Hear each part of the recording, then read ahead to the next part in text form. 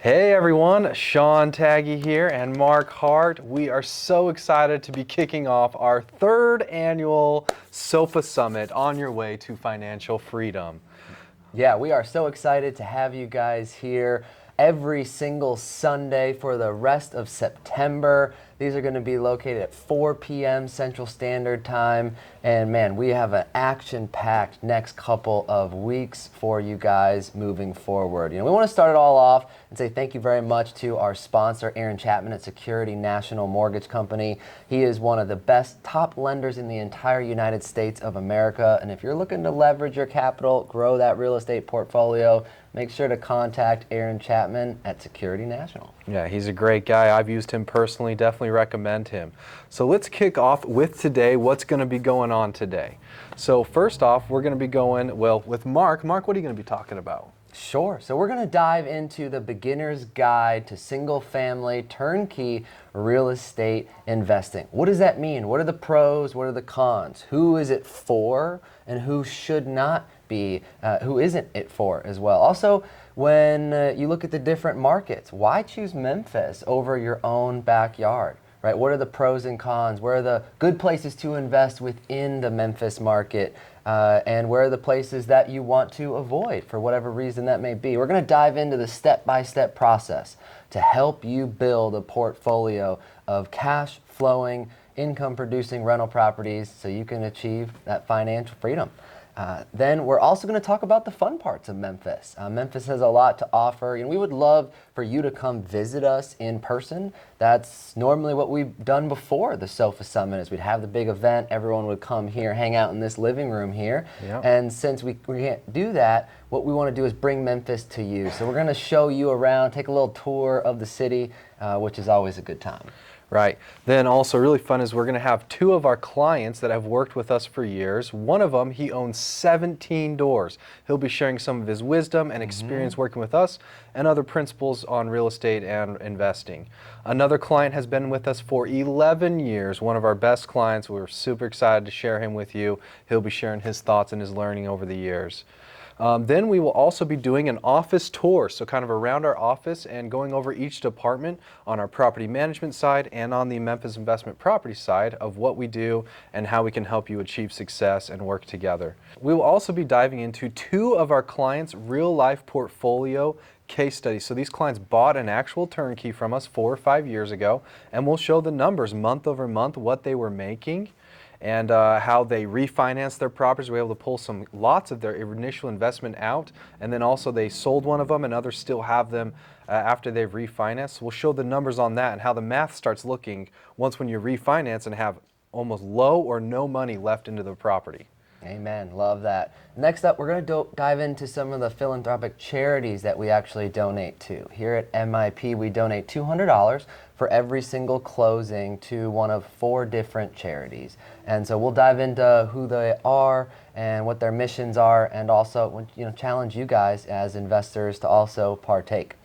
And then finally, we'll go into a before and after video walkthrough of the houses. Right? What does it look like, boots on the ground, when we buy it, versus what does it look like once the renovation's completed after we add in the maintenance preventers to reduce expenses for you as an investor and also to make it a great place, clean and safe place for someone to raise a family. Yep. So, and don't forget, guys, we're super grateful for you watching, and to make it a little fun, we have 3 challenges. So we're going to be giving away 3 Yetis for free to people. So the 3 ways you can earn it is 1, be the best commenter. So whoever has left the best comment or commentor during this whole entire SOFA Summit, we will give you, that lucky person, a Yeti. And then also another way to do it is subscribe to our YouTube channel. So any new person who subscribes from now until the end of the SOFA Summit, at random, we will pick you and give you a free Yeti. And then thirdly is to join our buyers list. That is on our website, memphisinvestmentproperties.net, and click join our buyers list, fill in your name, phone, and email, and that puts you on our buyers list, number 1, to see real estate coming in for you to analyze and make an offer on and understand what's going on with us. And then at random, you will win a Yeti. So super excited about that. We're super grateful for you guys to be listening to us and watching our YouTube channel and supporting us. Please make sure to subscribe to our YouTube channel, hit the like button and comment. We really love everything you do for us. It gets our name out there, and we're super happy for you supporting us. Well said. So our why here at MIP and the focus for the SOFA Summit is improving people's lives one home at a time. And we love to be able to do that through improving our tenants' lives by giving them that clean and safe place to raise a family, but also for you as an investor. It's our goal to make it easy, pain-free, stress-free to be an investor, which can be challenging in today's environment, especially when you look at the stock market and cryptocurrencies. But also we want to give you your time back. How can we make it so you can focus on your family and your career? So we're going to go dive into that, and we'll start our first session here. Yeah, helping you on your way to financial freedom.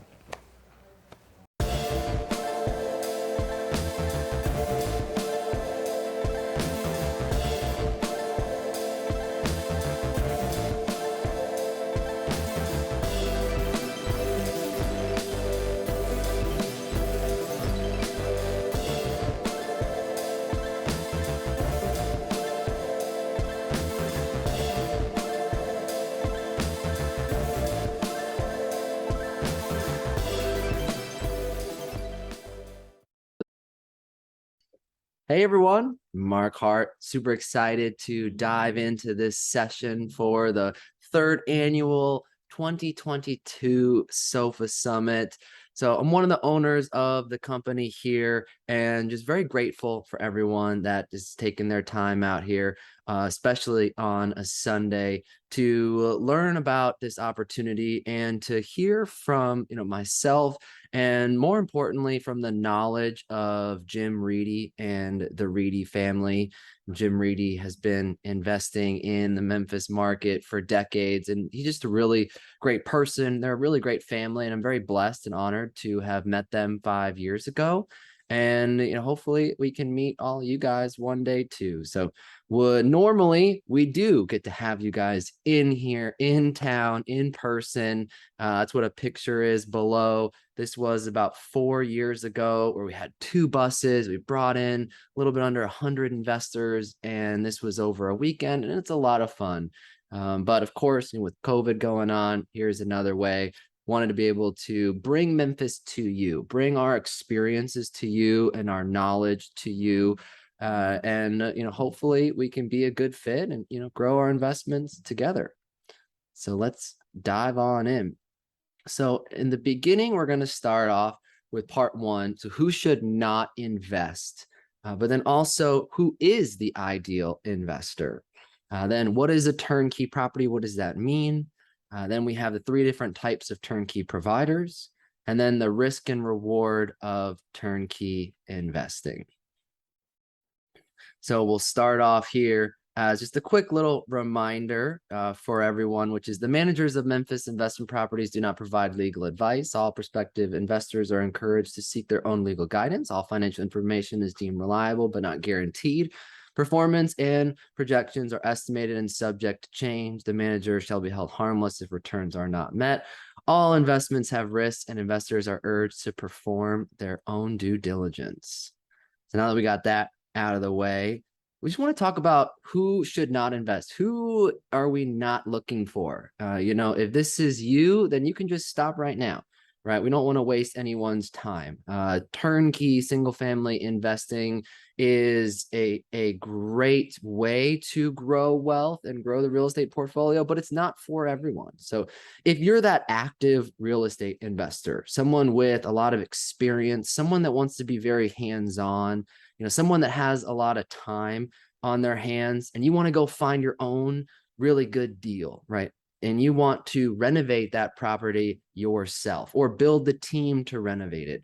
And also just build the whole team yourself, right? You want to go out and make those connections yourself, which of course just adds risk at the end of the day. But if that is you, it's a great way to build the portfolio. We love the BRRRR strategy. It's what we do personally, but that's because we have decades of experience and we know this market like the back of our hand. Now, if you want another side job, real estate is very hands-on, is extremely time-consuming. And if that's you, you've got a bunch of spare time, well, then great. This turnkey really isn't for you because turnkey is very hands-off. Someone that wants to make about 20 offers to get one house, in the real estate market, that's really what you have to do. Those are roughly the numbers that we have on our company. Those are the amount of offers that we submit to be able to actually lock up a house. So you need to make sure you can get a good deal. And that's just time consuming, right? Those are houses that you need to go to. You need to do the home inspection. You need to make sure that it's going to be a good deal. So then someone that wants to renovate the house themselves, work with contractors, pick the materials used in the homes, all things that I think are really fun, but really aren't the best suited for a turnkey passive investor. And then finally, someone that wants to manage the property themselves. If you want to deal with the tenants and the toilets and the turnovers yourselves, that's great. Good for you, but that's really not who we're looking for.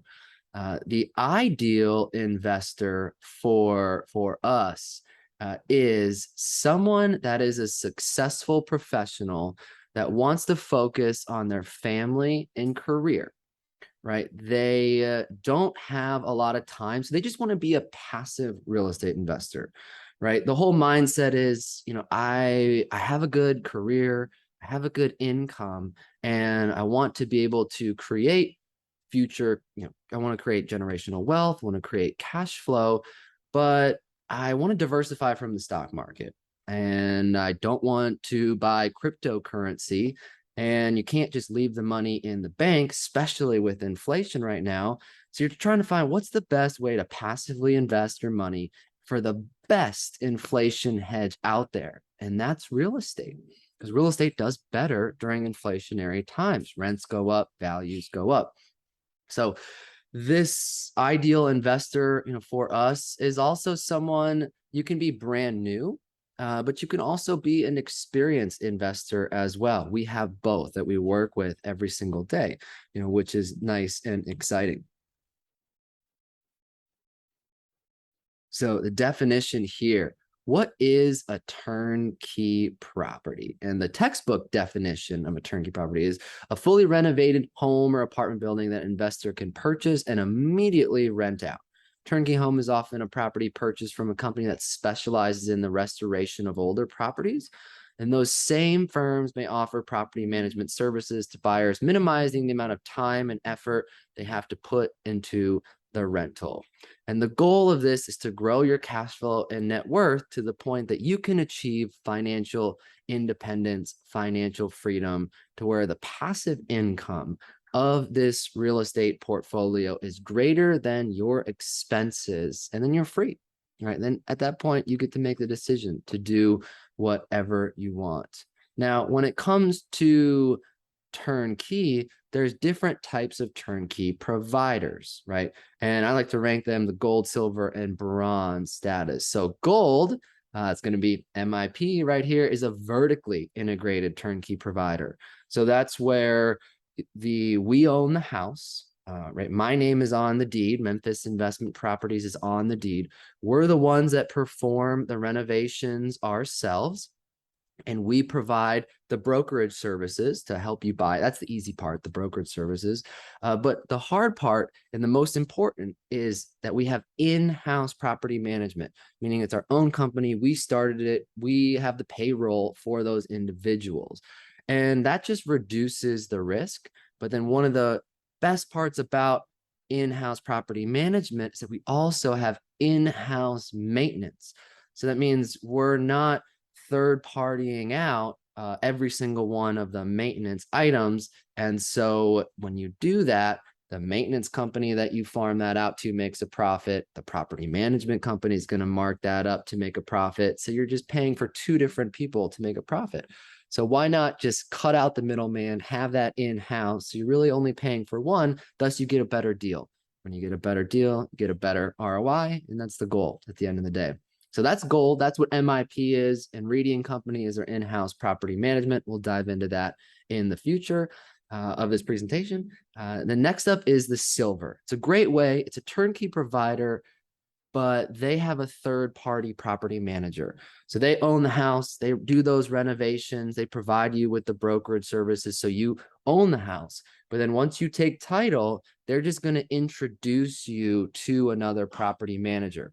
And that property manager is a different company, right? They have a different profit and loss statement at the end of the day. So that it definitely works. It's very hands-off as well. I do recommend that strategy, as long as, of course, you can find reputable people.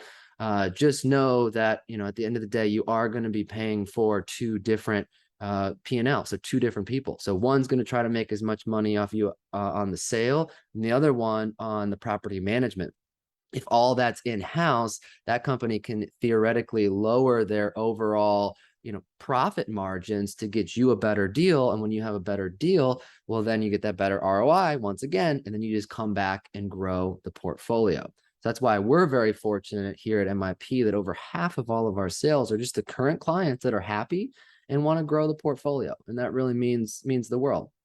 Then the bronze is what I just call a glorified real estate agent.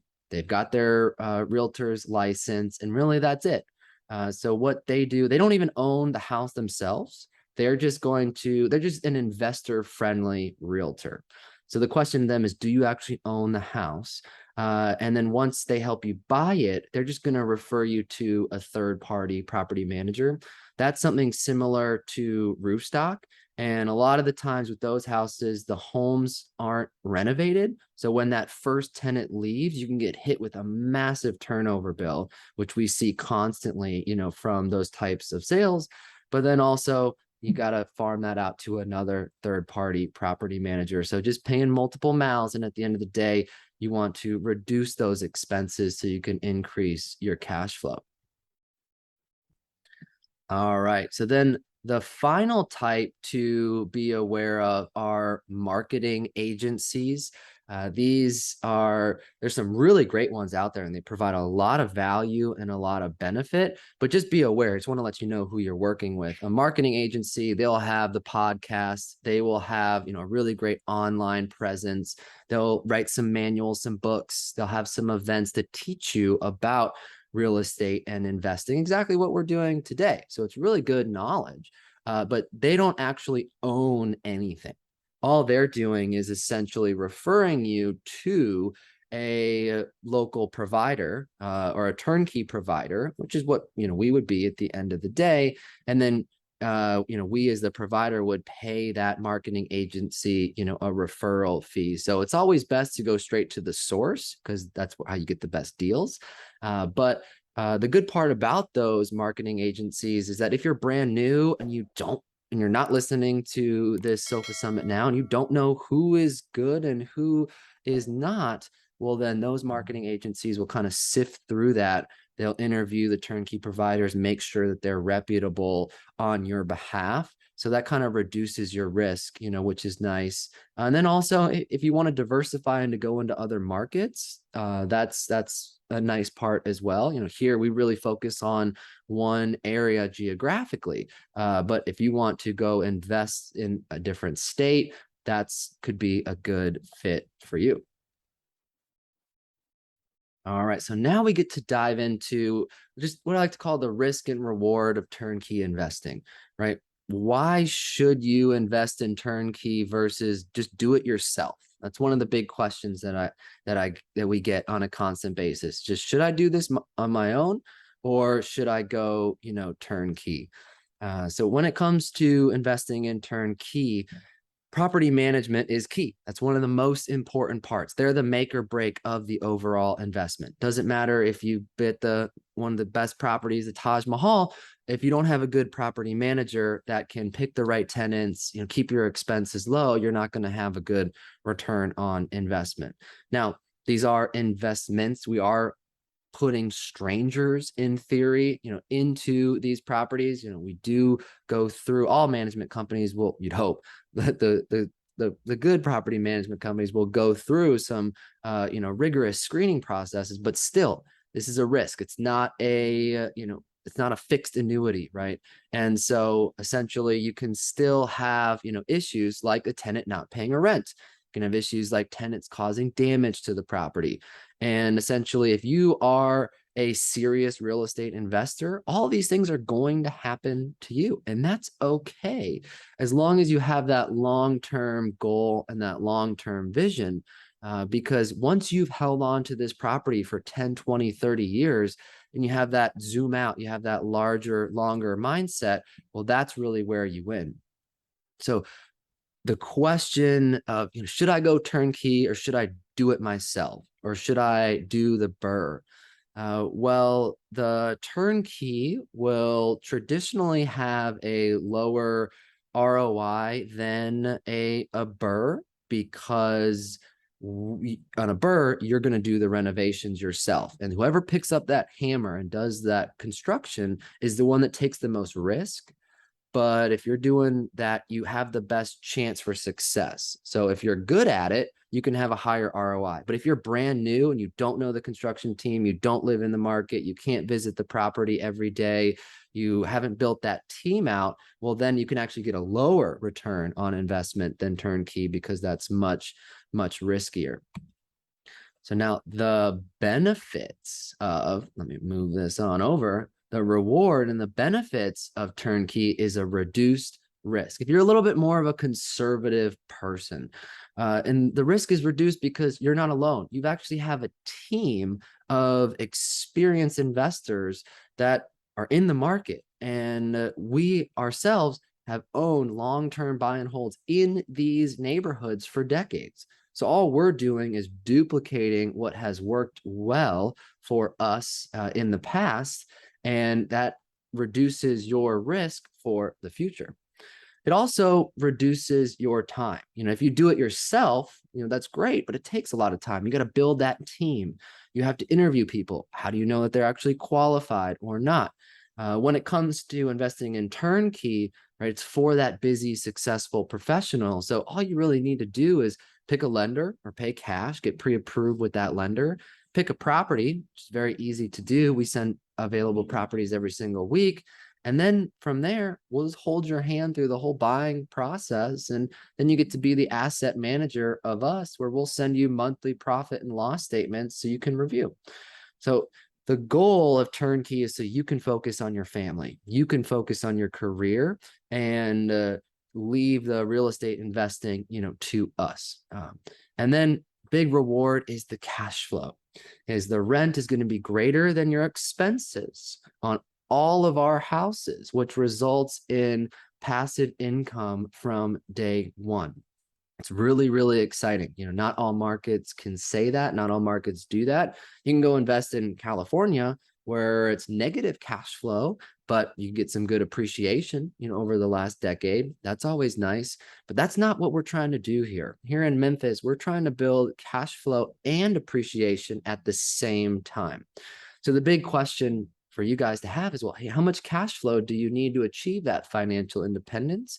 And then just work backwards from there. And that's what we're here to help accomplish. Some more really great rewards of investing in turnkey is leveraged appreciation.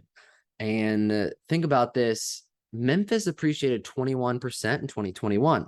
Pretty easy to remember there. That is not normal, right? That is unusual. It was an amazing, amazing year.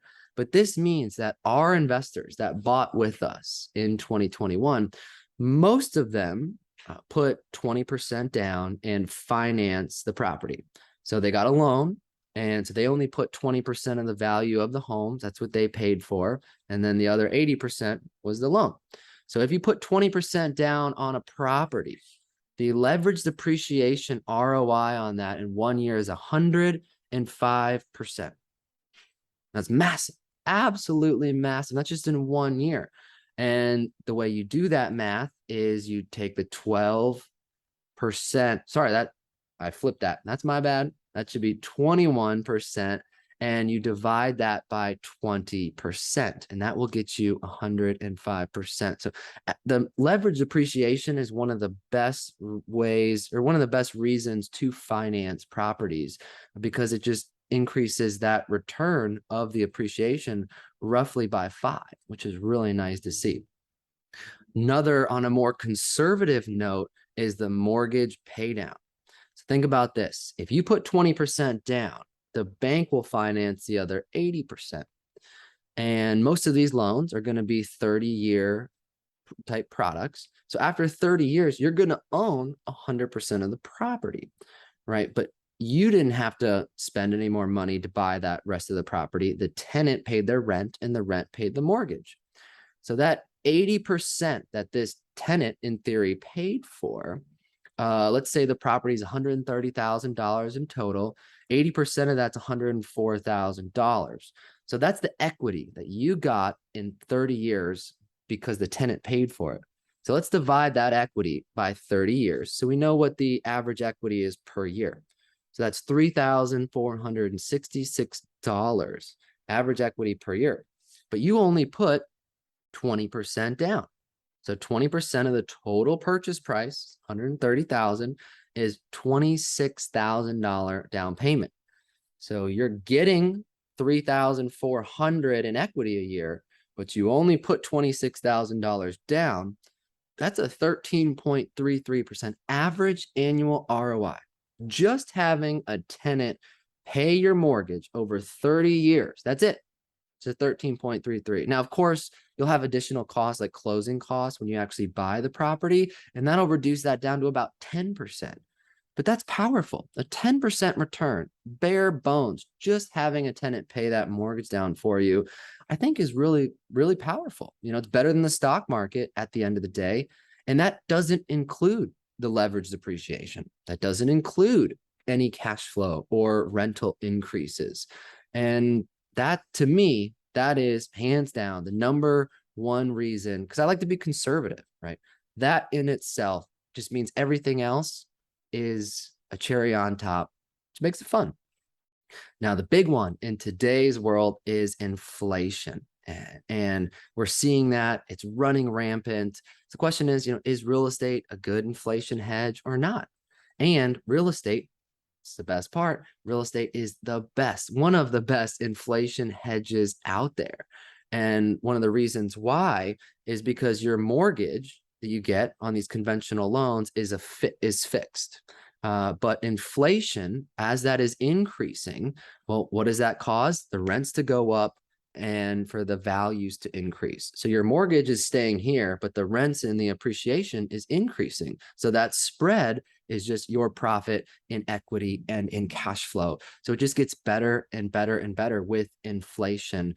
And that's one of the great reasons to invest right now is because, well, as of filming now, depends on who you talk to, inflation's running around that 9% range. So if you leave those dollars in the checking account doing nothing, it's losing 9% every single year. Obviously, look at the stock market. That's down double digits. Cryptocurrency has crashed, but hey, real estate is doing better. Real estate is increasing. So that's just something that we're very fortunate about. And that's what we want to, scream it from the rooftops at the end of the day. All right. So now here is turnkey versus doing it yourself. What is best for you to make it as clear, crystal as possible? So I recommend you do it yourself. You don't go turnkey, you do it on your own. If you're that active investor, you're an experienced investor, you want to increase your risk, but also your potential return. You got a significant amount of spare time, right? You're looking for another job. You're looking for that side hustle. You have a lot of knowledge about the market and you already have a trusted team built out. If you have those, then go do it yourself. But if you don't, then turnkey is recommended. If you just want to be that passive investor, that hands-off investor, you've got that capital to put into something and you're just looking to diversify from the stock market and the crypto market. If you're a new investor or experienced, it works for both. You want to decrease your risk, thus increasing your returns because you have that trusted and true team that knows the market and has the experience about managing the assets. And then you want to focus on your family and your career because you don't have any spare time. You're busy. That's why we work with a lot of small business owners, doctors, lawyers, engineers. That's the main group that buys turnkeys. If you're new to the market, right, you're not experienced, turnkey is a great first step. You don't have that team already to be your boots on the ground, work for turnkey. And you just want to plug into a system with proven results. So I recommend, that if you're new or if you don't have any time, that you start with Turnkey. And then if you say, you know what, I really love real estate, this is what I want to do. Well, then you can pivot to being more of an active investor. Then you can pivot to doing it yourself. But you're going to learn a lot by starting with the Turnkey, process. And think of that like education. Some people will want to go do a BRRRR and do it themselves, and they'll pay $50,000 for education. And what I say is, hey, well, go buy a property, go turnkey. You'll learn a lot through the process. And hey, at the end of that, you actually own an asset as opposed to just some education. So food for thought at the end of the day. Next up is part 2. So we're going to dive into the real estate market highlights from a macroeconomic standpoint. Then we'll dive in more micro to the Memphis market, dive into the industries there, and some awesome developments for the marketplace. All right. So one of the big questions right now, right, is are we in a recession or not? Depends who you talk to. And so that question is, well, what happens to real estate during a recession? And here you go. During 4 of the last 6 recessions, real estate values increased, which is massive. It's powerful. And then during one of them in 1991, it's actually when I was born, great year, it only went down 1.9%. So it was really just 2008 that was the anomaly, right? It is not the norm, but that's good to know, right? That worst case scenario, that 20% reduction. But why, and what was one of the reasons why, the 2008 crisis actually happened? And what does today's market look like? And that has a lot to do with supply. Look in red. This is going to be the supply of homes on the market during 2008 to 2007 to 2010. And then look at where we are currently over here in blue. We're not anywhere near where we were in 2008. And at the end of the day, it's all supply and demand, right? If we don't have a lot of supply and we have consistent demand because groups like millennials, my generation, the largest home buyer out there, are finally at that phase where they can buy a home, right? That's going to keep values increasing. Also, in 2008, there was a massive boom before that of construction. So always recommend following new construction starts and new construction sentiment, right? We build about 20 to 30 houses every single year. And you talk to your builder friends, and a lot of them are pulling back. They aren't building more houses right now. So if you aren't building more houses, you have a massive generation of first-time home buyers coming in, right? That's going to keep, you have supply is going to stay on the lower end. Yes, it will increase, a little bit because of where it has been in the past. But this is why the large groups are not expecting home prices to decrease in 2022. They're actually expecting them to increase. If you look at all the major groups, Fannie Mae, Freddie Mac, NAR, CoreLogic, this is what they focus on. And if you average all of their sentiments out, it's always good to be conservative and take that average. They believe that in 2022, we're going to have a 10.3% appreciation nationwide, which is massive. So yeah, stocks going down, crypto's going down, inflation is killing your checking account and the value of the purchasing of the dollar, and then real estate actually increasing. So we're just really excited about the space that we chose to invest in. One of the questions that we get a lot is, well, what about all these price drops that I see on Zillow? A lot of our investors are in California, and they'll look in their local market and they'll see all these price drops. And you say, well, does that mean the whole real estate market is going down? And no. What that means with the price drops is that the realtor themselves did not know how to properly run comparable sales to figure out what the true sales price of that property should be. And basically back in 2021, 2020, you put a house on Zillow and it would sell. Well, before then, in a traditional real estate market, you need to run comps, right? You need to know your market. You need to look at what's active, what's contingent, what has closed, and you really need to make sure that you run those analysis. And a lot of realtors just don't know how to do that, especially the new ones. And so if they're trying to get above market prices, well, then yeah, you're going to see those price drops moving down to where the market should have been in the first place. And if that realtor would have just started off at the true market price, well, then that property would have sold. So it doesn't mean that values are going down. It just means that the realtor, in my opinion, is just uneducated and tried to get a little greedy and tried to price it a little high. And the second thing as well is real estate is very market specific. You have boom or bust markets like California. One of the reasons why you're even listening to this educational event is because California, while it will have some great appreciation in different markets, then you'll see massive price reductions. Well, that's the opposite of Memphis, Tennessee. And one of the reasons why we love this market is it's more linear, which means, yeah, we'll have some great appreciation. But when you see these major, changes and shifts in the market, we still just keep chugging along and keep increasing. So Memphis is supposed to increase while the other markets like California in certain areas, are not. So it's very market specific, and we're just very fortunate about that. So if you look at all the data of recessions in the past, you look at home builders, you look at the demand that you have from future generational groups, look at the overall lack of supply in the market, and you put that all together, and people a lot smarter than me, that's where they said they think values are going to go up 10.3%. So very excited about that.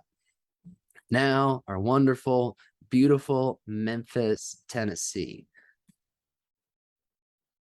So some highlights about the market. It is a major metro, which means we have a very a diverse economy, which is exciting. We got 1.35 million people that live here, and we're the 28th largest city in America. That average income is $52,000 per year, and those average property values $158,000. So the good part about that is it's a very affordable market. Your down payment can be 20% of that $150,000, which is roughly $30,000 plus closing costs. So that's what you would have out of pocket to actually acquire a rental property, which is much more doable for a lot of people than a $500,000 home in California. Next up, Memphis has a above average renter pool. So 43% of Memphians are renters, while only 33% of the US on average, are renters. And that's great because that keeps the more rental pools, the higher the rents will actually be, the more renter demand that you actually have. It's always good. Want to be able to reduce that vacancy and of course, increase your occupancy. Next up, we have some of the best rent to value ratios in the entire United States of America. Take the average rents, divide it by the average price of the home. That'll be your rent to value ratio. And that's a quick way to figure out, is this property going to be cash flow positive or not, right? Do that little math there of a California house, but then also do it on a Memphis property, and you can see the difference there. We also have nice low property taxes. Look at other markets like Texas and compare those taxes here to Tennessee. And that just helps properties cash flow that much better. We also have low insurance rates because there aren't a lot of major environmental threats that are out there. And we also have a group insurance policy built in for you. So one less thing for you to do. It's as if you own a few thousand houses yourself and you got to go and say, hey, I want a discount. It's exactly what we did for our own portfolio. You guys get to be grandfathered in. It's just another way we can reduce those expenses. Tennessee has very landlord-friendly laws. I think they're nice in balance in terms of we were the first area to open up our courts and start doing evictions after the pandemic. And essentially, we also have had these really great programs during that time. One of them was called 901 Homes, that if you needed assistance and you were struggling, the government would basically give you free money to cover your rent as well. Because, we don't want to just kick people out of their homes, right? I want all of our tenants to pay rent on time every single month, right? That is the goal. But there are certain individuals that are, whether that's abusing the system per se, and just aren't following the terms of the lease. And Tennessee just believes in that contract law.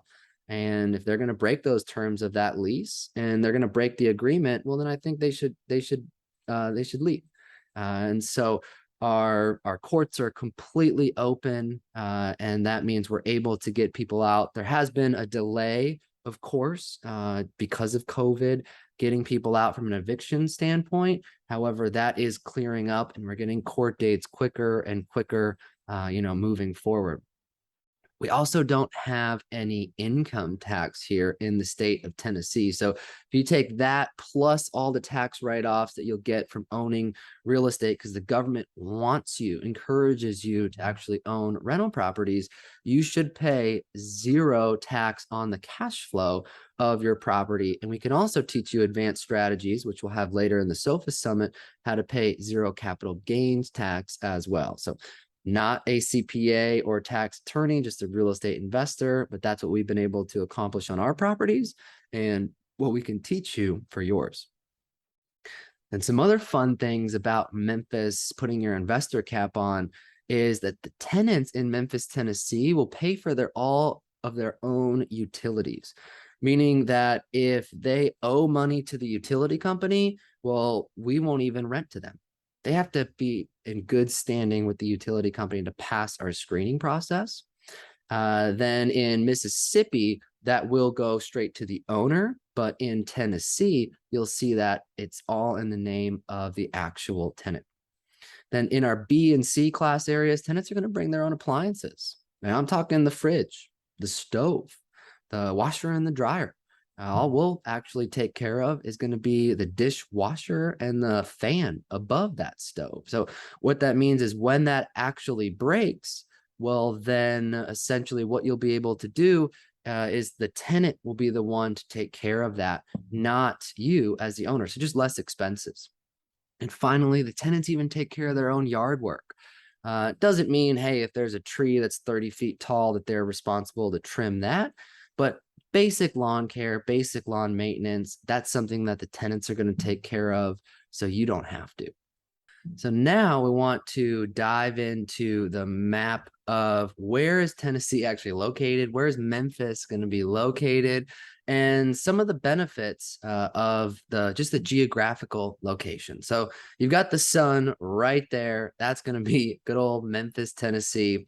And the fun part about Memphis, Tennessee is our location. Based off where we are, we're considered in the mid-south. So it's warm here. We don't get much snow at all. I'm from Chicago originally, and Colorado and Pennsylvania, and places where you get feet of snow. Down here in Tennessee, don't even own a winter jacket.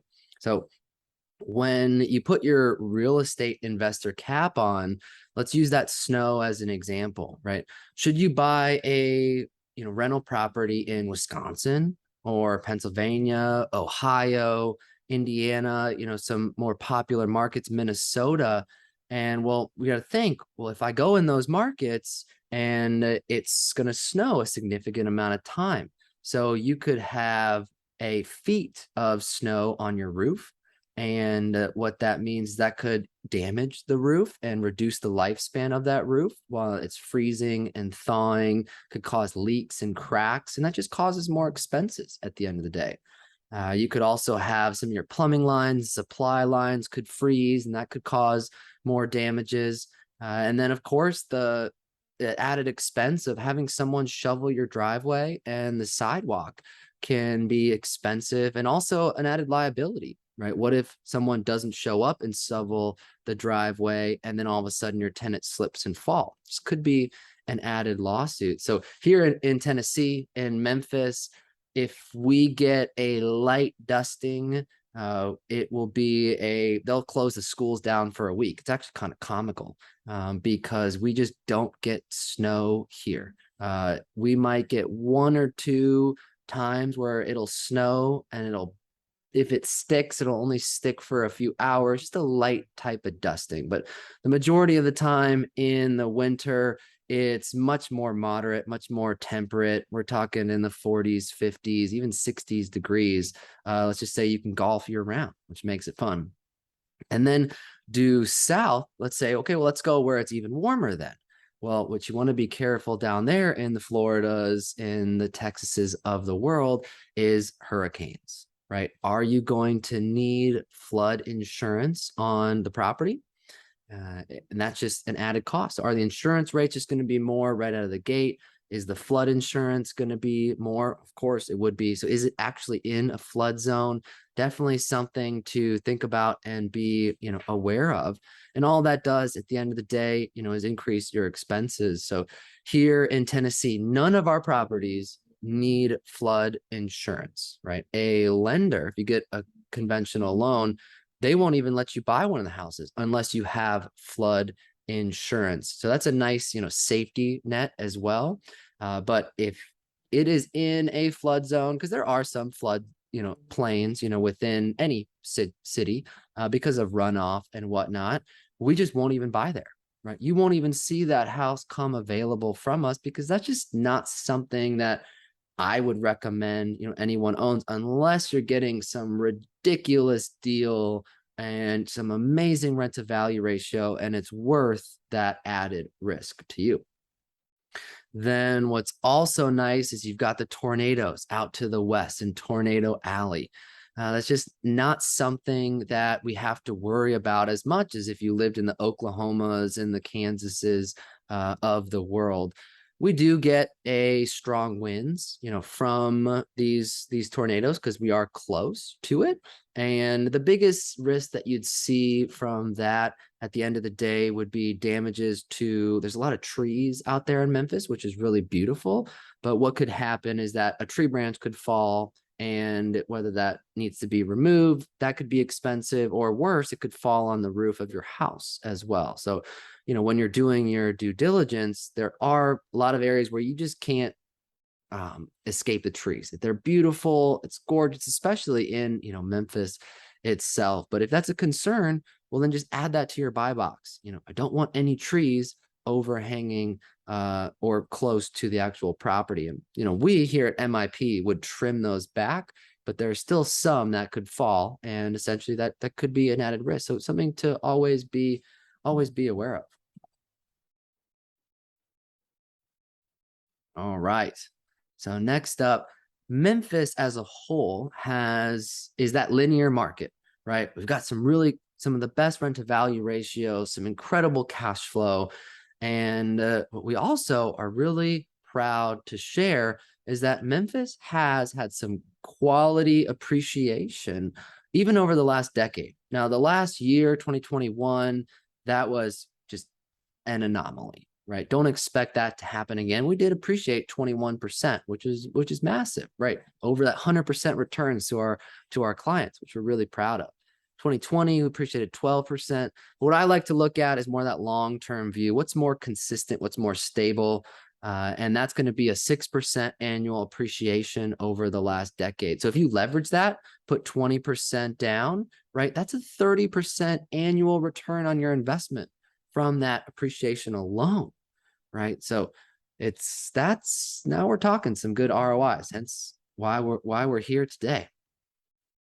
Next up, we're going to dive into is the rental market here in Memphis, Tennessee. One of the good parts about inflation and why real estate is the best hedge against inflation is that if you have a high inflation environment, well, rents go up. And when your mortgage is fixed, but your rents go up and those values go up, that's just going to increase your cash flow. So it's great to be able to buy an asset now and then ride that wave, right? It's all about holding on to the assets and thinking long term. So last year, 3-bedroom rents, they are now $1,247, and that's a 23% increase from the year before. 2 bedrooms are 1,170, which is a 13% increase. So once again, stock market's going down, crypto's going down, rents are going up, right? Values are going up, and they're projected to continue to go up because there's no new supply coming in. And that's, at the end of the day, is going to be another great reason to be a part and to invest. So now I want to dive into something that we are really excited about. And this is banner news. Highly recommend everyone dives into this. But the largest investment in the state of Tennessee and the largest investment by Ford in the history of their company has just been made. And it is going to be located just 30 minutes away from Memphis, Tennessee. So easy drive for our population. And it's Ford's Blue Oval City mega campus. So this is a $5.6 billion campus where they are going to build the batteries for their electric vehicles and also the electric F-150. It's going to create just about 6,000 jobs. And they're even creating an applied technology campus so they can educate and create a feeder program to staff this mega campus. So really great news all around. It's in Stanton, Tennessee, if you want to look where that is. So if you look at the map of Memphis, it's on the northeast side. If you really want to zoom out, you can look in between Memphis and Nashville. And it's on that interstate there, just about 30 minutes outside of Memphis. So the good part about it is, hey, 30 minutes, that's not bad at all from a commute standpoint. So pretty much anyone in Memphis, any of the areas will benefit. And the more jobs you have, then that just means that there's more increase in rents and just more demand. And that's exactly what, we want to see for the city. Next up, we just want to know, where is this city going, right? Super excited to be one of the best locations for electric vehicles moving forward. But we also have the younger generation. Generation X is looking to move to Memphis as the #1 market. And since they're the second largest group of home buyers, that's also going to increase demand and increase values. So it's really good to see that people want to live in Memphis, Tennessee. And, why would anyone want to live here? It's like, well, the cost of living is below average. We've got a really great music scene. I mean, Elvis Presley, the king, is here. Some really great food with our barbecue, and just really great, culture, which makes things exciting, especially for that Generation X that is essentially priced out of some of the more expensive major metros. They don't want to live in Chicago or New York or California because it's just too expensive. And so that's where Memphis can be a good fit. So also what's exciting is 2021 was a banner year for the Memphis industrial market by virtually every measure. So Memphis is the distribution center for North America. We'll dive into that. That's what makes us famous. That's what we focus on as a city. So shipping packages, right? You want to buy something on Amazon, you want to buy something online, this e-commerce boom. Well, that all comes from yours truly, Memphis, Tennessee. So down here, we've been crushing our records. Leasing exceeded 32 million square feet, easily doubling the average of 12.8 million square feet per year. Our annual net absorption reached 12.7 million square feet, the highest ever recorded. We had 14.6 million square feet of inventory delivered to the market, new construction, and rental rates reached historic highs. And then the investment that year in this space reached a top $2.2 billion. So great to see. Where is Memphis going? Are people putting money into the city, or are people fleeing? And hey, lo and behold, look at Ford, look at the industrial market, and many other examples. So here is a nice map. You got Memphis, Tennessee. And one of the reasons why we are the distribution center for North America is just because of luck. At the end of the day, because of our location, we can put more goods on a truck, on a plane, on a train, and reach more major metros and more of the population of the United States than anywhere else. So if you're trying to ship your products and your goods across the United States, it makes sense to have a major hub here in Memphis, Tennessee. Then you also have we talked about the weather before, because it's very moderate year round, because you can golf year round. That means you can ship packages year round. So that really helps. We don't have to worry about these major delays during the holidays and Christmas because our runways aren't going to be covered in snow or ice. So that's really what makes us famous. I mean, we are a diverse economy. But this distribution, medical, and manufacturing are going to be the big three. So we are that distribution center for North America. We've got the #1 busiest air cargo hub in the world. That's going to be our airport, the Memphis International Airport, which is home to FedEx. We also have the fastest growing industrial market in the USA. These major employers, Nike, Amazon, FedEx, now Ford, just continues to grow. And we're also a top 10 city for job seekers, which is exciting. So that's why that Generation X is moving here, because there's a lot of employment opportunities here. If you want to work and you're willing to put in the time, there are jobs here that are available for you. And the reason we want to really dive into these is because a lot of these employment options are where our tenants are going to be working. And it's good to know that there's more jobs available for our tenants, which just increases our occupancy at the end of the day. So FedEx supply chain, they're hiring again. They've been hiring throughout the entire, COVID and pandemic time. They're the largest employer in the entire state of Tennessee. And FedEx is going to be focused here with their biggest hub in the world right here in Memphis. They're giving all their employees a raise, and they're investing another $1.5 billion into the market here in Memphis, Tennessee. Great to see people spending more money on the market.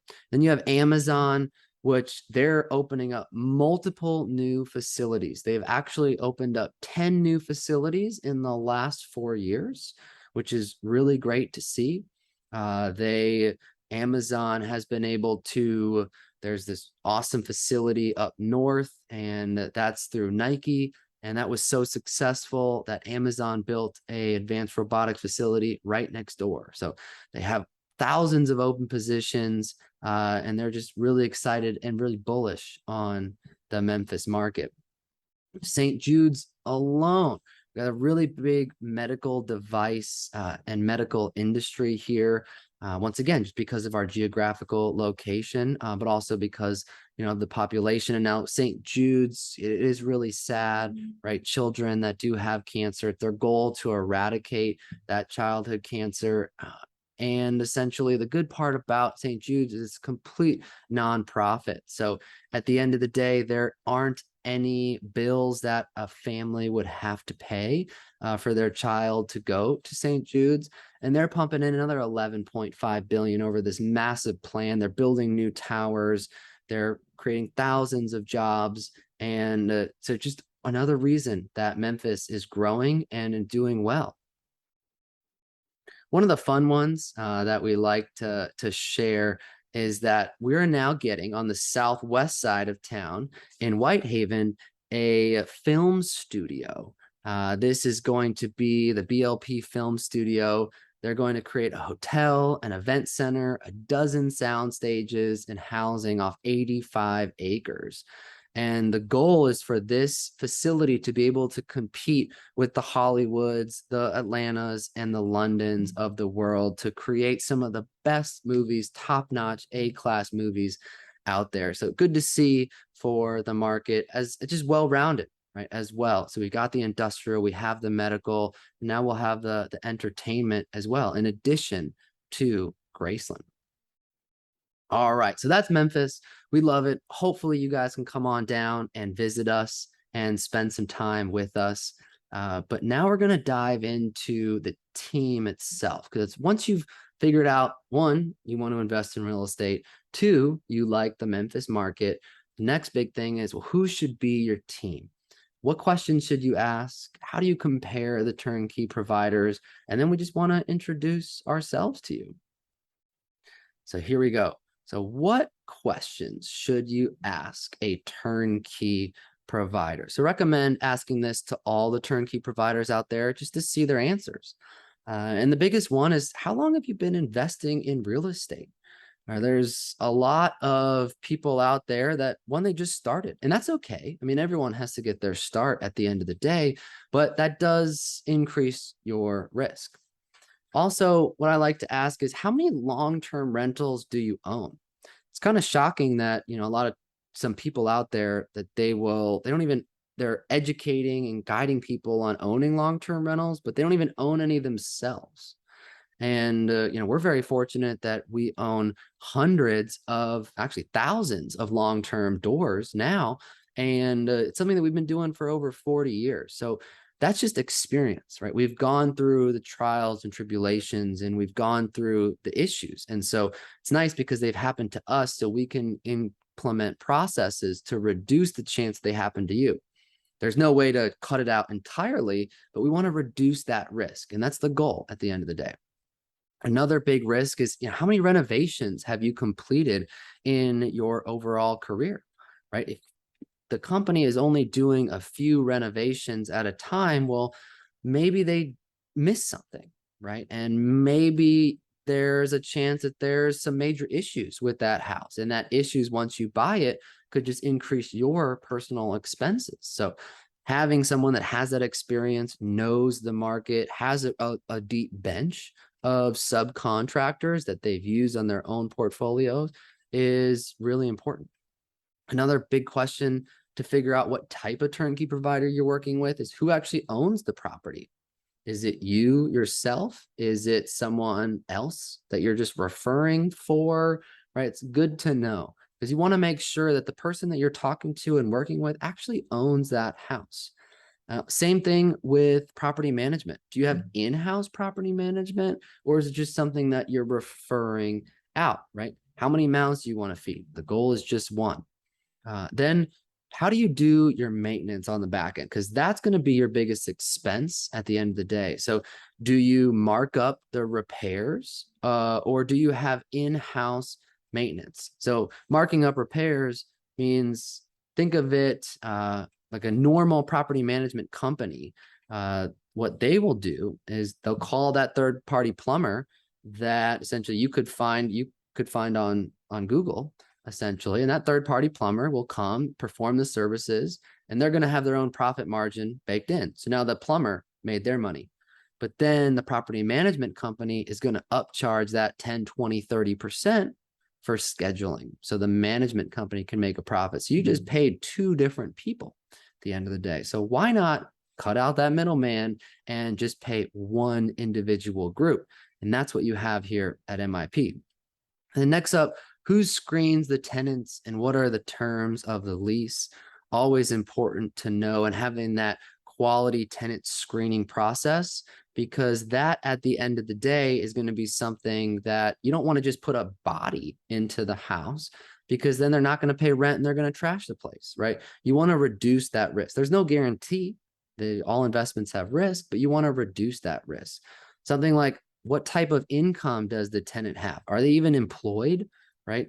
Very basic things, but you need to make sure that they get asked. And then, what percentage of the properties have renters day one, immediately? You want to be able to make sure that, hey, if you go buy this house and then a third-party property management is managing it, what if they don't rent it for 6 months, right? That could be a major problem at the end of the day. So one of the perks of in-house management is the management company is they're looking for a tenant while you're buying the home. So the majority of those houses here at MIP already have renters before you even close, which is key. Next up, what's the average tenant stay? Are they staying 1 year, 2, 3, 4? Plus, where is that number? Where does this fall in line? Here at MIP, our average tenant stay is over 3 years. So on that 4th year is when we have that average turnover there. Some are more, some are less, and important things to know. And then finally, what's the inventory look like? How many properties do you release every week? Are there going to be options, or am I going to be forced to just buy one house, right? Is there a waiting list, or am I going to be able to choose the house that I want? And here we're able to release multiple properties every single week to give you options. So now I want to introduce you to our team. You have Jim Reedy, Brad Reedy, Sean Taggy, and Mark Hart as the owners here.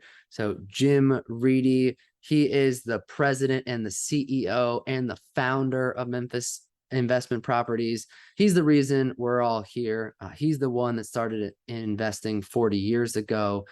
He's the individual that owns the management company, owns the maintenance company, owns over 1,000 doors himself, and is just a really great mentor and someone that is really dear to all of us here. So highly recommend you can come on down to Memphis to meet Jim. He has some incredible wisdom. He's very knowledgeable, so it's always a good time to try to grab lunch with Jim. And then his son, Brad Reedy, he focuses on the financing side, and he focuses working with lenders and also on the apartment space as well. We just completed 3 refinances on apartments all at one time, and Brad took point on that. So he's extremely knowledgeable with those banking relationships, which are key in the real estate space.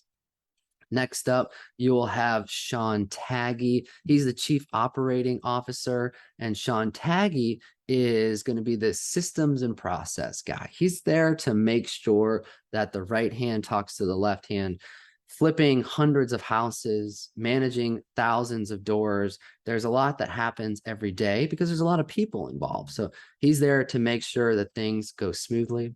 And then yours truly, Mark Hart, is where I'm here to help educate you, to guide you, to build that portfolio, right? How do you go from 0 doors to 10 doors? How do you go from 0 doors? Just buy that very first one. And if you have any questions, need any assistance, have any major concerns, please let me know. It's exactly what we're here for.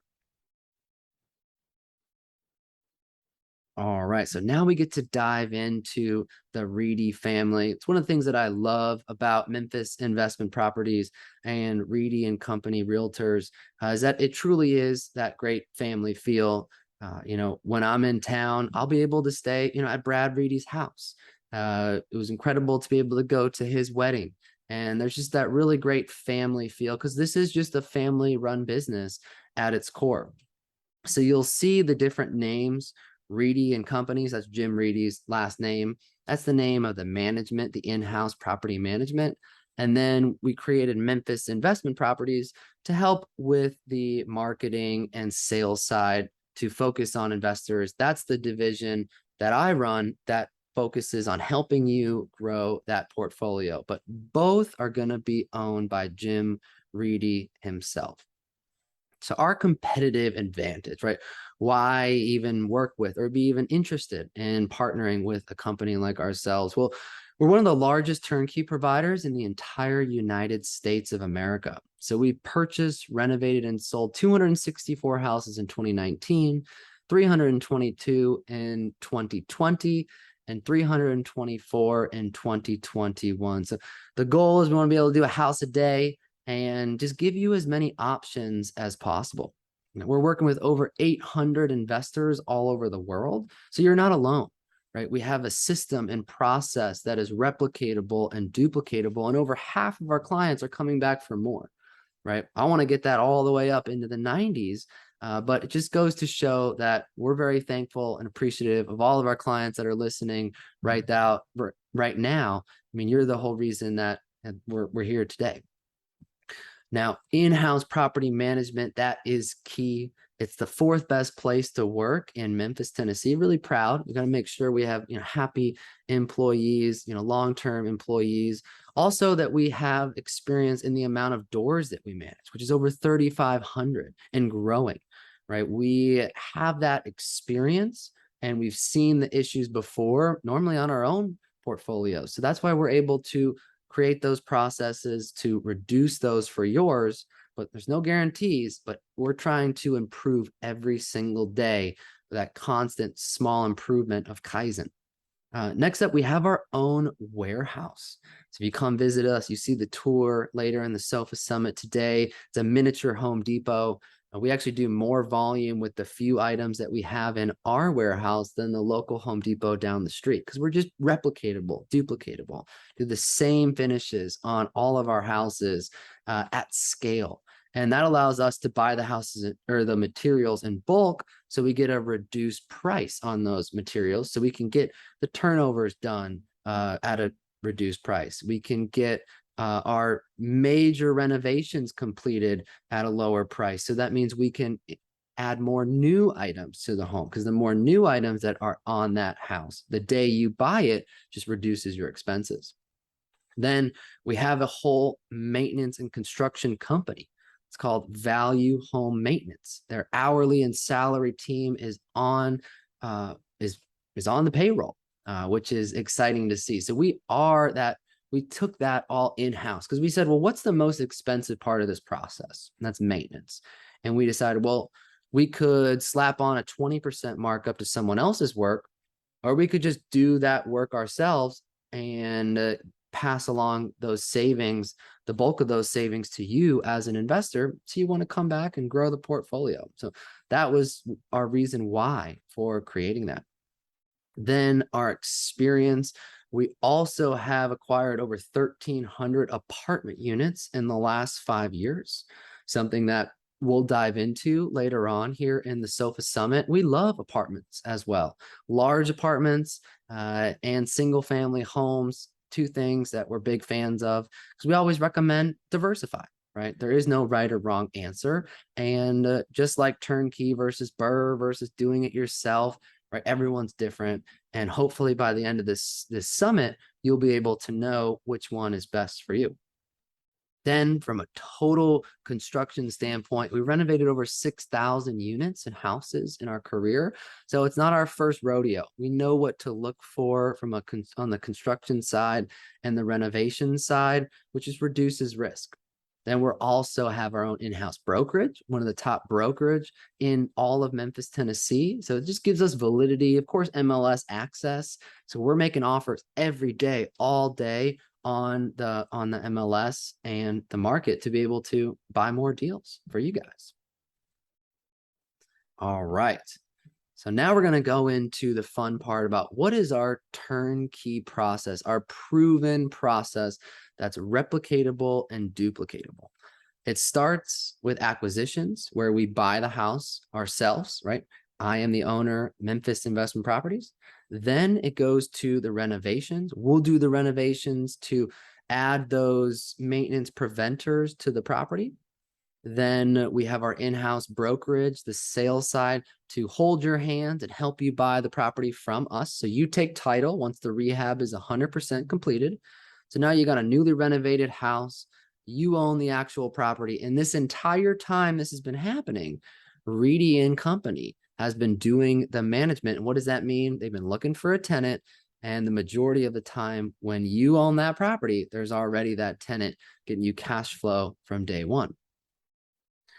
So on the acquisitions side, this is the hard part at the end of the day.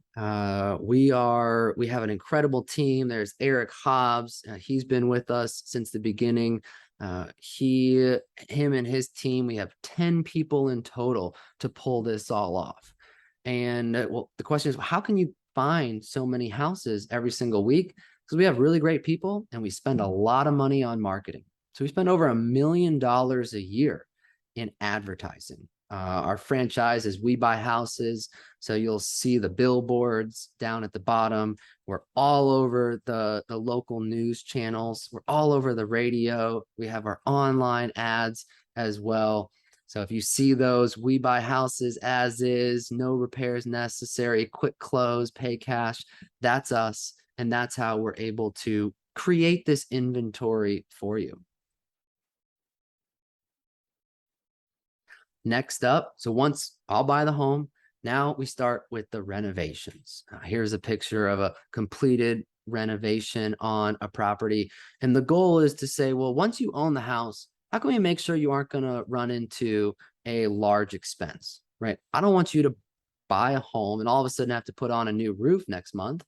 I don't want you to have to buy a home and have to put in $10,000 worth of repairs to get it rent ready, right? With our process, you don't have to spend any money, zero, to get a tenant in place. And that's because we are spending over $35,000 on average to renovate these properties.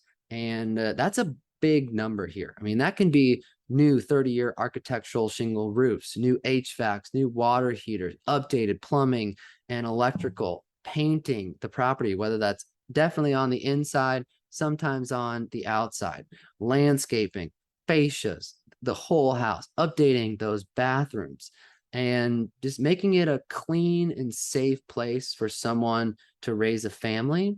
That's the goal. I mean, we're not going in with we don't over renovate it in terms of, you don't need to have, nice granite countertops and stainless steel appliances and shaker style cabinets. This is a rental property, right? You need to be able to just focus to your target market. And our target market wants clean, safe, and functioning. They want that AC to work in summer and that heat to work in the winter. And that's who we focus on. And we know exactly what that renovation needs to be. Then we also have a 1-year construction guarantee. And so if you buy the house from us, then and anything happens from a construction and a maintenance side within that first year, our team's going to look at it. And, let's say it's something along the lines of the AC condenser. Well, we're going to guarantee that AC condenser works for at least a year. So I would pay that bill on your behalf. And a lot of the times I'll just give that to the original subcontractor that did the work and say, you need to fix this. So it's nice to know that you have that little protection and that cushion there.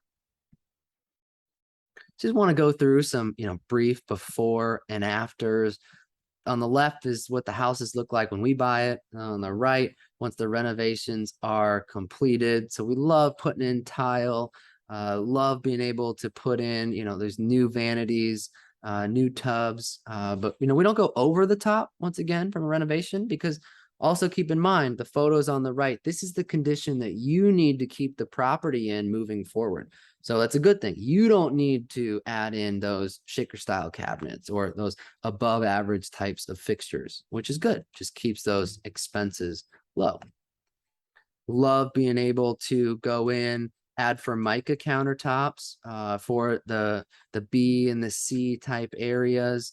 Love being able to either paint the cabinets if they're in good shape or add brand new cabinets. If not, it just depends on the current ones. We like to go in and add new sinks and new hardware, new blinds, get rid of the wallpaper, paint the interior, new tile, just really make sure that it's that clean, safe, and functioning. We're not that big of a fan of painting the cabinets bright white, which because it looks really pretty, don't get me wrong, but think about it. Things that are white get dirty quickly. When things get dirty quickly, you have to spend money to clean them or repaint them. And if you paint them this light gray, this peppercorn type gray, well, then maybe you can go 1 or 2 tenant turnovers longer, thus reducing your expenses. Love the floors. This is a big one from turnkey providers. Some folks will put in carpet. We don't recommend that. We put in hard surface floors throughout the house. And we like the luxury vinyl plank, the LVP, because it's waterproof. And also you can just pop up one individual little shingle of it and put a new one down. So it's not one big sheet of vinyl. So if there are any issues with that floor, you can just pop up a few of those shingles and off you go, thus saving future time and future expenses. Now, once the renovations are completed, next up is going to be agency representation. That's what I'm going to focus on, holding your hand to help you buy the property from us. So the work is completed. Next up, we're going to get you your home inspection and your appraisal. You're not going to close on this home until the renovations are 100% completed, inspected with a photo, with videos, and you get the thumbs up all around. The really nice part about our process is once we give that home inspection report, once we get that home inspection report, I just give that to the construction team and they make the majority of those repairs for free. Sometimes they won't do 1 or 2 items, but that's just because we wouldn't do it on our own properties. We're able to release multiple houses each week with no wait list to give you options. Also to cater towards, if you want to buy one house, fantastic. A lot of folks will say, you know what, I want to come in and get a small handful. But you can do that as well, as opposed to having to wait and buy one house a year. It's really hard to scale doing that. The great part of sales is you don't have to leave your house. You can have to actually buy this home. You don't have to ever come to Memphis. Now, we would love to have you come, but you don't have to. So you could be able to sign the docs electronically. A mobile notary will come to your house to actually close on the transaction. And then you just wire the funds from online by just calling your bank. And then we'll make sure you have those pro videos, professional photos, and drone footage as well, so you can see it from a high level. Now, the Reedy in-house property management company, it formally started in 2002, but even before that, Jim was personally managing his own properties. And that started in the 80s. So decades of experience managing houses. Currently, I have over 80 employees to pull this off. So it's just a well-oiled machine. I do have those over 800 investors, but the big one is we have a 22,000 square foot campus.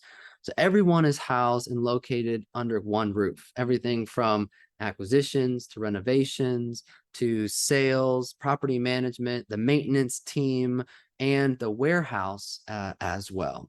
So that just allows us to increase our operations and make things go as smoothly as humanly possible. So next up on the management side, we're full service management. So we'll do everything from A to Z for you on your behalf. So you never have to come to Memphis. We have clients that live in New Zealand, Australia.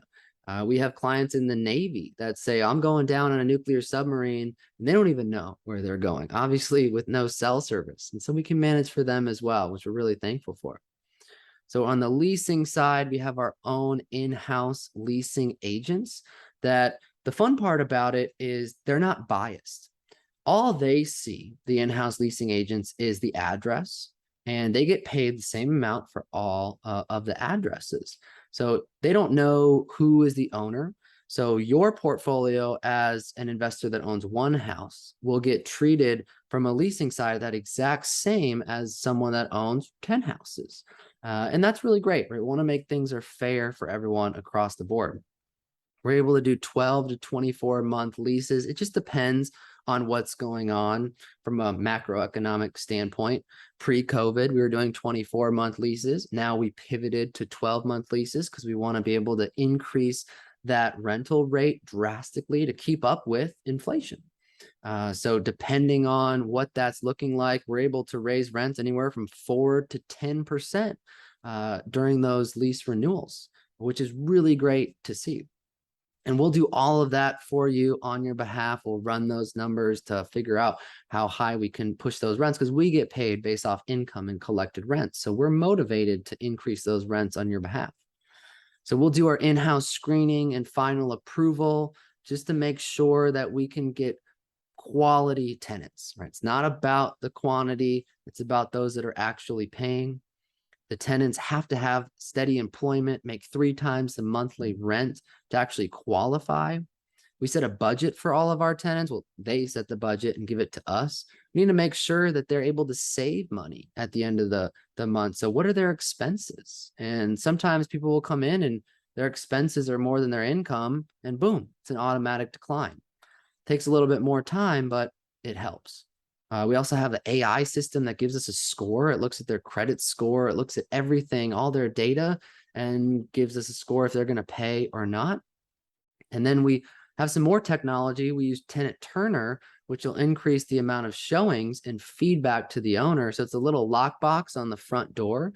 So a tenant doesn't have to drive to our office to get the key, go with a leasing agent to the actual house, and just back and forth. They can just show up at the house, type in their information. We'll make sure we have credit cards, driver's license, important information, and they can just view the house on their own, and then the system will score it. It's really incredible because then you can say, well, hey, when we give you that update of how's the leasing activity, we can say, oh, we've had this amount of showings and this amount of applications, and here's the feedback that we got from the tenants. Then the average tenant stay, that's going to be over 3 years. So on that 4th year is when you should expect that turnover and that vacancy. And that's something that we're very proud of. And we work constantly every single day to help increase. Next up on the collection side, right, it's about quality, not quantity. So we're able to collect 97% of the rent by the end of the month, and then 99% by the 15th of the following month. So we don't stop. If the tenants haven't paid rent by the end of the month, we continue to try to collect and have a really great success at that. Now, there is evictions, and that does happen, depending on the areas that you go into, that can sway the eviction rate. So 3% eviction rate in a C, 2% eviction rate in a B, and 1% eviction rate in an A class area. So that's one of the things to figure out, should I buy A, B, or C? Well, the eviction, comes into play there. And then landlord friendly laws that help. Once again, our area was the first to open up the court systems to start the evictions for those that were, truly just taking advantage of the system, which, when you do thousands of anything, you're going to have those bad apples. And, we will help go through that entire process for you. But at the end of the day, that is one of the worst things that can happen. And, this isn't all, roses and dandelions, right? This is going to happen to you, and it's okay. At the end of the day, it's not like this is a failure. It's not like Memphis is a bad market or we're a bad company. You just need to go in with that mindset, knowing that it's not a matter of if, it's a matter of when. And as long as you have that long-term view and that long-term vision, well, hey, let's say you have an eviction that year, you probably won't get any cash flow that year. But hey, if you own the property and bought it last year, you got 100% return on your appreciation. So that's not bad from a worst case type scenario standpoint. Of course, the goal is to have both, but that's the fun part of real estate. And one of the reasons why we love it, for sure. So next up on the maintenance side, it's great that we have, this is a picture of our warehouse. Please come on down, do a little tour. You'll be able to see we have a full-time warehouse manager who they spend their time trying to call all of these distributors and wholesalers and saying, hey, if I buy a few hundred boxes, a few thousand individual units, can I get a discount? Then next up, the big one. We always want to preach this, drill this in, is that we've got our own construction crews, as opposed to just farming it out to a third party and slapping on a markup on someone else's work. So if you compare, our invoices towards someone else's invoices, on the management sides, ours will be lower, and that's what we're very proud of. Next up, portfolio management, right? You are 1,000 miles away. Well, we want to make sure that you can get a hold of the team. So when you buy the property, you can just call me. Got my cell phone right here. But once you own the property, on the management side, we have a portfolio management client services department, which is 4 people and 1 email address. So this is it. For anyone out there, if you own a house with us or you're looking at buying a house with us and you have any questions at all, just contact that 1 email. Save that email. It's a place to go. If you want to schedule a phone call, you'll get Calendly links as well. We have some clients that want every single month, they want to go over their financial reports, and we'll walk them through that with them. And some people just want to do that in the beginning so they can help just understand and really know what's happening. And we're more than happy to oblige. Other people, they say, hey, don't bother me. Don't bug me. Just send me my cash flow and I'm busy. And so you just let us know, what is needed, and we are there to assist. All right. So now fees, right? How does the management company make money? Well, one, it's on gross collected rent, which is 8%. So if we don't collect the rent, we're not making the money. So we're incentivized to pick good quality tenants and to actually make sure that we can increase your rents, because the more that we increase the rents, the more likely, the more income both of us make. Now, once that tenant wants to renew their lease, $250 for us to do the market analysis, to reach out to the actual tenant, negotiate with them, right? That all takes time, which is only $250, very nominal. Then we also want to make sure that the tenants are taking good care of the property. So for $100 once a year, we actually go into the property in person, and we'll go into the home and we'll make sure that the home is in good condition and there aren't any lease violations. Want to make sure there aren't any security or safety violations. What if there's dogs and they didn't tell us there were dogs? Well, we want to make sure, are they dangerous breeds, or is it a little multi-poo, which is 8 pounds, which is like what I have? And essentially, well, then there's pet rent and the tenants will pay more. Things of that nature. Want to make sure that there's fire extinguishers, batteries in the smoke alarms. Then if the property is vacant, well, then it's 50% of the first month's rent to find that new tenant. And these are all nice discounts. If you look at other management companies in the space, they'll do 100% of the first month's rent. They'll do 10% gross collected rents. And then, of course, the big one is they slap a markup on someone else's work on the maintenance side. So that's the most important. Next up, we have a whole accounting team. And this accounting team, well, number one, they're going to deposit the cash flow into your account after you paid those management fees that we just discussed. So you'll get monthly distributions of cash flow. Then they'll also create a profit and loss statement. So you get to be the asset manager of us. And it takes 5 minutes. You can scroll through. It's very detailed and organized. If you have any questions about it, boom, reach out to the client services department.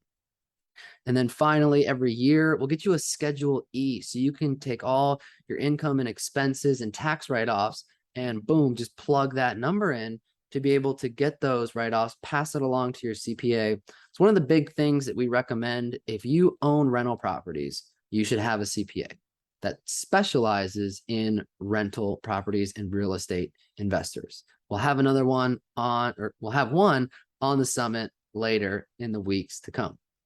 And then finally, if you wake up in the middle of the night and you're like, what's going on? Well, you'll have your own owner's portal. So you'll be able to log in at any time with your own username and password to see things like what's the occupancy, where are my P&Ls, where are the security deposits, have the tenants paid rent, and to just make sure that everything is in one place so you can access that at any time. But we just want to make sure, that we're available and there for you. Then finally, so now let's say, hey, this all sounds great. What are the next steps? I'm interested in taking action, and how do I get more information? Excuse me. Well, the first question is, how do you want to pay for the home? That's the biggest thing for you to figure out. And that could be cash. Well, then we just need a proof of funds letter, or it could be financing. Most folks will get a conventional loan. We'll have a few of those really great lenders on to discuss that. And if you want to finance, the first thing to do is get a pre-approval letter. So reach out to one of the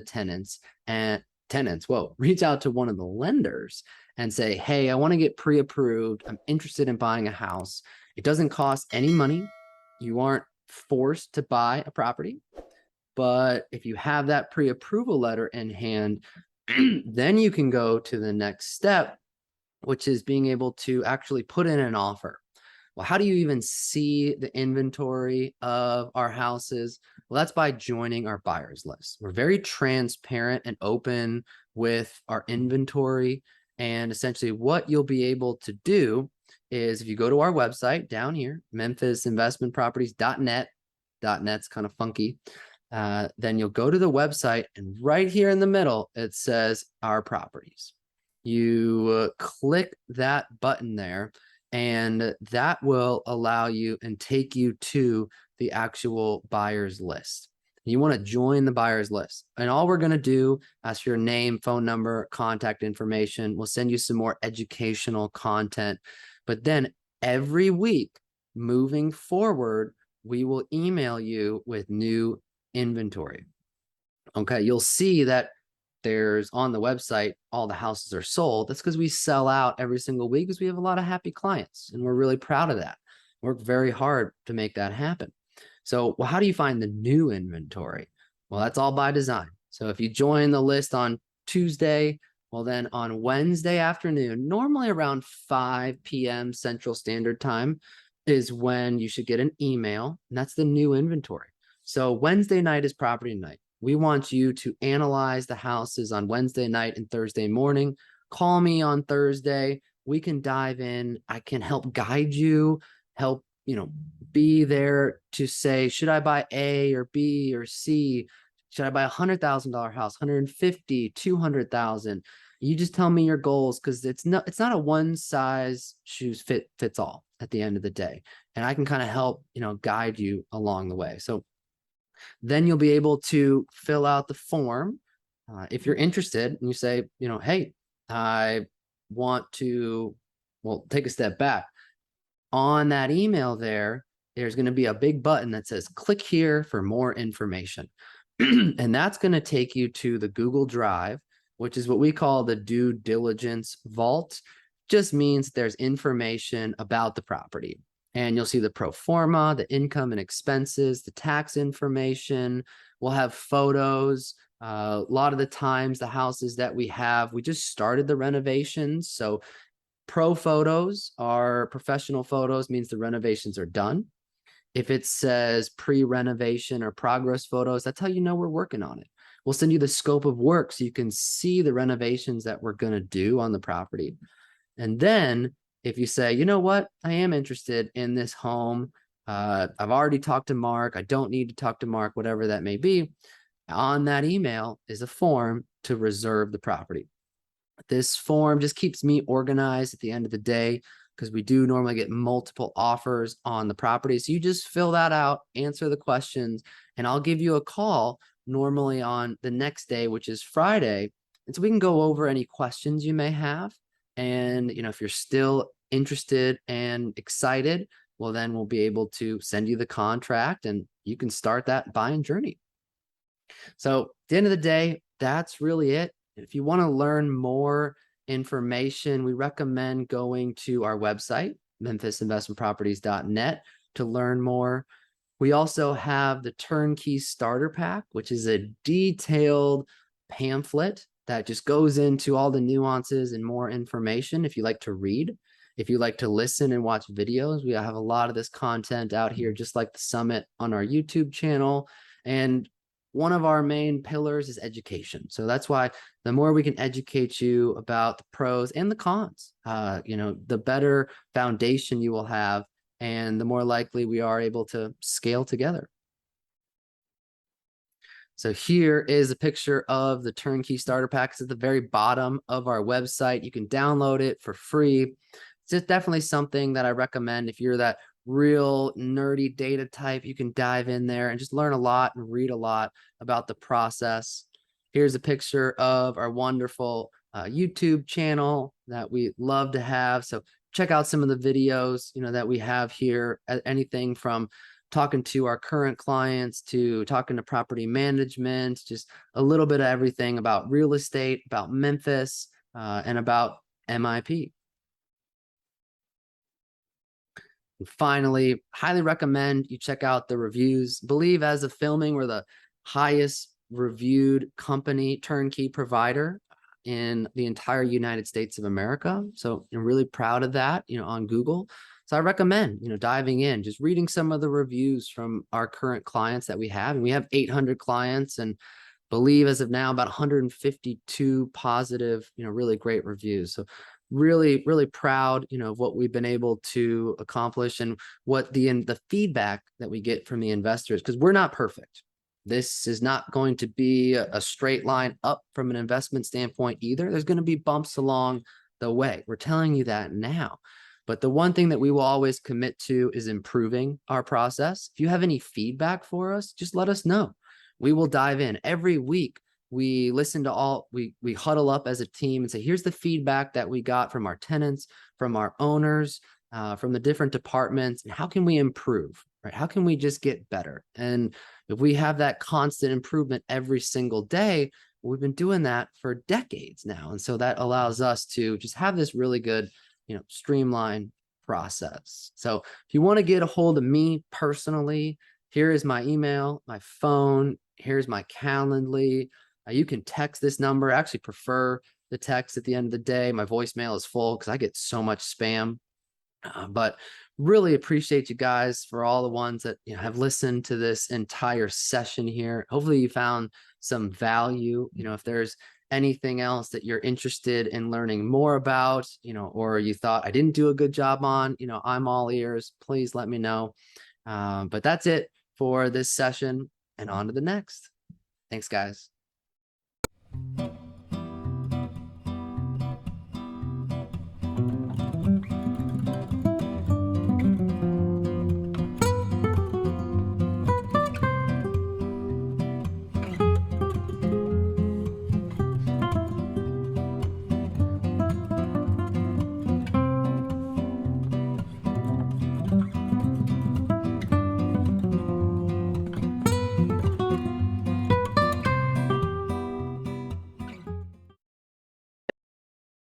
Hey everyone, welcome to the next session for the SOFA Summit.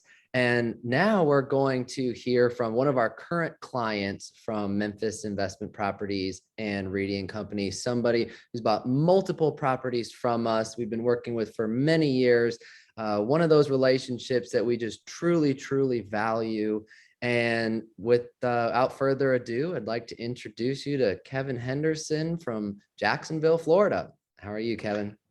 Thank you, Mark. Doing well. Really appreciate you having me today. Looking forward to sharing my great experiences with Memphis Investment Properties. So thank you for having me.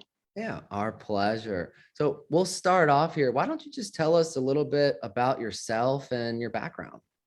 Sure, absolutely. So originally from North Carolina and live in Jacksonville, Florida today.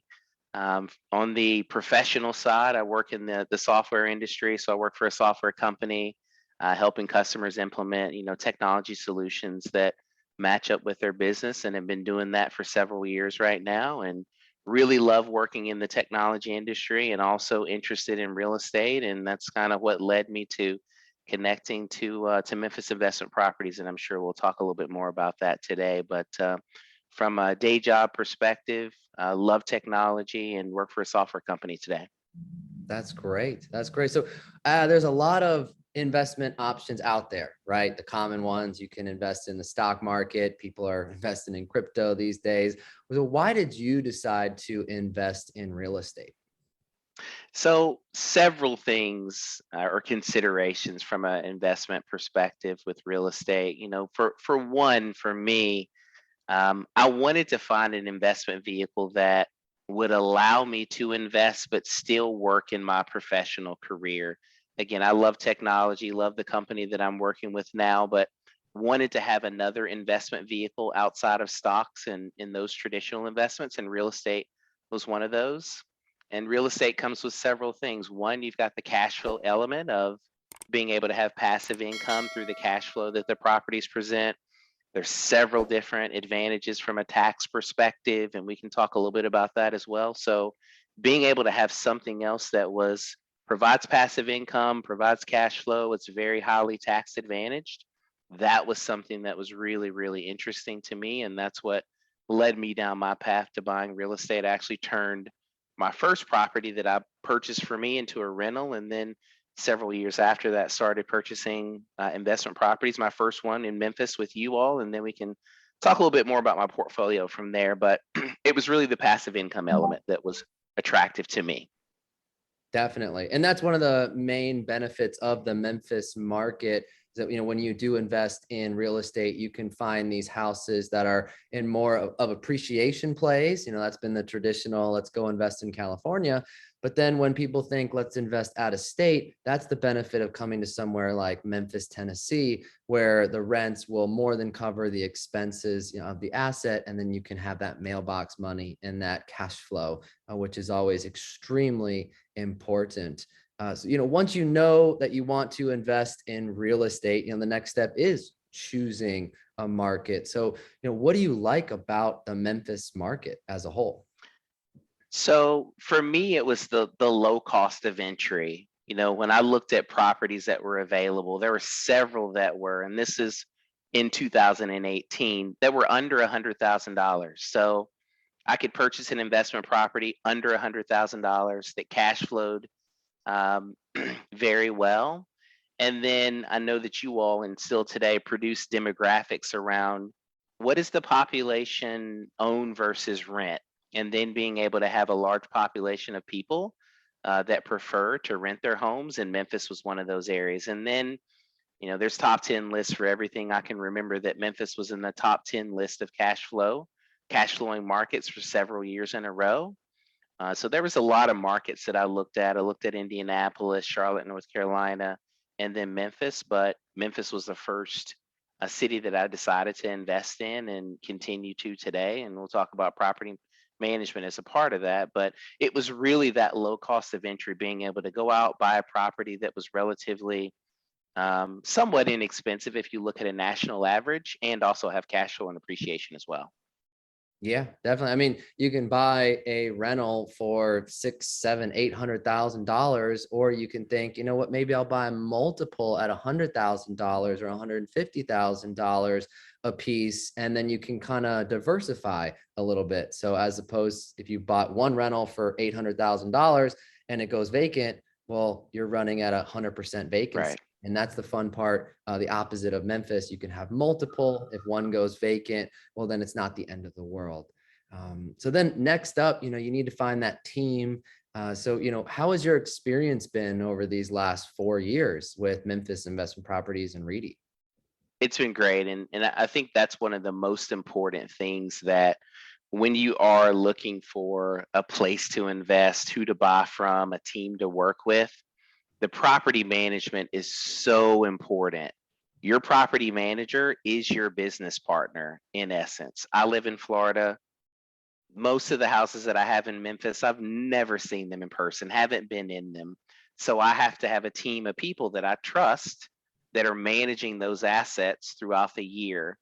And so that's been really, really important and a part of the formula as well. I'd say, again, for your working professional, having that property manager that's watching over and managing your assets is really important. And I think one of the things that makes working with Memphis Investment Properties and Reedy and Company, which is the property management arm, it's kind of a consolidated all-in-one solution. I can make a purchase from Memphis Investment Properties. That property is going to be managed by Reedy and Company.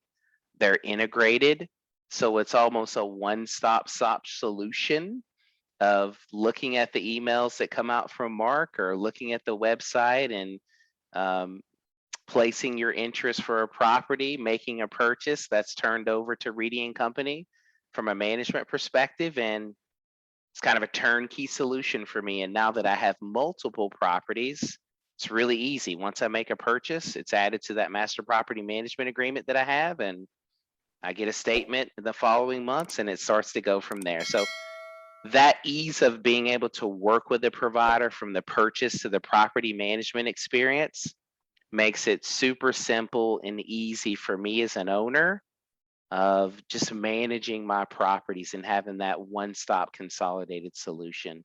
And that's really powerful. Yeah, it definitely is. I mean, you hit the nail on the head there. The property manager is your team. They're your boots on the ground. And it's nice that you never have to come to Memphis for this portfolio and this event investment. Now, of course, we would all love everyone to come meet us face to face, and we can show you this beautiful city and have some barbecue. But it's also nice to know that if you go on a vacation or you travel internationally and the tenant has a phone call for a maintenance issue, you don't have to worry about taking that. You have a team, a property manager to do that on your behalf. So then you can just level up as an investor. You can be that asset manager, of us as the property manager, and just focus on the high level decisions, like buying more or selling or making moves and doing refinances and all these advanced strategies. But that's what makes it fun. So why don't you talk a little bit more about your current real estate portfolio? How many doors? Yeah, sure. So got a total of 17 doors today. 12 of those are in Memphis. And I've got 3 properties in Indianapolis, Indiana. And then I still have my house that was my first house in Charlotte, North Carolina. I still have that one today. All of those are with property managers. Certainly see the power of building a relationship with a property manager. But I have 17 doors today, and my goal is to add 3 or 4 every year. And luckily, we've had some great appreciation over the past couple of years. I know, Mark, I was talking to you a couple weeks ago about just the great appreciation that I've had and being able to do some cash out refis and using those to invest in additional properties. And that's kind of my plan, to leverage that appreciation and equity that I've built up over periods of time, and bond more from there. But 17 today, and want to finish out the end of the year at 20, and then we'll go from there. Yeah, and I know we've got a couple that are right there at the tail end, almost clear to close, and should be closing next week, which is exciting to see. So of course, Yeah. we're at 17, about to be at 20. Do you have any advice for that brand new investor that's at 0 and is really just trying to get their very first property? I would say get started. Um, a lot of what I tell people that are interested, I think there's a lot of fear that I don't know everything. What I learned is that you don't need to know everything. Of course, you need to do your due diligence, but once you start to work with people like Mark and a loan officer or a broker, those people are going to guide you through that process, from making that purchase to all the things that need to go into that to get you to that close table. And remember, those professionals are there to help you and to guide you, because they want you to be an investor too. So Mhm. I've talked to a lot of people that have delayed or not taken action, or analysis paralysis, because they wanted to research everything, or they felt like they needed to know everything. You don't. You need to do your due diligence, but just get started. I try to convince people, purchase one property. Memphis, I think, is a great market to do so. Again, there's properties that are still around that 150 or around that price range, a good market to be able to get in without a tremendous outlay like a California or some of the other states that would be very expensive. And once you go through that first purchase, you're going to go through the process, you're going to learn, you'll understand the guardrails, et cetera, and the process to get there. So my advice to a lot of people is, people that have built up a lot of doors, nothing special about us. We just started. Just start with one property, give it a try, move forward, and you'll be on your path as well. So again, you don't have to know everything. Go in, ask questions, purchase one, and then you'll learn the process from there. That would be my advice to new people. Yeah, I completely agree. I mean, I remember when I got my first rental a little bit over 3 years ago, and you wire in your money, for the actual closing, and you're like, oh, what did I just do? What did I just do? And then once you, as the months and the years go by, I feel like, I mean, I know that I had this experience, and I hear it from a lot of investors is, oh, I wish I bought more back then, or I wish I invested more back then. And the thing about this whole business that we're in is repeat business and repeat clients, right? It's, these houses are very, affordable. And so the whole goal is to build a portfolio and have multiple. And so the only way, you as an investor are going to even consider coming back and adding to the portfolio is if you have a good experience. And that goes all the way through, the service and product chain. The lenders are looking for repeat business. The property managers looking for repeat business, the insurance. So everyone is trying their best. Obviously no one is perfect at the end of the day, but everyone is trying their best to be able to allow all the investors to be successful. Because when you're successful, then you come back and grow the portfolio. I mean, we have over 50% of all of our sales are to clients like you that we've been working with for multiple years. And it just gets so much easier because the process is the same. The team is the same. You're still working with Jennifer. We've been growing the team.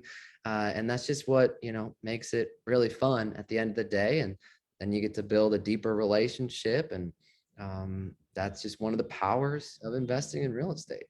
Exactly. And I think, I think you've even talked about this before in some of the educational content. It's building that real estate team. It's building that provider that you're making a purchase from, who that property manager is going to be. Even the insurance part, which you all actually have that built into. You all have a master insurance policy that all the products or all the rental properties sit on, and that's great. And then building a relationship with a loan broker or someone that you're going to go through to get your loans. I know the person that I've been working with, we've been doing loans together since 2018, and she's doing the one that I'll close on within the next week. And so we've been working together for 5 years, and she knows me and the properties that I like to buy and my style. And we kind of set up a plan at the beginning of the year. And I said, hey Shannon, this is the goal for this year. And it's like, all right, let's get started and go from there. So you build out your team as you continue to learn and grow too. So it's just a matter of doing that planning for your acquisitions and then moving forward with the team that you've developed. Love that. Very well said. Well, Kevin, really appreciate the relationship. Thank you so much for sharing your story with everyone. And hey, congratulations on the portfolio. There's a lot of people that are, very envious, of that size of a portfolio. But like you said it best, you just got to get started. You have to build that team, with a team with a lot of experience, because there's at the end of the day, that's one of the most important parts. So I appreciate Absolutely. it very much. Yeah, absolutely. And thank you for having me today, Mark. It's been great working with you and your team over the past 5 years that I've been working with you as well. And if I could say to the audience again, Memphis Investment Properties, Reedy and Company, really solid group of people to work with. I refer them all the time and would highly recommend that if you're interested in making a purchase in the Memphis area, reach out to Mark and his team. They'll take care of you. So thanks again for having me, Mark. I appreciate you very much. And everyone on the Sofa Summit, that's it for this session. We'll see you for the next one. Thanks, guys.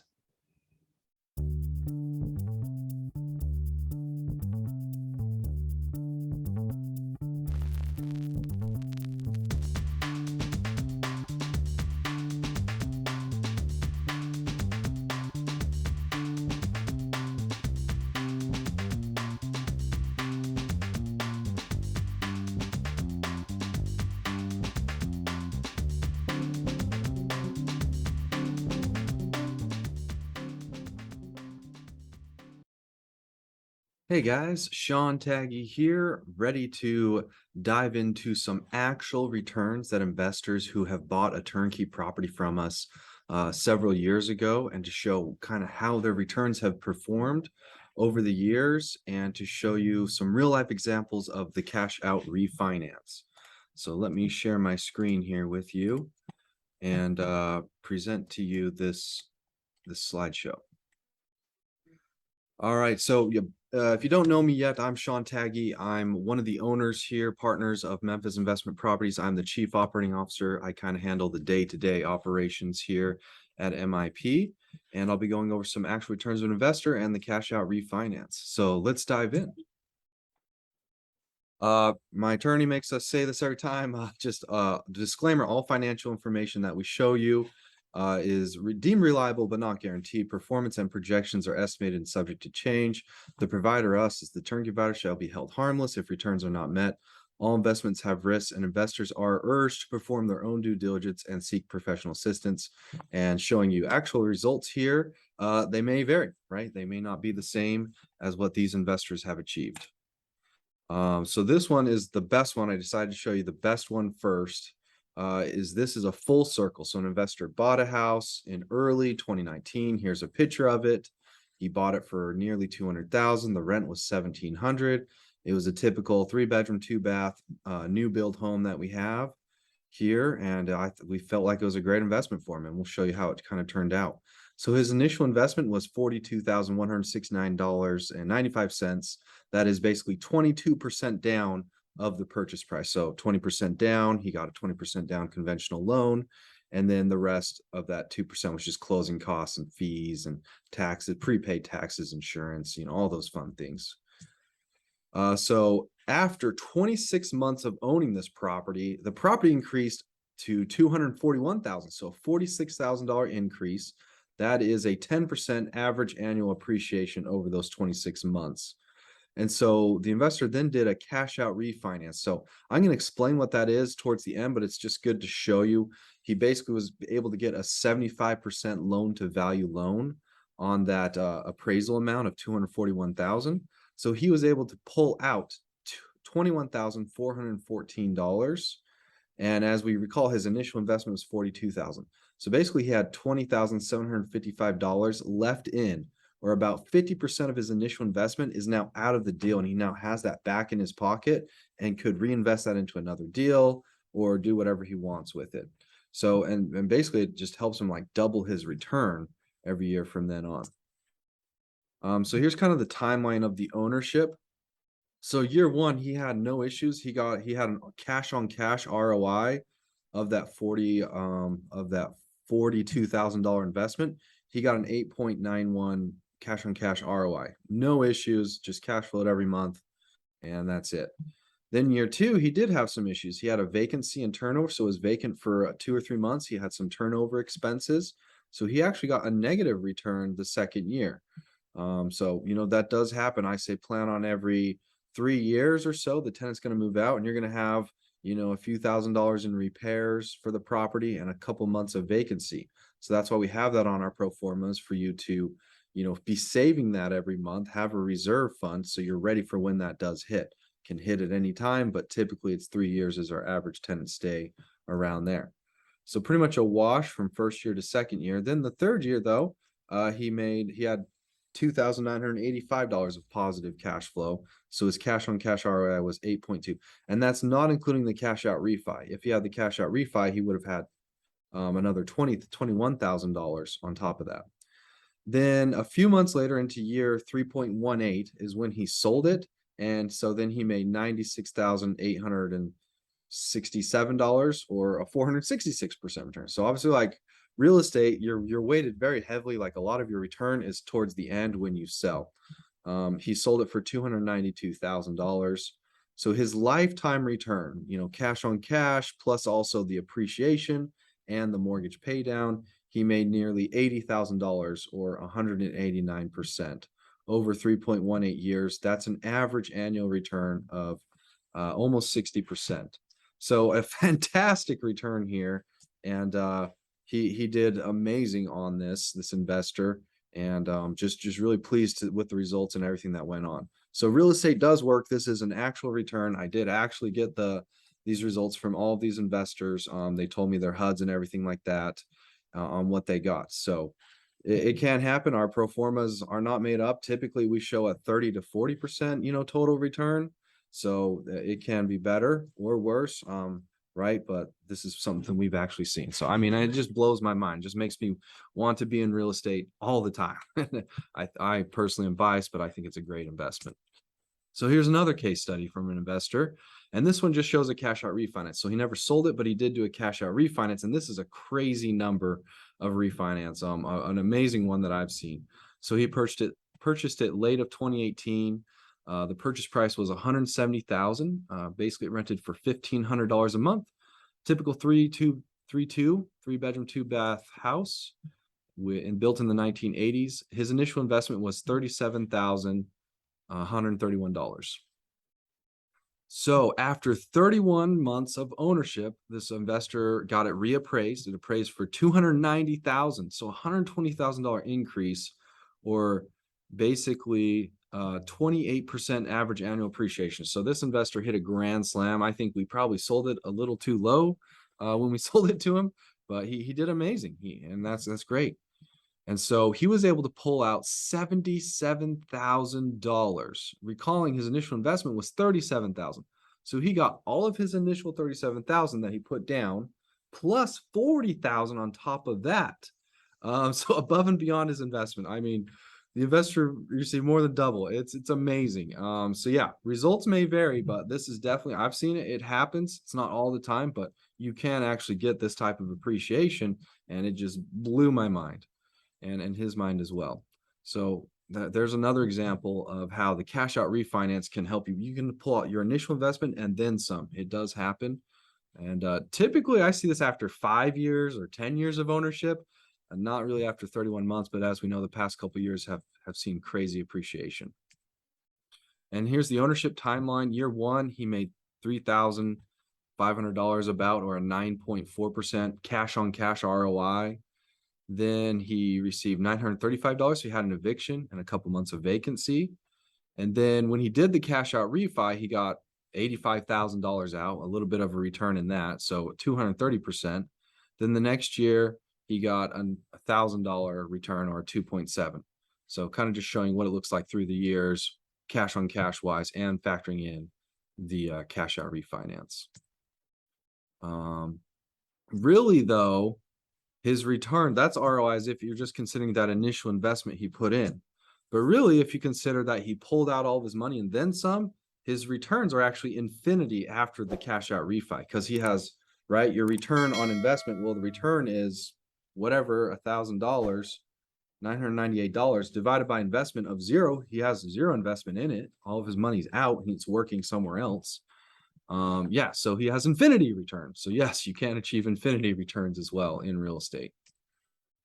So here is an awesome case study of a refinance. So this investor purchased 4 properties over 2018 and 2019. Here's some pictures of them, just some nice basic, bread and butter turnkey properties, a little mix of A, B, and C class properties in here. And here are the 4 properties, what he bought them for, what they, the appraisal value was when he got them refinanced. So the increase in value. And this is how much it appreciated over that time. This is how many years it was from purchase to refi, and the average annual appreciation right here. So yeah, some areas appreciate more or less in Memphis, as we kind of recall, and we mentioned many times to our investors. So he bought total of $400,000 worth of real estate. It appreciated $110,000 to $512. On average, it appreciated in total 28%. And on average, it was a 9.47 average annual appreciation. And then let me show you how the cash out refinance works. So now with those appraisal amounts, he then was able to get 75% loan to value refinance loan amount. Here's his initial investments on all of those properties. And then after the refi loan amount, this is how much he was able to pull out of cash. And obviously he had some fees and closing costs are worked into here, but he was basically able to pull out on average he had to leave in about 35% of his initial investment. So what that means right here, what the left in. So if it's negative, that means he still has money left in the deal. If it's positive, that means he pulled out money above and beyond his initial investment. So the first deal, he had to leave in 17,000 of the 24,000 he put in. The second deal, he left in 9,400 of the 20,800 he put in. This one, he pulled out more than his initial investment, $3,000 more than that. Right here was his cash out refi amount. This one, he left in 11,000 of his $26,000 put in. Okay. And this is the percent left in. And this is how many years it was from purchase to refi. He just refied them all in one go. Hence why there's such different numbers. But basically what it was is he was able to pull out about 2/3 of his initial investment. His total investment was, let me pull it here, 88,000, and the refi amount was 53,000. So therefore he left in 34,000, or 35% left in. That's pretty dang amazing in terms of the cash out refi. So that takes a lot of the chips off the table. Now he can go and reinvest this 53,000 into something and double down and buy, a couple more properties or whatever he wants from there. So this is a very advanced strategy. It takes a lot of learning about it. I'm going to explain a bit. Now that I've shown you what the cash out refinance is, I'll explain a bit about it. So as mentioned, it's a 75% loan to value. So what you do is just one of our preferred lenders, they all do this. I would suggest after 3 to 5 years of ownership, but really I suggest 5 years plus. 3 years, just kind of a short time for it to appreciate and also the mortgage get paid down. But you're going to want to just kind of every year or every 6 months, just kind of see what your properties are worth and then times them by 0.75. That is probably what the loan amount you'd be able to pull out. Now with the cash out refi, it does cost money, right? To get this new loan. You're getting a new loan. You need lender fees and title fees. So typically it's about 2% of the loan amount, whatever that new loan amount is, that's lender fees. So that stuff just paid to the lender. And then also you typically have another 2% of taxes, insurance, and other things like that. But that stuff is typically on your P&L anyways, and it's usually in your escrow when you when you pay your mortgage. So it pretty much is just a wash from there. So, but yeah, you will have 4% in total closing costs. So that's why I do suggest you don't just refi every year, because you're going to pay that 2% of the new loan amount. That'd be a negative profit or not a very good ROI. So yeah, like I said, don't refi too early to maximize that lender fees.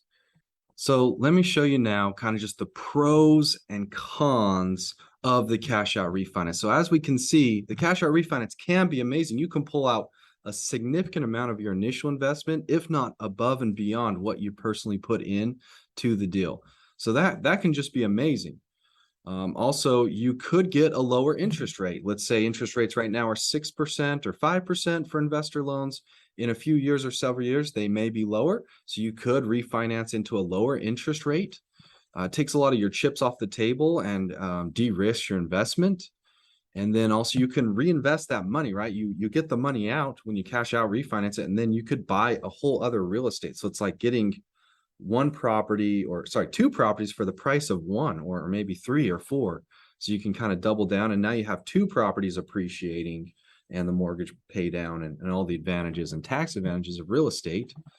And then probably the biggest thing of the cash out refinance, what's nice is instead of selling the house and pulling out all that equity and paying taxes on it, with the cash out refinance, you pay no taxes because it's a loan. It's not income. Okay. Consult with your CPA on that. But I've done that on several of my properties, and all my CPAs have told me, yep, you don't have to pay taxes when you refinance it because you're just pulling out debt and not taking a profit on it. So no capital gains tax on that. There are cons on this. One of the cons is most lenders, or most of the conventional lenders, only let you pull out 75% loan to value. So you still have 25% equity left in the deal that is kind of stagnant. Whereas if you sold it, and especially if you sold it in 1031 exchange, you'd have 25% more capital to kind of reinvest somewhere else. Okay, so you still have some money still left in there. There's loan fees, right? Like I mentioned, 2% or so. It varies from deal to deal, but those can be costly. So you don't want to just do this every year and pay 2% of a new loan amount every year. That would wipe out a lot of your investments. So you can't do it quite often. You want to wait long enough for it to appreciate, and then also the principal pay down to happen. So you have some equity stack in there, and it's just worth your bang for your buck on those loan fees to do it. Also, what can happen is the risk of higher interest rates, right? If you got an interest rate of 3 or 4% a couple years ago, now interest rates are 5 or 6. You kind of have that. You have a higher interest rate plus a higher loan amount, therefore higher principal and interest. So therefore your cash flow might be gone or wiped out completely if you pull out a lot of the money. So you just kind of weigh the risks and rewards. And what you would do when you cash out refi, would you be working that money on something that's giving you an 8, 10, 12% return? Or if you're just going to sit on it, it might not be worth that. It might be worth just to leave the equity in the deal and not refinance and have really good cash flow. Another con is that this does take a while, 45 to 90 days, because you have to get an appraisal. You have to get in. There might be a tenant in there and schedule that with the appraiser. It just takes a minute, and you're kind of at the mercy of the appraisal, right? We can tell you what we think the property would sell for, but the appraiser might think it'll sell more or less than what we suggest or think. It just depends on where they're at. So there's kind of the pros and cons of the cash out refinance. Personally, though, I use this a lot. I typically suggest 5 years, and I suggest just wait until you can pull out all of your initial investment, or maybe 80-90% of it is probably a good rule of thumb. Just depending on you personally as well, what you're going to use with it. And then do the cash out refinance, because it's really worth your bang for your buck on those loan fees on there. So yeah, guys, hopefully this helps you out. Please comment and let me know if you have any questions here. Happy to tell you more about it and show you some more personal examples. Thanks so much for attending, and yeah, thanks for viewing. Have a good one.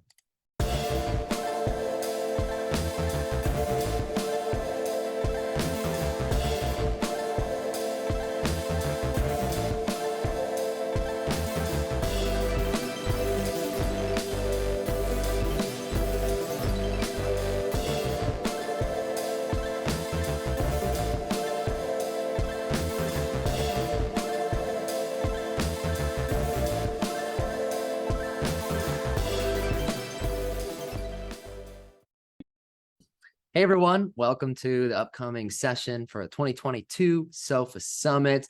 I'm super excited because I get to film this video here in this session with Alex Evans, our sales manager here at MIP. Alex, how you doing today? Welcome. I'm doing pretty good. Thank you. Thank you. All right. Well, we're excited to go over and dive into the map of Memphis, Tennessee, and the city as a whole. One of our big goals here at the SOFA Summit is you're 1,000 miles away. How can we bring the city of Memphis to you? So we'll have a lot of content in the field, but we also have this fun video where we get to go over all the neighborhoods. Where's the good places to invest? Where are the major employers? And all the fun things surrounding that. So let's dive in here. From a high level perspective, Memphis, Tennessee is very centrally located. That makes it very desirable for industrial logistic companies to be centered here, because you can put packages on a train, put packages on a truck, and reach more people overnight than you can anywhere else in the entire continental USA. So one of the big changes, paradigm shifts, I mean, it's been happening for a long time with the rise of FedEx and the rise of Amazon, is I'm just going to sit at home. I'm going to click buy on my Amazon app and I'm going to buy something. It's going to show up at my house that day or that next day. And if you're a part of that culture, which a lot of people are, that is going to benefit the Memphis economy. So we are that blue collar, hard working town that is the distribution center for North America. So when you think shipping packages, when you think, how do I get goods from the grocery store to the actual, to the end store, that's going to run through the city of Memphis, Tennessee.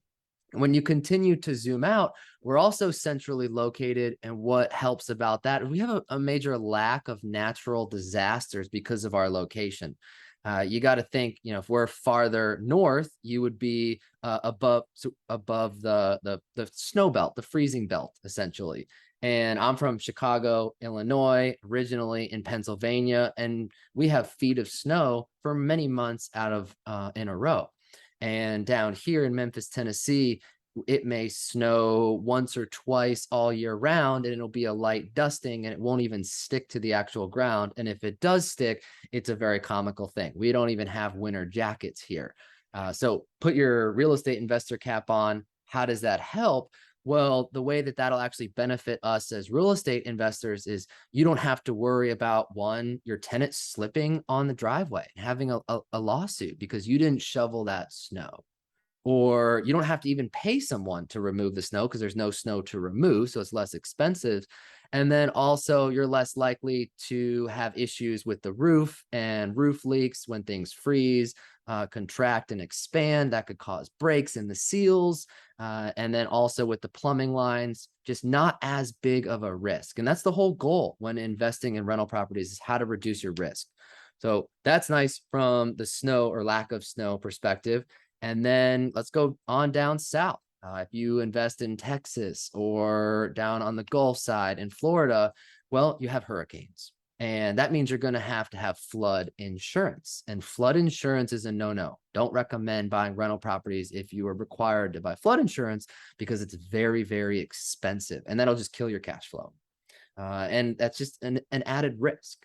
So that's not something you have to worry about here in Memphis. None of our houses are in flood zones that require flood insurance. That is all things that we analyze on the front end during our due diligence process, and just one less risk that you have to actually take. Another one is Tornado Alley, right? You have Tornado Alley way out to the west. Now, I will say, we are, out of anything, it's not all rosy and dandelions. There are risks. And I would say that that's probably one of the bigger risk, is having a tornado come through. And then we're not actually, I mean, it may be once a decade. I mean, Alex, you're here in Memphis. How many times do you remember having an actual tornado touch down here in the city of Memphis? Yeah, honestly, growing up here the whole time, really the only time we ever saw any problems with wind, it became like a straight line wind situation. So to my knowledge, it was never even a tornado or anything like that. I mean, and on tops of everything, Memphis, we get this nickname, the Bluff City. So on top of everything Mark talking about this weather and stuff, we actually sit on this big hill. And so the storms get to just dissipate really around the hill that we sit on top of, which growing up here kind of hurt us because we never got any snow days growing up in school or anything like that because it went all the way around us and met back up in Jackson. So most of the storms really do avoid us pretty much entirely. Yeah, that's really great from a real estate investor standpoint. And if you look at the map here on the west-hand side, you have the Mississippi River. So the big question is, well, hey, when you get high rains, is it going to flood? Is my rental property going to flood? And one of the reasons no is that Memphis is on a hill. So where is the low point? Well, the low point is going to be over there out in the Arkansas type region. Hence, some of the best waterfowl and duck hunting in the entire United States of America. So if you're into that kind of thing, please talk to us. Brad Reedy, one of the owners, would love to chat about it. So it's some of the best in the world, but it's just not a worry. It's not something that if you get a turnkey from MIP, it's not something that you have to worry about, which is really nice as well. And then from a high winds perspective, so let's say you do have those high winds because a tornado is, miles away. Well, what's that worst case scenario look like? Well, hey, maybe a tree will fall down on your roof, and that's why you have homeowners insurance to help cover that cost. So it's more of a nuisance. It's something that we will help facilitate everything from A to Z. But either way, always good to know what are those risks that are associated when you're trying to choose an individual market. So diving now into the actual map of Memphis here, what I always like to say for investors is that if you just think from a high level perspective, where's the wealth? Are the $500,000, $1 million houses? Well, those are going to be out east and farther away from the downtown center core, which is over there on the river on the west-hand side of this map. So if you want to think, hey, where's that $1 million house? Where are those types of areas? That's going to be areas like Germantown, which Germantown is the highest income per capita in the entire state of Tennessee. And it's an extremely affluent area. It's an area where you'll have a lot of banks, financial institutions, white collar jobs. I mean, there's a ton of wealth in Memphis, Tennessee, and that is definitely one of the main core areas. Now, we put a big X through that area or $ through that area because it's not a good place to invest as a rental property looking for passive income to achieve that financial freedom. And the only reason for that is because the prices are so high, your expenses will be greater than your rents. And that's the only reason it's considered a bad area that we don't recommend. We need to make sure that your rents can cover your expenses and you can have free cash flow. And you're not going to get that in the $ type area of Germantown. You've got some other really nice areas, $ areas that we like to call them, along this Poplar corridor. Poplar is the vein of wealth that runs through the city of Memphis. So if you want to go and stay here in Memphis and you want to go to a nice restaurant, well, find one surrounding Poplar. And if you look on the center of the map, you'll see two really awesome areas that are also $. One of them's High Point Terrace. High Point Terrace. These are really beautiful houses where the price per square foot, it's the highest price per square foot in the entire city of Memphis. So what people do there is they build and they add on extra square footage to the property because that'll drastically increase the value of the home. So just more really great areas that aren't good for investing, but are just really beautiful, to live. Great places to live. And then another one is going to be the Midtown area. That is more of an A-class area. There are some rentals for cash flow there in the Midtown area, which is really nice, but that's mainly a new construction and short-term rental type of place because the entry cost is really high. I'm talking houses for $300,000, $400,000, $500,000. That's really expensive here in the Memphis area and just not a good place for cash flow. So that's why it's not a place that we focus a lot on. Every once in a while, we can find some houses there. And it's great because that's where, on the weekends, that's the place to go to, Midtown. That's the place to go have dinner as well. Go to coffee shops in the morning, yoga studios, awesome bars and restaurants, tons of live music. It's really fun, but not the best place as to be an investor. Then next up, you'll have actual downtown itself, the city core. The city core is also not a place that we recommend investing there because the houses that are close by are extremely old. And so we just put a big X through downtown. We're not investing in skyscrapers and big commercial properties here. We're focusing on single family residential type properties there. So we like to talk about Memphis, whether it's inside the loop versus out of the loop. And we will start with outside of the loop. And this loop here is the 240 highway loop. So we have an overbuilt interstate system, and that overbuilt interstate system is really great because we are the distribution center for North America. And so you can get from one side, from the north side of town to the south side of town in 25 minutes during traffic. So you do not have to worry. This is not Chicago. This is not Dallas. If you live on the north side of town, you can work on the south side of town and vice versa. So that's what makes it nice to know as an investor, is that all these major employers benefit all the neighborhoods of Memphis, Tennessee, not just the particular ones that they're in.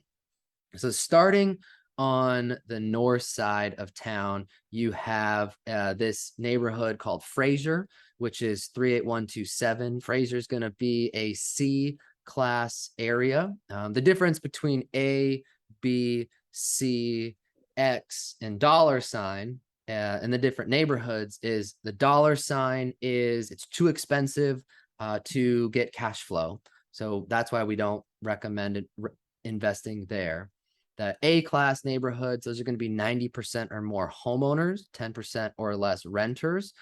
So really great neighborhoods that you can invest in. Those houses are around $200,000 from a price point to kind of give you an idea. And then we have more of the B-class areas, which is right around the average of Memphis, which is about half renters and half homeowners. And those houses are around $140,000, give or take. And then we have the C-class homes, which is going to be almost all renters, a ton of rental demand in those areas. Those houses are going to be around $110,000 here. And then we do go down to the X area, and X area stands for, it's just a little bit too rough or too old to get good, consistent cash flow. So those X areas are going to be parts of North Memphis, just above downtown, and then parts of South Memphis, just south of downtown, just because it's just too old. It's a little bit too rough. Now, those areas are revitalizing and gentrifying. And if I was trying to focus on where's the next 50 years of Memphis going to be, well, those are the areas, that I would focus on. That's not really the strategy that we recommend, but if you really are that opportunistic long-term type investor, that could be a good play for you. One of the big reasons is you have in North Memphis, so we put an X through most of North Memphis, but there is a lot of new construction there, and that's where it's home to St. Jude's Children's Research Hospital. And that is one of the largest employers in the entire Memphis region, which is over 5,000 employees. And they are spending tons of money on their current infrastructure of and adding more buildings. They're doing a $9 billion expansion currently, which is just absolutely incredible to see for the actual market here, which is going to result in about 2,300 jobs, which is always important to know how many jobs is going to create. And so that's a great long-term solution for Memphis, Tennessee. But right now that's located in an area that we don't really recommend investing. So then North Memphis up here, with what Mark is saying, this thing that St. Jude doing is even going up to 12.9 billion. They saw such good growth and infrastructure placements in the first year that they're even developing even more money into this area. Along with, I don't even remember what it was, Mark, like $1.1 billion approval for the Pinch District up there. For a bunch of mixed use development coming in and everything like that from out of state investors. So it's an area that, being from here, we're excited to see come back. Maybe follow in the footsteps of Nashville a little bit in hopes of connecting Midtown and downtown a little bit as well too. So trying to bring a little more tourism to town as a bigger source of income is something that Memphis is definitely focusing on at this point. Yeah, 100%. So if you're out there, Google the Pinch District development that's underway right now. That's going to be located in this North Memphis area. So that's also going to be really exciting to see. So back to it. All right, moving north. We're in Fraser. This is a neighborhood of Memphis, inside Memphis, Tennessee.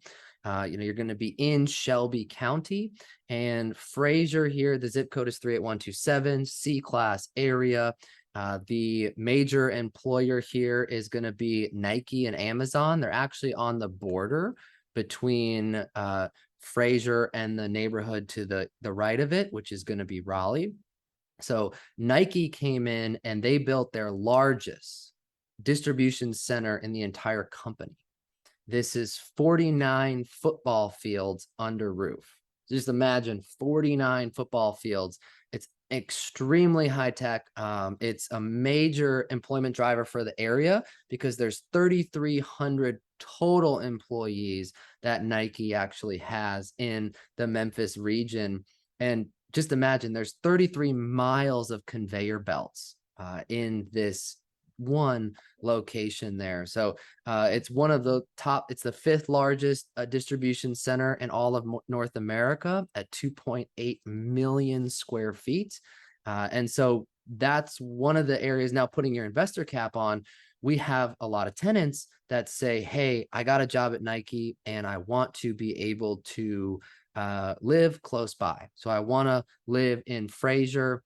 And the fun part about it is you can get an entry-level job at Nike and afford the rent for one of our single-family houses at Nike. So it's really nice that if you want to put in the hours, put in the time to work, you can afford the rentals and keep that, demand up from an investor standpoint. I mean, this is one of the few areas where we have actually had a waiting list on particular tenants, to where the tenants say, hey, I want your house in Fraser.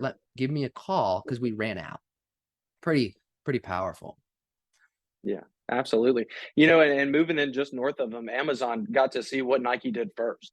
And so they were looking at the success they had of being able to distribute out of the middle of the country. And so they decided to bring in their $200 million investment to their advanced robotics lab.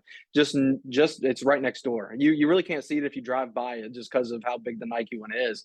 But it's 855,000 square feet. So just 2 million square feet less. But they employed, at the end of 2021, Amazon employed 31,000 people here in Tennessee. And a lot of that is focused here in Memphis from the distribution side of it. So this advanced robotics lab, I know, put in at least 1,000 full-time jobs for the city of Memphis. So people living up in Fraser or in Raleigh, both had even more opportunity to move there. And so it's nice, like Mark said earlier, with the overbuilt infrastructure system, that even if you do live that far north, that if you want to go downtown for the night, I mean, it's a 10-minute drive from Fraser. There's nothing to it. Definitely. Yeah. And speaking about Amazon, they've come into Memphis in a big way. I believe they've opened about 7 individual distribution centers throughout the city of Memphis and this northern Mississippi region, DeSoto County, that we'll dive into. We got a couple Amazon facilities here on the actual map. So they're here in a big way, which is to be expected. And it's exciting to see them just open up a new news article and it says, hey, Amazon's breaking ground on a new distribution center, creating a few hundred more jobs. Just love to hear that. So we're still up north. We're leaving Fraser. That's C-class area. Now, as we go east, that's going to move into Raleigh, which is now a B-class area. There's, B minus and B plus. The farther east you go is B plus. The farther west you go is more B minus. But as a whole, that is a B as in boy class area there. houses here, you can get a 3-bedroom, 2-bath house, something in the $140,000, $150,000 range, roughly. Nice brick homes built in the 60s, 70s, and 80s, which is always desirable. And one of the best parts about Raleigh being a B-class area is that it borders the next zip code, which is Bartlett, which is an A-class area. And one of the big strategies that we have is on the cusp of investing. How can you be not the worst house in the neighborhood, but how could you be a B-class home investing right next door to an A-class neighborhood, or vice versa? How could you be a C investing right next door to a B, meaning that that tenant could use the infrastructure of the higher end neighborhood if they want to go shopping, right? Or if they want to go to work, right? So the Raleigh, if you live in Raleigh, you can easily drive over there into Bartlett, which Bartlett as an A-class neighborhood, that place is the true definition of middle-class America, right?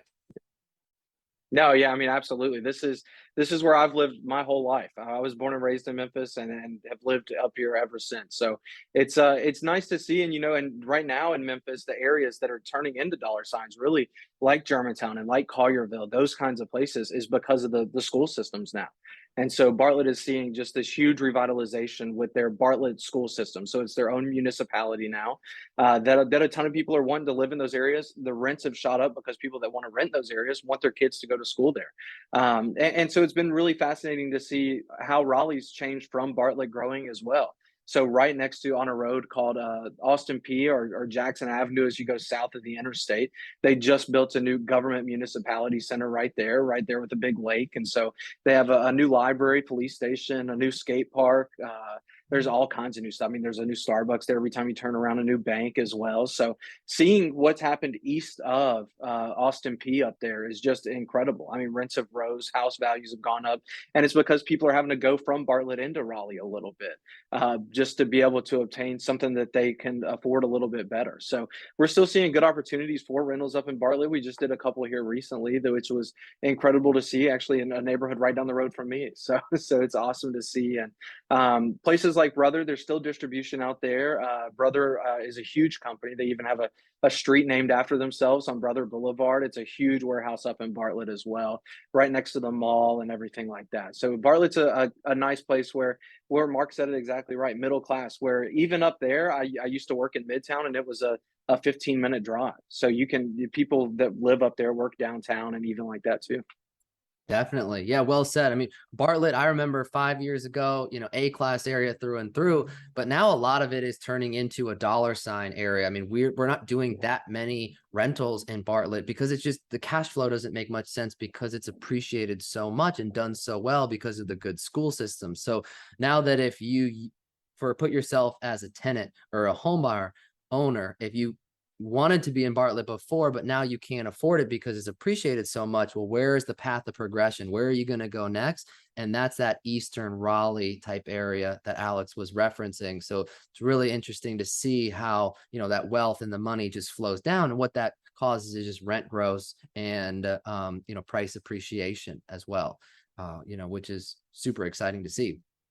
So then moving out east, you'll see another area called Cordova. This is an A-class area, very similar to Bartlett. A lot of new construction out here because there's a lot of developable land. We're currently building about 20 lots out here in Cordova. So, hey, fingers crossed, we'll have those available in the next couple of months to release. But we're talking $200,000-$300,000 houses. We're talking houses built 1990s or newer. These are where there's a lot of hedge funds in Memphis, and this is the kind of product they buy, but they don't buy for cash flow at all. They just want that appreciation. They just want that mortgage principal pay down. So it's a little bit of a different strategy. But if that is your strategy, to just buy really great new products that have very minimal, issues, this is the kind of type of area, to actually go to. And one of the reasons why it is so popular is you have the little horse up there. That's going to be one of the big malls that you have. So if you want to get all your retail shopping done, that's the place to go to, Wolf Chase Galleria. And then also down on the south side of Cordova is Shelby Farms Park. This is the largest park inside the city limits in the entire continental United States of America, which is really powerful. I mean, this is the place you got to talk to Rich, our marketing master here. I mean, he's there every single weekend. And it's just a really great place to ride a bike. There's multiple lakes so you can get a kayak. Beautiful place to just relax and read a book. There's a couple of restaurants there as well. You can have a nice ice cream bar. There are a bunch of buffaloes there. That's pretty fun. And then there's a lot of, education there for farming. So how can they have sustainable farming through the universities? They'll use it as a testing facility. I mean, I think they're growing hemp there. I mean, they're doing a little bit, of everything at the park. So if you're ever in Memphis, you can drive through it. It's really fun to see. It's really pretty, beautiful dog park.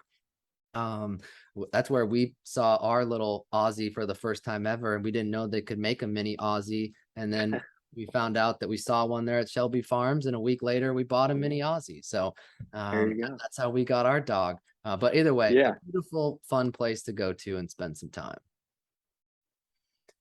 So then we're gonna go to this big, incredible development that's happened in Memphis, and this is off I-40. So I-40 is going to run to the east. If you want to go out to Nashville, we're only about 200 miles or 3 hours if you drive fast to get to Nashville. So it's really easy to get to. I mean, that's where I personally live. So I make that drive constantly.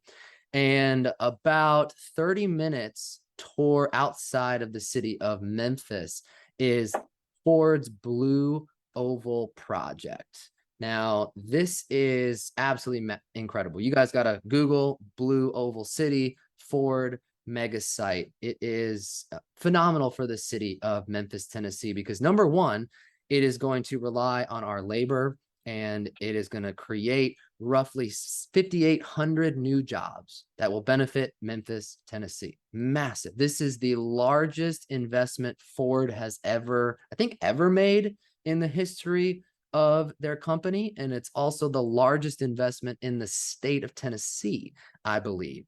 And so because of that, I mean, this is going to be, it's roughly a $6 billion project. And they're going to build the electric trucks, the electric F-150s, the electric batteries. So Memphis is going to be a major player for this new sustainable shift from ICE engines to electric cars. And they're even building what's it called? An applied technology college as a feeder program, because 5,800 people, that's a ton. And these are high paying quality jobs. So these are where they need to actually educate the current population base so then they can work at these advanced robotic facilities because at the end of the day, factory lines aren't like they were decades ago in China, tons of manual labor. I mean, these are advanced robotic systems that need these applied technology training. So super excited about that project. Do you know when they're supposed to be breaking ground or be done with it? They bid out the jobs recently, like starting with like electricians and breaking ground and stuff like that for development. I don't know if they've announced yet the break ground date or not, but I know they started bidding the jobs out, so it should be pretty soon. Yeah, super excited about that. I mean, they're going to pull a ton of our labor away. So, that'll always be a fun part, but that's the things that you guys don't have to worry about buying a turnkey, right? You don't have to worry about renovating that property because we do that for you. So that'll be a fun one to knock out. So then as we move south, we're going to go to an area called Collierville. It's a little bit similar to Germantown, also $$ signs. This is another really beautiful place to live, just classic suburbia. And it's not our favorite place to own rentals because you can't get any cash flow negative. Yeah. But nice place to live. That's for sure. So now let's move all the way over here towards Hickory Hill. And Hickory Hill, which you'll be able to see there, that is an area that is just due east of the airport. The airport is going to be that whole area there on the south side. That is the busiest air cargo hub airport in the entire world. We just beat Hong Kong, China. So that thing is flying planes full of packages nonstop. And there's going to be, how many people actually work at the airport? There's I don't even know. There's thousands. Yeah, it's a bunch. I mean, FedEx total employs 30,000 here in the city, and with it being so busy, I mean, with pilots and just general workers and stuff like that, it's probably a vast majority of that number works at the airport. Yeah, for sure. So if from an investment standpoint, is where are the jobs, right? If you had to say where are the most jobs that our tenants are going to be working at, it's that airport right there. So that's why some of our favorite places to invest are to the east, Hickory Hill, and to the west, North Haven, and then up north in that east Memphis area, just north of the actual airport there. So that just FedEx, I mean, we can dive into that now. I mean, FedEx is one of the reasons why, we're all here. They have their global headquarters, which is downtown, that they just opened up with roughly a $50 million investment. They just renovated it, which is really exciting to see. But FedEx is the largest employer in the entire state of Tennessee. And they have their corporate headquarters out to the east in Germantown, where they have multiple buildings, white collar type jobs. And then they have their super hub, which is at the actual airport there. So if you want to think jobs, you think the airport, you think FedEx, you think Amazon. And that's what our tenants tell us. Hey, I got a job at FedEx. I work at the airport. I want to be close by. Let's move over to Hickory Hill to the east. So this whole Hickory Hill area, I mean, we know it extremely well. Jim Reedy, the founder and the CEO, of MIP and Reedy and Company, he used to live in this neighborhood back in the 80s. So he knows it that well. And we're still investing in the neighborhood to this day. We absolutely, love the area. It's going to be anywhere from a C plus all area on the northwest side of Hickory Hill. Then as you move east and down, you're going to move towards B and then B plus. And then as you move farther away, you hit the zip code 38141. It's another B plus area. Then it goes all the way down to Southwind. That's now an A class area where they're doing new developments. So the farther away you go from the city, the newer the houses, the larger the houses, the more expensive, the less cash flow, but the bigger the homes are as a whole. So then let's go to the other side of the airport here. On the west-hand side, you have Whitehaven, Tennessee. And Whitehaven is famous for Elvis Presley. Hope you all watched the new movie Elvis, and you got Graceland there. Love the marketing for the city of Memphis, Tennessee. But it's the second most visited private residence in the entire United States of America. It's, if you come to Memphis, you gotta see it. They've talk about the actual development that they just built for Graceland there. Yeah, I mean, right next door, right across, and even a little bit further down the street, a huge hotels. I mean, is what they're trying to put in. So I can't remember how many rooms it is or anything like that, but they just finished it. I think it was a year or so ago now, to try and bring more people into that area. I mean, there's stuff all over the place in Whitehaven. I mean, we have, a ton of multifamily units down there and houses we've done just because we've seen so many people want to visit that area. And so Graceland is specifically probably brings more people to Whitehaven than any other thing that would. I For mean, it's sure. incredible. For sure. And then, so now we have, Graceland as that main driver to bring people to Whitehaven, but tenants love to live there because it's close to FedEx. So it's close to their work. They also have a really incredible sports team, really exciting, really good football team. They're really great as well. So they have that great camaraderie. One of our teammates, Eric Hobbs, he's our head, one of our top buyers for these properties. He's from Whitehaven, Tennessee, so he knows the area extremely well. And people want to live there for their entire lives because it's got a really great sense of community. And then thinking forward from a development standpoint, they are opening up a Hollywood style, Atlanta style movie film studio compound. You can Google this Whitehaven studio compound, and This has been approved to be built in Whitehaven. It's a $500 million project, $500 million. And they want to be able to make the next Star Wars, Marvel movie. They want to build or film the best of the best. It's going to be so large that they're going to actually be able to house the talent and the supporting staff. Everyone can stay there.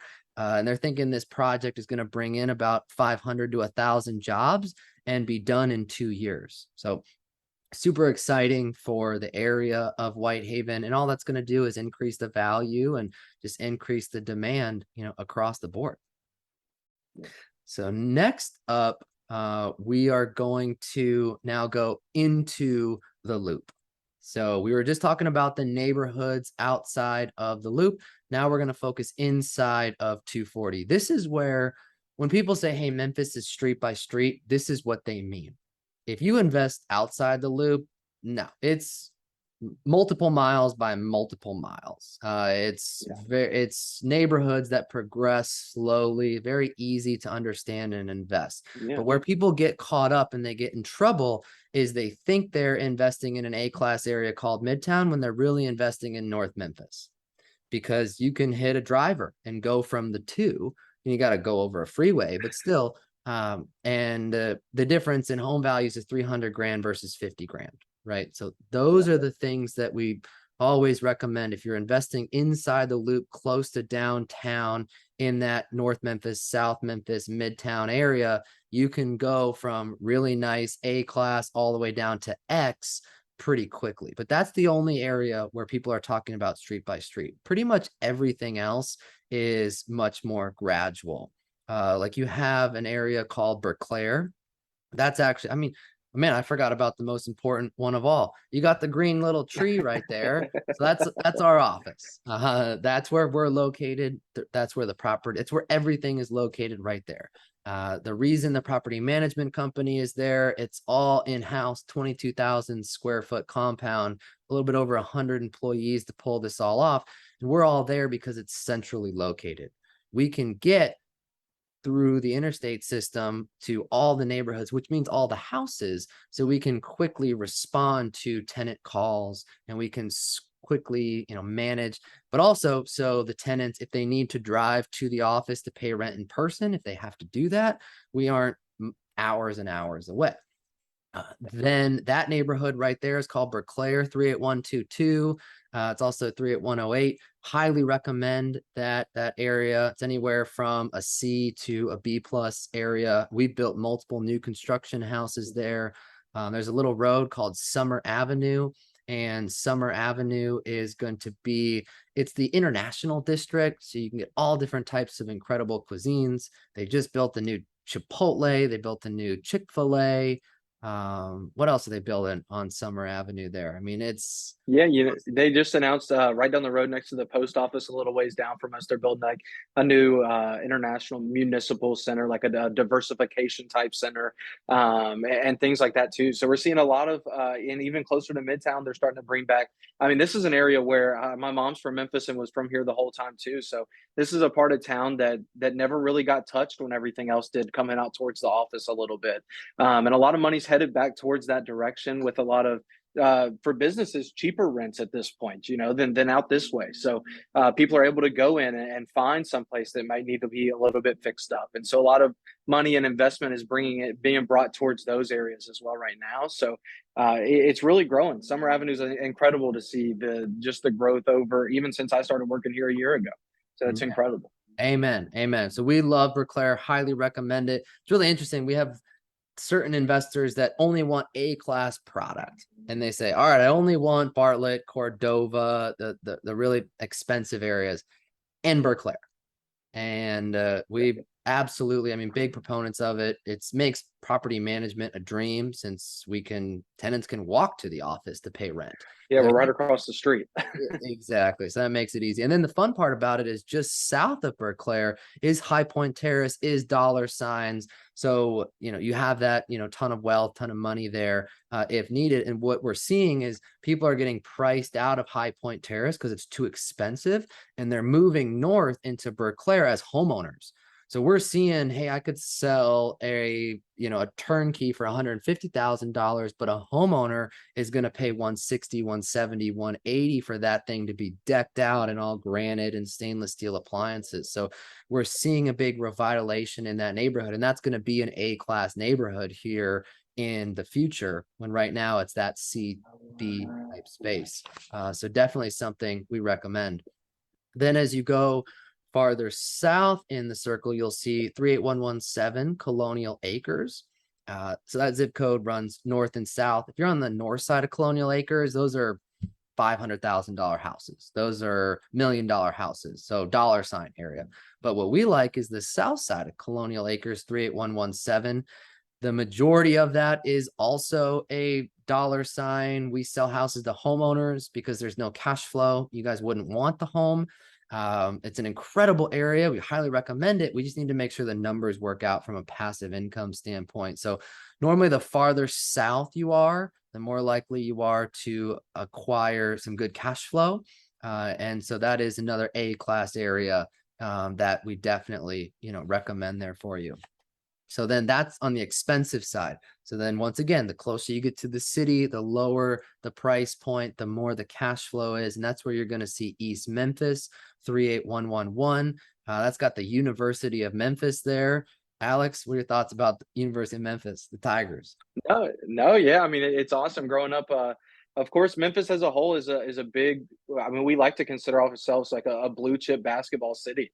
So, of course, growing up, you become a fan of them, and now the Grizzlies are bringing so many people towards the FedEx Forum, which was built specifically for basketball and for the concerts here in town. So, the university is huge. It's mainly a commuter school, so we see a lot of students that live off campus. I mean, there's really not that many dorms that are on the university, and it's just simply because of the way the city is. Like we're saying the whole time, you can go live in Bartlett and then drive to school every morning. It's not that big of a deal.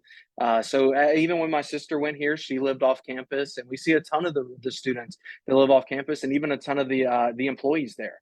Whether it's a professor or anybody else that rents from us as well in those areas around town. Where on the eastern side, you get into Orange Mound a little bit, which is a nice part of town too, where we see it's a C, so you can see a little more cash flow that day one that you get that property. But it's highly desirable by our tenants, and you can see why. I mean, you're just north of the airport right there, and even down below it. I don't even think we mentioned it earlier, Mark, but the BNSFL railway that the guy Warren Buffett just bought a couple years ago employs a ton of people as well. So we're seeing people all around the university, whether they work there, FedEx, the railway system, that want to rent around that area. Yeah, definitely. Well said. I mean, that BNSF railway, we can dive into that. So Warren Buffett bought it. It's one of the intermodal units. So that's where the trains come in. They carry all of their goods on a container ship. Then they have the big cranes, the Star Wars looking things that come down. That's where they came from in San Francisco. So they said, so then they get those and they move it on to a different railway line, and there's 7 Class A railway lines. So the fun part, the reason why Warren Buffett bought this one, because you can put goods on a train in Florida, have it stop in Memphis, changes lines one time, and then boom, ship it out to the West Coast. So the fact that he's that bottleneck between the East Coast and the West Coast is one of the reasons why he bought it. And also a major proponent. It's powerful to be able to only change hands once and be able to reach both coasts. So another big economic driver. So super exciting. And that's what just adds to us being that distribution center for North America for sure. So then now let's see here. So we've been diving into that, pretty much wraps up Memphis as a whole. What you'll notice is that we talk about Mississippi and we talk about Arkansas, but all of these are technically still a part of the Metropolitan Statistical Area, the MSA of Memphis, Tennessee. So when we talk about Mississippi, when we talk about Arkansas, it's just a suburb of Memphis. We're not talking about a place 200 miles away with a different team and a different management company. It's all the same. It's just, if you look at us on a map, we're just right there at the corner of Tennessee. And so if you just hop over the state line, that's what you'll see down here to the south. You'll see this area called DeSoto County. So in Memphis, you have Shelby County, and to the south, you have DeSoto County. And DeSoto County, highly recommend it. Buy every property there. I mean, we're trying to buy apartments down there, and we're trying to gobble up whatever we can. Some of the reasons why we like it, it has really good schools. And just like what Alex was referencing with Bartlett as another A-class area, good schools, bring in good tenants, good families, and, just a better investment, long term. And so that's one of the main drivers to change states. So highly recommend that aspect of it. And then DeSoto County was one of the fastest growing counties in the entire United States of America for a while. So it just got incorporated in the 70s. So you'll see some houses, older houses are built in the 70s, right? That's not even that old to begin with. But then a lot of development is going on down there. So even the Chase Banks and the McDonald's, everything has that beautiful stone facade because it was all built in the last 10 years. So it's really highly recommend going down there and checking it out. And you have the 4 different towns. You have Olive Branch, which is that $A/$. You have South Haven, which is also that A as the majority of the houses there. And then you have Horn Lake, which that's normally that B type B plus. And then you have Walls, which is also similar, that, B+/A-. So as a whole, it's a quality area. I mean, I would recommend investing in any properties in DeSoto County there. The hardest part for investors is making sure you have enough, cash flow to fit your particular goals. Because from an appreciation standpoint, from when we built multiple houses down there, they've skyrocketed in value. We built a ton in Olive Branch, and they've done really well. And I mean, your fiance lives down here in Mississippi, right? She does, yeah, right down in South Haven. So it's an area that we're seeing a place called Silo Square pop up now, right off the like Getwell and Goodman kind of area. So it's right across from a big amphitheater where a lot of country artists come and sing, as well as now they're putting up in some apartments and some new restaurants and shopping, some little boutique stuff like that. Just a lot of money being dumped into these areas where new developments popping up everywhere. I mean, they're building, you couldn't even probably count it, the amount of houses and land that they're developing right now. And it's not that bad. I mean, it's to downtown Memphis. She's 20 minutes from work. So like Mark was saying, it's not 200 miles away or anything like that. It's a pretty quick drive where you get to see, it's just newer. If you want a newer property or anything like that, less problems, less maintenance, it's kind of the place to look. I mean, from a standpoint, the only disadvantages to Mississippi, kind of from an investment standpoint, is that they're going to have a state income tax, where Tennessee does not, and that's really the only difference that we see happening between Tennessee and Mississippi. Exactly. Yeah, a good point. What's the difference, right? Should I invest in Mississippi versus Memphis in Tennessee? And that's the biggest one. There is income tax in Mississippi. Now, we are not CPAs. We are just real estate investors, but the depreciation that you get on these properties, the tax write-offs that you get on these properties, even as a passive investor, you don't need to be a real estate professional status, should be enough that you don't have to pay any income tax anyways, because you have enough write-offs. And if you don't, get a cost segregation study. It's $400. So you shouldn't have to pay taxes on the cash flow, whether it doesn't matter if there's Mississippi versus Tennessee, consult your CPA, every situation, but you should not have to. And if you are, call us, we'll help. So that's a big one. It's also more landlord friendly. Haven't even talked about that. Tennessee as a whole is a very landlord friendly state, especially comparing it to where most of y'all are, is California, right? It's polar opposite of California. California, you can sign a piece of paper and stay in the property as a squatter for what feels like years. Well, here in Memphis, Tennessee, even, I mean, pre-COVID, we just follow contract law. If a tenant says they're going to pay rent and they can't pay rent, well, then the lease says they need to leave, so they need to leave. Right. And that process is something that should normally only take a couple of months. Now it has increased in time. So now it takes a little bit longer to get a court date just because of COVID, but we're only talking, 2, 3, 4 months is what we're seeing, really, really painful if it's really is that long. And so it's getting better, as we're filming this video. But either way, Mississippi is even more landlord friendly, just meaning that that process, that time is less. So you can go through the eviction, get the property vacant, so you can find a new paying tenant. Well, of course, we don't want to evict anyone. We want everyone to pay rent. I want 100% collections with our current tenants, right? That's what we want. And if the tenant runs into a hardship, whether they're actually in but only in Tennessee. So if they're in Tennessee and they run into an actual financial hardship, there is a program as of filming this. It's called 901 Homes. And as long as the tenant applies, essentially what they'll do, imagine the tenant hasn't paid rent for 2-3 months because maybe they lost their job for whatever reason. Well, they can apply for this program. It will give you a grant that they don't have to return, and it will pay us as the property managers, which in turn pays you, all their back rent and next month's rent. So they can get completely caught up, because most people, they lose their job, they get behind by a couple of months while they find a new job. Because let's be real, the majority of Americans live paycheck to paycheck.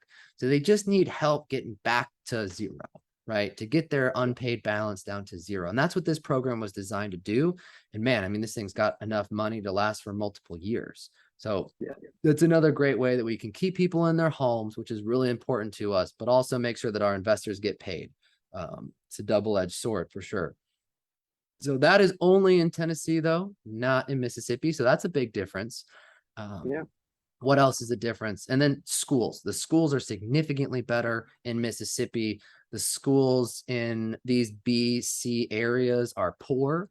They are not very good in the Memphis area. Now, in the A-class areas, you can start to get into some good schools, like in Bartlett, what he was talking about. But in these B, C class areas, don't even look at the schools. It's not even, a factor, because we have charter schools here. So our tenants can get a private school education, a great education. They just need to wear a uniform.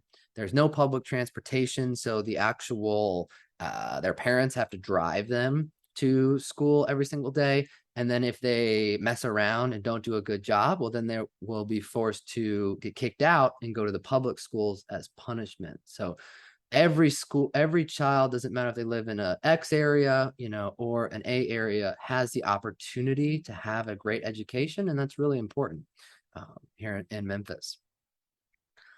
All right. So then next up is to the west. You see over here in Arkansas. So you got the Mississippi River, major waterway. It's great. You've got a lot of boats coming up and down, multiple jobs, utilizing that as a connector.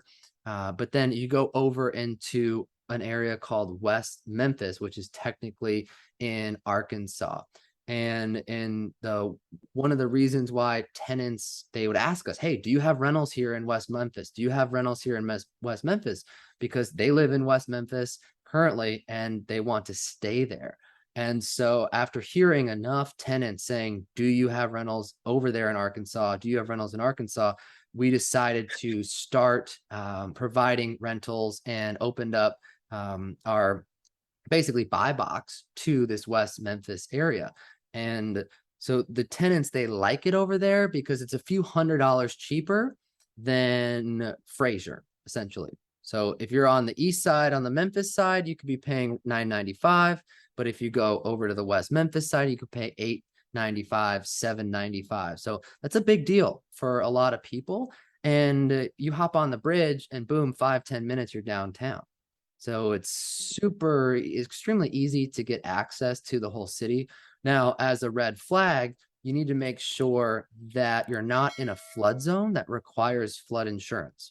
If you get a loan, the lender is going to do a flood. They're going to look into the flood certification. So that's going to be protected for you. But if you pay in cash, always double check and make sure it doesn't require flood insurance. So we would never buy anything that does require flood insurance. So we check that. But if you ever invest on your own, highly recommend that you double check that as well, because the cost of that flood insurance, as we talked about before, is going to cut out your cash flow.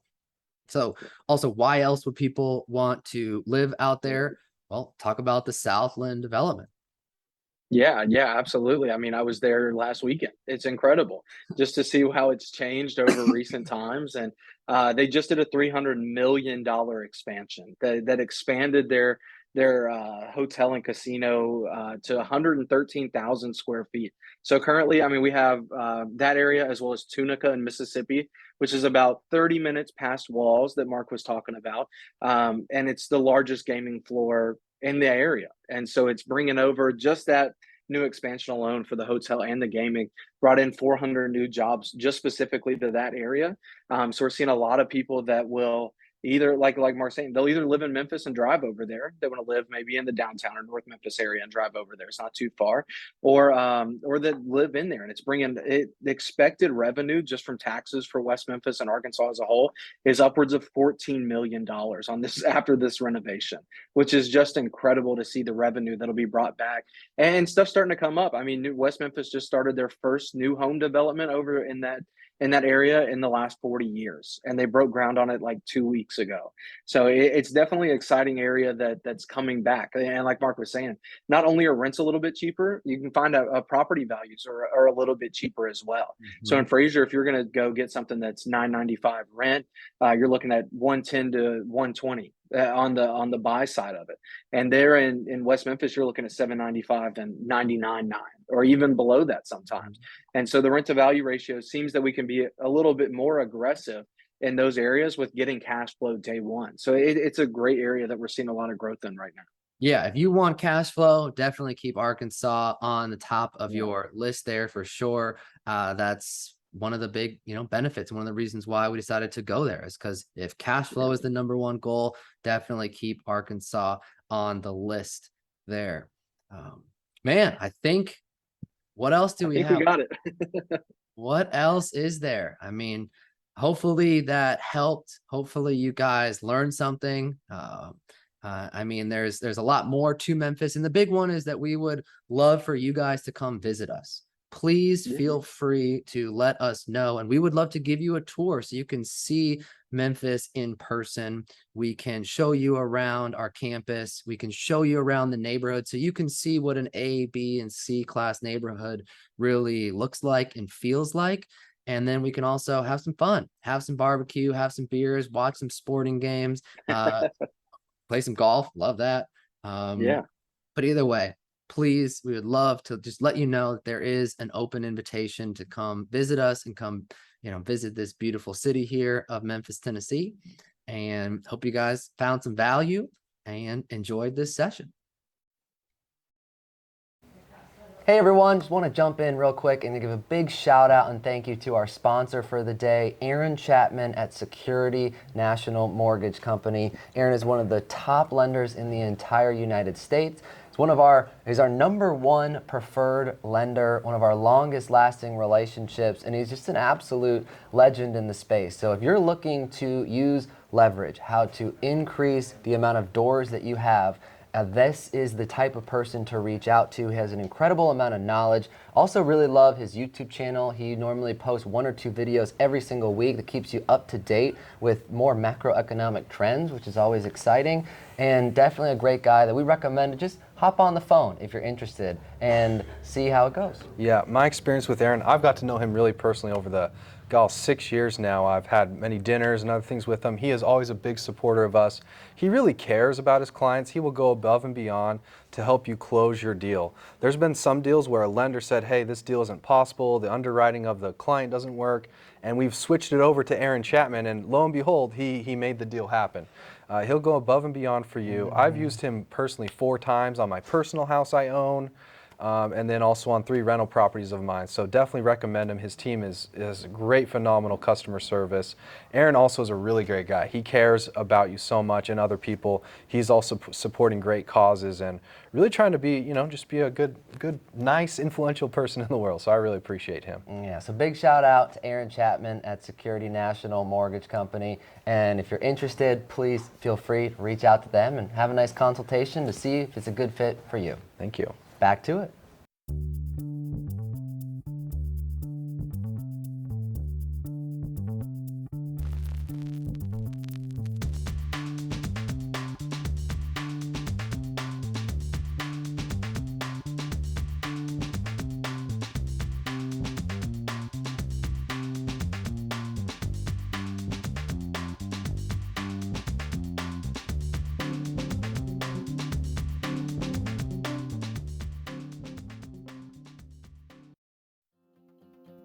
Hey everybody, this is Alex with MIP, and I just wanted to get you out here to the office here in the middle of Memphis where we're located, the Reedy and the MIP office, and just wanted to bring you in, show you around the office, show you all the departments here under one roof, and just introduce you to some of our team members.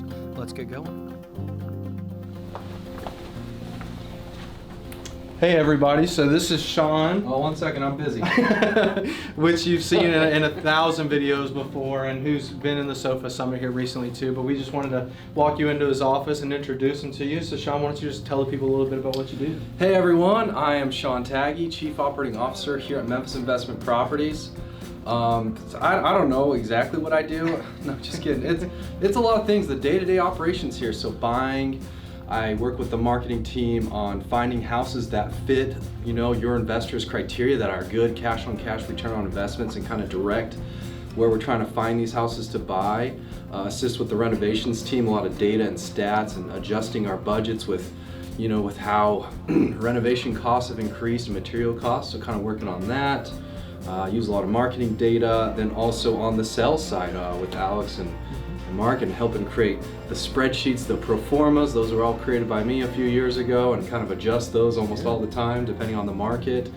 Kind of lead, manage, and hold accountable the entire team and myself. That's the main thing. And then of course also working with the partners, Jim and Brad and Mark, on establishing the vision, right, our core values of the company, and executing on that, right, putting it into track and you getting some traction on what we're doing. So a little bit of all that stuff and a lot in between. It's super fun. Absolutely. Well, awesome. Hey everybody, we're here in the acquisitions office with Eric, one of our acquisitions managers with We Buy Houses. And he's going to tell you just a little bit about what acquisitions is and how it helps us with it being here in the office. Oh, great. No, thank you for that, Alex. Acquisitions here in Memphis, We Buy Houses. We basically look for houses helping out MIP purchase homes in the Memphis area.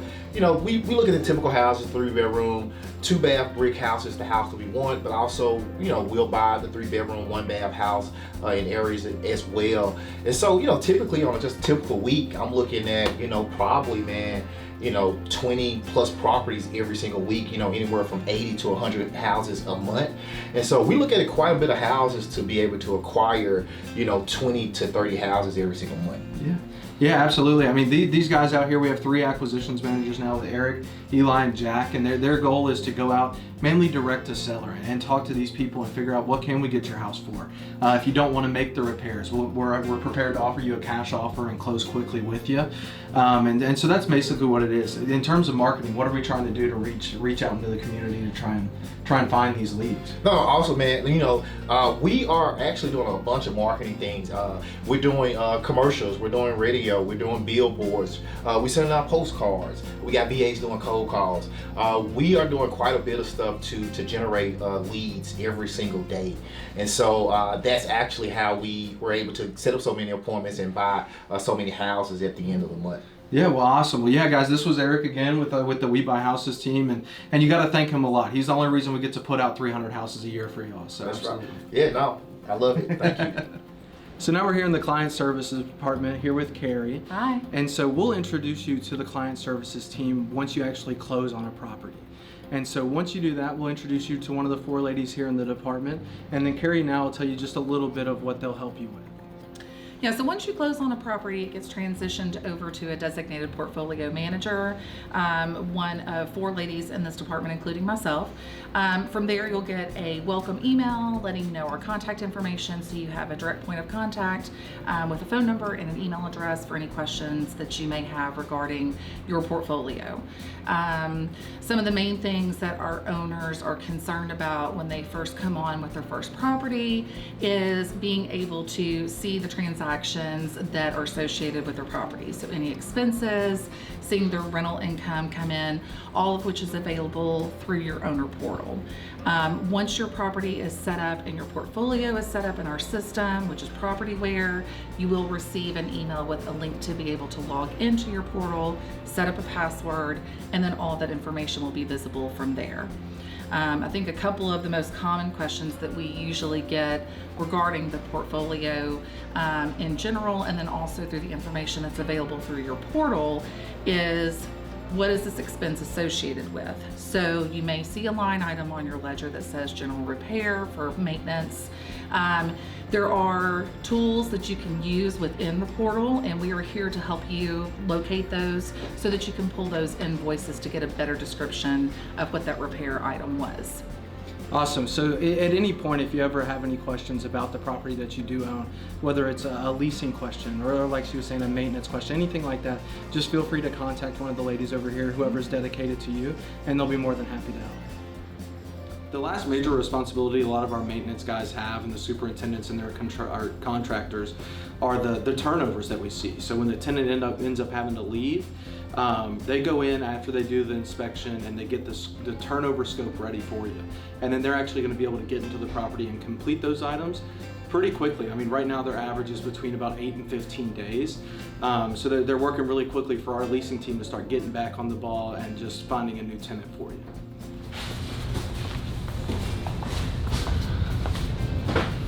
So now this is our 7,000 square foot warehouse. We like to call it our miniature Home Depot. So this is where our rehab guys and maintenance guys are able to use and grab all the materials that they need for the day out in the field. And so they start and then they'll finish up, they'll go grab anything that they need from back here in the warehouse and then bring it up here to the inventory and point of sale system so that they can actually check out and we can keep track of what's being used the most and what we need to order more of and stuff like that. We're in the leasing office now with Billy, our VP of Operations. That's correct. Hi, Alex. So Billy is in charge of not only, client services you oversee leasing. Right now, client services, leasing, and then also over the apartment, the multifamily communities. Yeah, awesome. Well, he's going to provide just a little bit of insight into our leasing team and kind of what it takes for us to help find tenants for these properties that we're selling to you guys. So about how long, on average, for us does it take to find a tenant for a property? Generally, we try and make sure that everything's leased within the first 30 days. And of course, that sometimes varies based on the price point or the certain area, like if the house is in Germantown or Collierville. So, but on any given day, I normally have, on general, between 40 and 60 approved applications, and I'm just waiting on houses in certain areas to come available that they're wanting. Yeah, awesome. So you say on average about 30 days, and even with MIP, we offer you a 90-day leasing guarantee. So anything after 90 days, every month after that, we're going to cover your expenses in the property anyway, but we don't typically ever make it that far. So when we talk about finding tenants for properties, our goal is to find the best qualified tenant for somebody. So what kind of criteria do they have to meet in order for that? So there's a couple of things that go on that. Our residents can the applicants can either come into the office and do an application, or they can get online and do it. You can do all of that online. And so basically, they in order to qualify, they have to make 3 times the rent income net, where they physically bring home. That's something that Reedy does that I'm not used to in the 23 years that I've done this. It's always been based on gross. We also verify their paycheck stubs. If we can't verify their paycheck stubs or W-2s, then we request a third-party verification. We do rental verifications. We check their general sessions. So once we gather all that information together, the resident physically sits down and fills out a budget. And then it's simple math after that. This is what they make, this is what they spend, and if they have a credit at the end, and credit's good and positive rental history, then they get approved. Awesome, yeah. And then lastly, we just kind of want to cover what the tenant responsibilities are. Here in Memphis, it's a little bit different than a lot of places around the country. So what all are other tenants responsible for here? So there are some houses that come with appliances that the owner will maintain, but the majority of the houses do not come with appliances, so the resident is responsible for getting their own appliances. They're also responsible for the yard upkeep, mowing, making sure that everything's trimmed back. And then, of course, we require every resident to get a renter's insurance policy. Yeah. And even here in Memphis, the utilities are in their tenant's name, correct? That's correct. Yeah, so with MLG&W, it will we'll transfer the utilities into the tenant's name, so we even check if they have cutoff statements during the screening process. And then beyond that, we make sure that it's there and that they pay the utilities. So it's not coming back on your ledger, just onto the tenants here in Memphis. Exactly. And there's only a couple of areas that varies, and a majority of that's in Mississippi and Walls or Lake. Yeah. Awesome. Well, hey guys, now we're in the collections office here with Tiffany, and she is one of our head collections people here in the office, along with Paige. And is there someone? No, it's just me. Just Tiffany and Paige here in the office. And so we're just going to ask her a couple questions, just kind of frequently asked questions that we get from most of our investors. And we'll start with just what the rent collection process looked like. From the end of the month going into rent being due on the 5th. Tiffany's going to tell us a little more about that. Hi. So on the 30th of the month, the previous month, we send out notices like you get a bill from MLGNW or anything of that nature, an invoice. We send out invoice letting everyone know, hey, rent is available to be paid now, and this is your current rate, as if they don't know. And then on the 3rd of the month, we sent out a text blast to all people who have not paid as of yet, informing them that they have 2 more days to pay before the late fee is attached. Should they not pay by the 5th at 5 p.m. here in the office or by 10 p.m. online using one of the 3 ways, a 10% late fee is added to the ledger. And on the 6th, we send out a text blast, an email, their phone calls start, and someone is knocking on the door.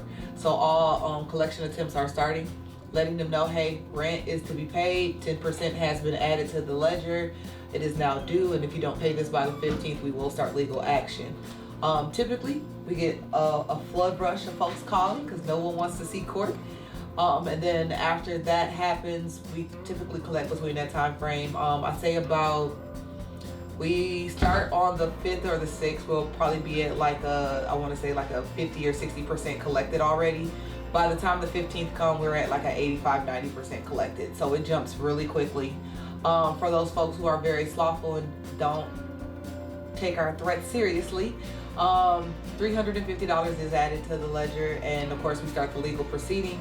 Another email goes out saying, hey, we have started the legal proceeding. Someone will be serving you paperwork for your court date. And then we go through that. That kind of freaks folks out that they even have to go to court, so they rush in. They not only pay the rent, they also pay the $350 fee. So then that way they don't have to deal with court. The court process takes right now about 60 to 90 days, just depending on what's happening in the world. So we're doing pretty good. Like this week we have about 50 cases in court. So they're speeding up, that's telling us it's something good. But by the time that happens, half of the people we're dismissing because they paid in full. Yeah. So that's a very, very good thing. Our percent rates are, by the time before the last week of the month, we're at like a 95%. By the time we hit the end of the month, we're hitting our 97%. And by the first midweek of the next month, we're at 100% collected of all people who are not in the court system. Yeah. Awesome. And so in terms of collections and everything like that, they're doing a great job. In terms of evictions, what are we seeing rate-wise in terms of different neighborhoods? We all know that there's different risk involved in certain neighborhoods. So in the C neighborhood, what are we seeing eviction? C neighborhood is the highest part of the eviction. Those are our stubborn folks, as we call them. They're about, I want to say about 15% rate of getting evicted. Mm-hmm. Our A neighborhoods is almost never. It's like, I can't even really judge it. It's like one out of the apple bunch every 10 years or something like that. It's really strange. And then our B neighborhoods is kind of fluctuates. They kind of deal on whatever's happening in the time. We kind of go from there, but they're still probably between 5 and 7%. It's not high. Awesome, absolutely. And then Tiffany mentioned that there's 3 ways for tenants to pay. Just they can either come to the office as one of them. And there's 5. Oh. So you can pay online using either rent money, which allows you to pay cash at a location like a Walmart, H-Check, Cash in Place, or a Kroger. You can use your checking or routing number sitting right on your couch. That's the cheapest way. Or you can pay using credit or debit card. You are allowed to come in office to pay, and you also can mail in. And we just go by whatever the post office stamps the envelope. That's the date that they get credit for. Awesome. So we give them 5 ways to pay. And then if that doesn't work, we send our process servers out there and they collect it. Absolutely. Awesome. Well, thank you. No problem.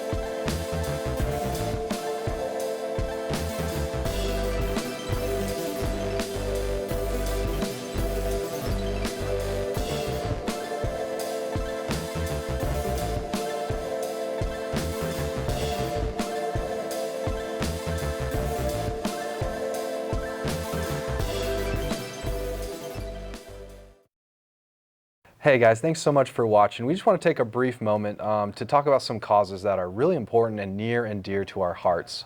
So we have 4 charities that we donate $200 per every house that we sell and donate to one of these 4 charities, kind of just round robin. And we just like to go over the 4 that are important to us and kind of explain the meaning, and also invite you to donate along with us. You know, if you could, we challenge you to match us at a $200 per property, but even if it's $20 or $50 of the next property you purchase from us, or just at random, feel free to join on. We'll have the links here of how to donate. But I'd like to start off first with really one that's near and dear to our heart is Camp Conquest. So it's really near and dear to Jim Reedy and Debbie Reedy, the founders of this company.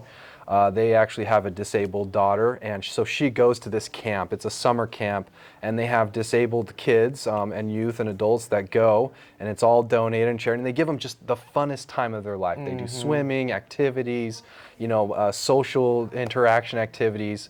It's at a camp, and it's just super fun. And Amanda Reedy, the disabled daughter, she loves it. She talks about it and raves about it all year, and it's like one of the funnest things they get to do, and really connect with other families and find emotional support of the caregivers and other things like that. So we really love that charity and support that. Yeah, Amanda says that it's her favorite weekend of the entire year. Yeah. So just a really great time, you know, for the kids, and that's why we like to support. Yeah, it really tugs at our heartstrings, that one, a lot.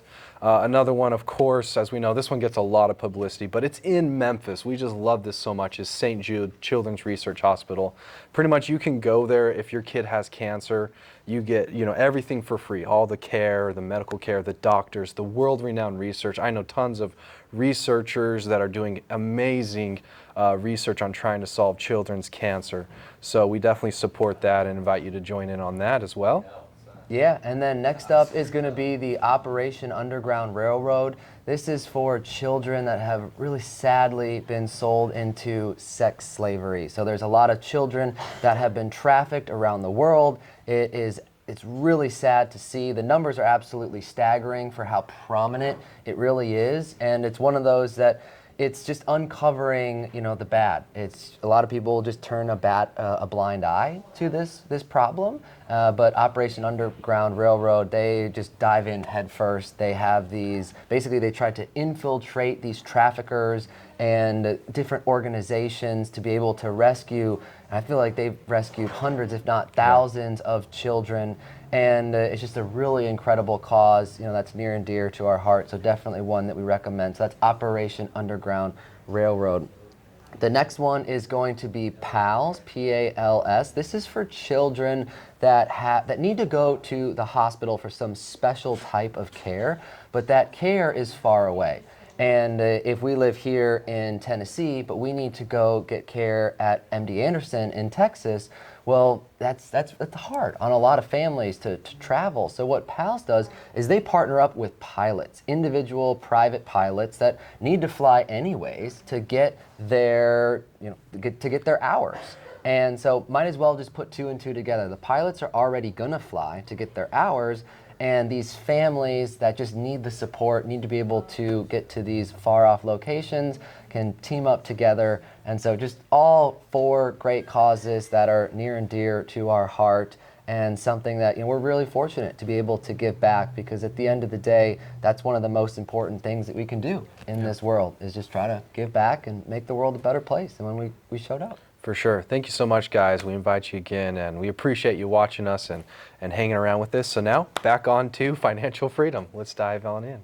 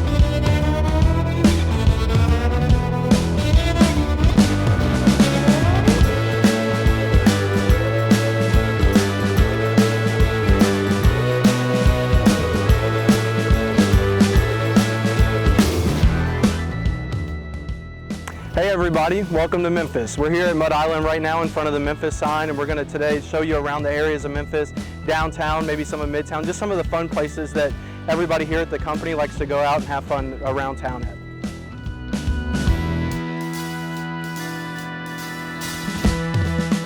In 1991 here in Memphis, we tried to do something a little bit different in terms of entertainment. So the city decided to bring in and build this pyramid that you see behind me that was originally made for concerts and for Memphis basketball for the university. At that point in time, what's happened recently was we built the FedEx Forum, which we'll get to see here in a minute, and this just sat vacant for a couple of years and decided Bass Pro ended up buying it and decided to put a big Bass Pro Shop in here. It's super cool inside. I mean, they have anything from live fish ponds and everything like that, as well as your normal stuff. And even if you go in here, you can take a ride on an elevator all the way up to the top of the building, and you'd be able to come and see over the whole skyline of Memphis that I get to see right now. Beyond this, once it's set vacant, we've got the Grizzlies here in town, and that's when we built the FedEx Forum.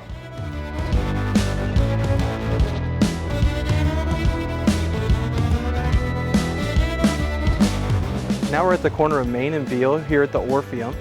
This is a right around 2,400 seat theater. So it's a nonprofit here in town that runs plays such as, in my childhood, I got to come see Cats, and everything in the world that comes to Broadway, we kind of get to see here. We got to see Hamilton not too long ago. And everybody just keeps the funds coming towards this nonprofit just because it does so much for the theater and the arts community here in town. When you come into Memphis, there's plenty of restaurants around here, there's nice hotels down here, and you're not too far from Beale Street, which we'll show you here in a little bit, and the Forum's also pretty close to here as well too.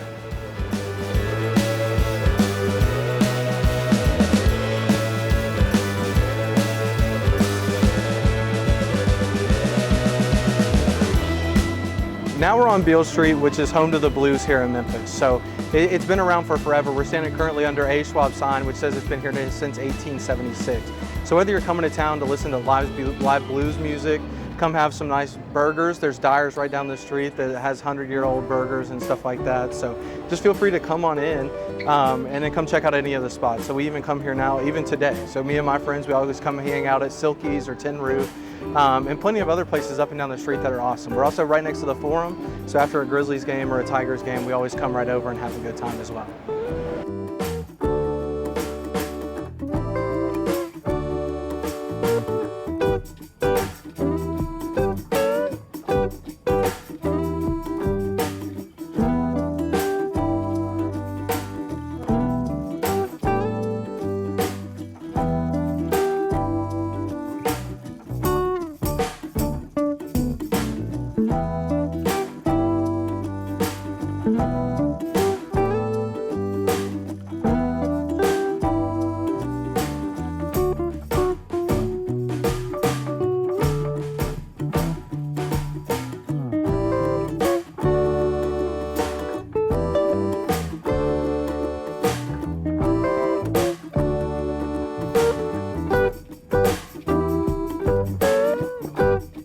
Well, if you're a basketball fan, you probably heard of a few people from Memphis, because we're such a huge basketball fan base and city here in town, like Tyreke Evans, Derrick Rose, John Morant, Jaren Jackson Jr. As of recently, the Grizzlies now play in the FedEx Forum. So when the Grizzlies decided to move over to Memphis from Vancouver, one of the stipulations was that they had to build a new stadium. So instead of playing in the Pyramid, they built the Forum, and now they play here. So along with them, the University of Memphis, they play here as well now too, and we have many concerts and comedians and everything like that that also come to the Forum on a weekly basis now.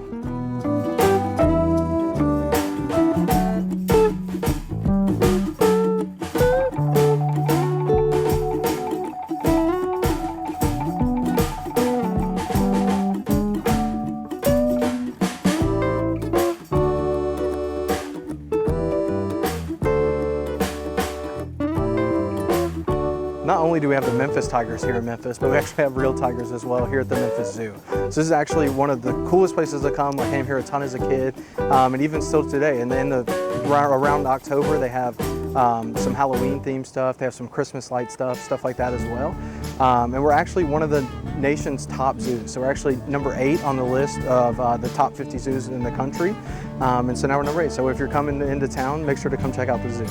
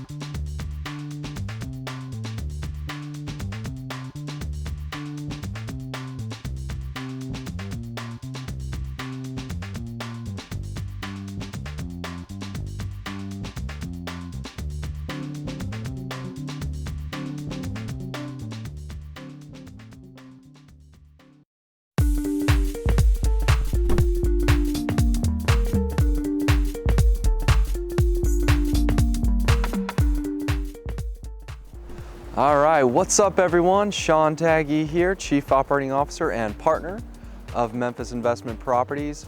We are super thrilled today for this part of the SOFA Summit to bring to you a property. This one is 3377 Joslin Street. It is located in Raleigh, the northeastern section of the city.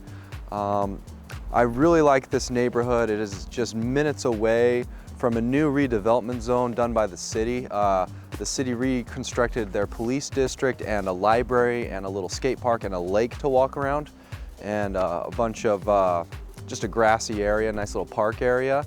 So this is just minutes away from that, and lots of new businesses and other things are coming in that area where they're kind of redeveloping it. So Raleigh is an awesome area, especially as you get farther east and east in there, closer to Bartlett. So this is a great neighborhood, a real quiet street as well. Nice place for sure. A great place to have a rental. So let me tell you a little bit about the exterior that we're doing on this property. We bought it about a couple weeks ago, and as you can see, we've already completely done the exterior. Our crews are really fast. We like to get properties done in 90 days or less is the goal. So we've already put in a new roof on this house. Before, the roof was just really old, had a couple leaks in it. So we got that all taken care of. We redid the whole entire exterior, kind of trim underneath the fascia. Replaced some rotten wood and painted that. We painted around in the carport, replaced the security doors, repainted all the shutters or replaced them as needed, put on new exterior lights. Just make it nice. Curb appeal is a big important part for the rentability of the house and for it to look good, as a lot of people know. So this is kind of what we do basically on our exteriors, minor landscaping, just really plain and simple, and they all kind of look really similar to this. So let's go on in and check out the property. What I do like is it does have some sort of covered parking. A carport is nice. People don't really mind too much a carport versus a garage. Obviously garage is a little bit better, we know, but tenants just typically tend to like that. It doesn't affect the rent too much. So let's hop on in this house.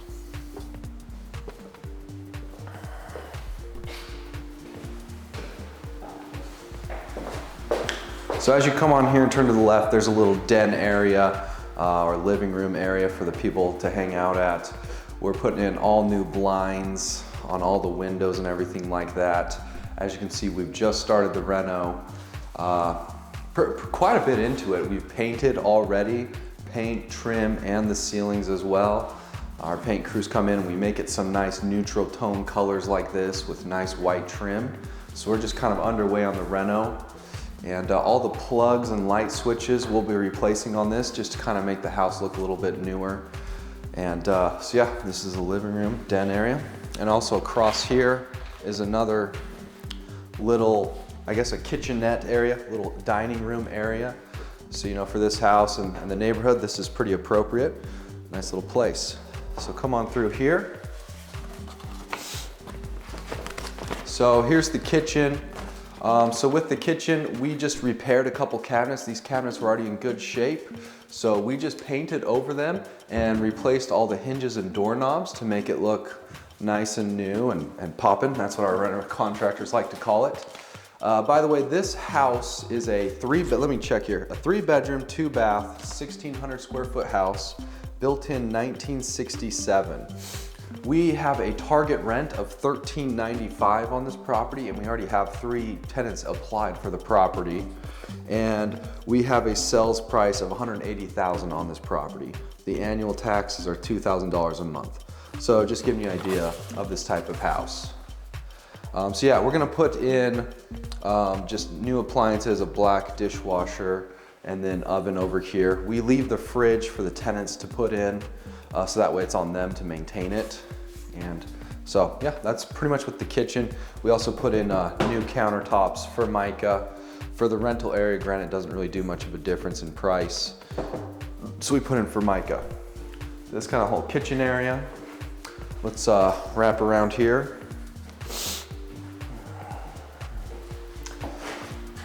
So this is nice, kind of the formal living area. You got a nice fireplace. We'll be cleaning up all of this stuff and you'll see the finished product. As you can see, we're prepping all the floors throughout the house. We'll be replacing all of those with luxury vinyl plank. It looks like hardwood floors, but it's not, so it doesn't scratch up as easy. It's more waterproof, pet-proof, kid-proof, and tenant-proof. So we'll be putting those in throughout, and then tile in the kitchen and bathrooms as needed. So kind of walking down this hall, we got a hallway closet, and then let's check out one of these bedrooms here. Come along here. Yep. Kind of check out the whole bedroom. So, you know, just replacing the closets. We are replacing a few doors that was on the budget. Replace them as needed, replacing all the door handles, everything like that. Vent covers, as mentioned, light switches. Just a whole nice, we call that a fixtures package that we're doing.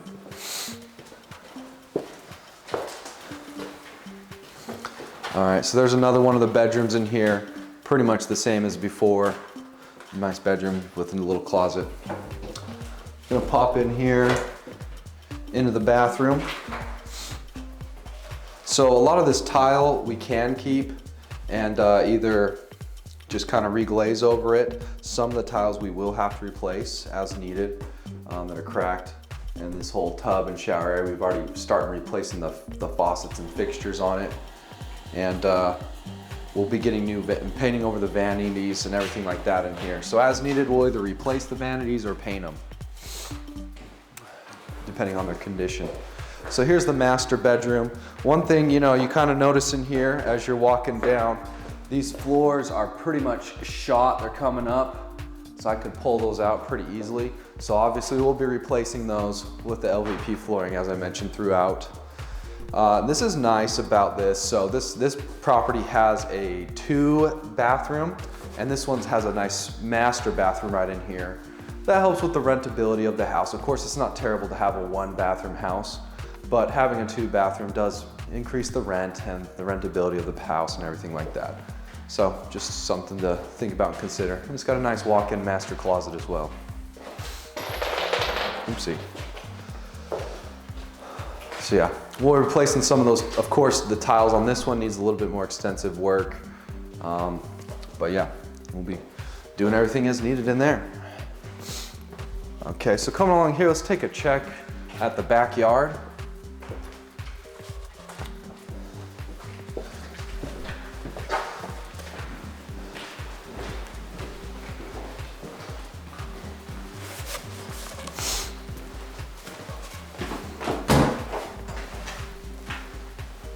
Okay, before swinging around here, this is nice little feature here, kind of a separate, you know, dedicated laundry room. So we were already replacing the fixtures here. Typically what we see, we always think of like, you know, since we've been doing this for 5 years and I keep hearing the same things happening, we notice a lot of times we call it tenant go back calls. So, you know, we sell it, you own it as an investor, we get a tenant in, usually the same day after you buy it, sometime around there. Within those first 3 months, we track every maintenance call that the tenant has. Cause like, obviously the house has just been home inspected. We just finished it. Obviously we hope to have no tenant callbacks. And of course we do, we get lots, you know, there's always things that change up and get messed up when someone moves in and starts using it. One of the things we really noticed was that these leak a bunch. The washer dryer, hot and cold water hookups. So we pretty much include this in almost every budget just to replace this, because that just ends up causing a lot of things and water issues. Sometimes the tenants don't catch it, then it becomes a problem later on. So we're just trying to proactively think, and through our years of data of tracking these common go back calls that we see in tenants 3 months after move-in, we'll then just say, well, it's probably just worth the cost to us to fix this up front and not having to go back and that cost, which costs even more, and having to schedule with getting to the tenant. It's a lot easier when our crews are already here. They just throw this in the budget at a discounted price because they're doing it all at one go. Where if this was just a one-off go back call, it'd be priced up a little bit, marked up a little bit more because of their time efficiency of getting here. So just things like that we're always considering and thinking. So you can swing around here to the back. Watch your steps. Yeah, so a nice backyard, nice and clean, safe, fenced in. Like I mentioned, a nice quiet neighborhood. I really like the vibe back here. It's got a tree. So what we do is we cut all the tree limbs overhanging over the house as well. We check for that. And so, I mean, something you guys should know, you know, I mean, this is something that was new to me. I'm from Utah, the desert, but man, the trees grow crazy like here. Memphis is mottoed from some people a bit as the tree city. So trees grow a lot. They can grow up to 10, 15 feet a year, some certain species, and it rains, you know, like a rainforest almost here once in every 3 days. So 100 days a year it's raining. So that's something we're looking out for and cutting the trees down, and especially the ones overhanging limbs over the house. So yeah, pretty nice backyard. This is another rentability factor. You know, stuff you don't see is a nice kind of concreted area. Someone could put their grill, be hanging out and doing things over here. Just another little bonus. Walking around over here, we trim all the bushes. We'll be cleaning up the yard and kind of trimming the property line. So of course, on all of our inspections, we're checking the AC and the water heaters. This one, I doesn't even think you need to even turn it on. This one we're definitely gonna replace. So if the AC or the heater are over 15 years old, we're gonna replace that, so that way you don't have that capital expenditure that will probably happen shortly down the road at that type of age and maintenance requests. And what's nice about that is, you know, less things to work about, and you can buy that all in your loan, right? You can you're buying 20% down for that. Rather than having a 15-year one and be like, oh, it might last 3 to 5 years longer, but then 3 to 5 years, you know, you can't get that for 20% down. You got to pay all 100% cash for that. Typically, I mean, you can finance with other companies, but you know, just something to consider for you. So this property will get a new AC and HVAC. We didn't quite find the water heater in here, but the water heater will be replaced as well. For this property. So yeah, we're pretty excited to be showing you everything, and then let's just do one last swing around this side of the yard so you can kind of get the full swing in the house from this side. So as you can see up there, we probably replaced some rotting wood or any, yeah, that looks kind of newer. And then we also, of course, painted over it to make it look nice and fresh. So yeah, that's pretty much the property. Thanks for checking out, guys. We'll be giving you some updates along the way with the reno, and of course, we're excited to help you see the finished product. We're gonna be checking out all the neighborhoods over here as well, so you can get a feel for Raleigh and the feel of it. Especially we'll be checking out the police district and the library, just literally a couple golf swings away over here. Thank you so much, guys. Have a good one.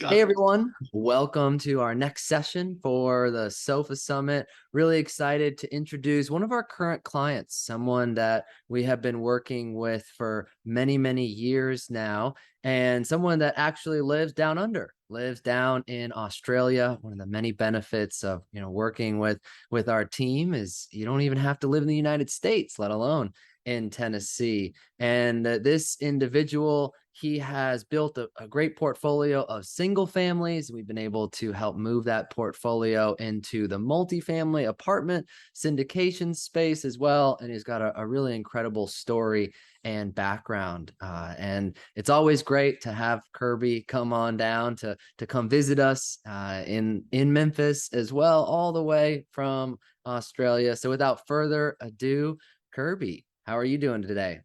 I'm very well, thanks, Mark. As you know, the time difference, it's early morning here where it's evening for you, but that's fine here, yeah. Yeah, well, I appreciate you coming on here and hope you've had your cup of coffee. Feel free to keep sipping away. So without further ado, why don't we just dive in? Why don't you tell everyone just a little bit more about yourself and your story? Well, probably I was like anybody else, but in my youth, I was very heavily involved in scouting right through until I was nearly 60, believe it or not. I went back as a leader.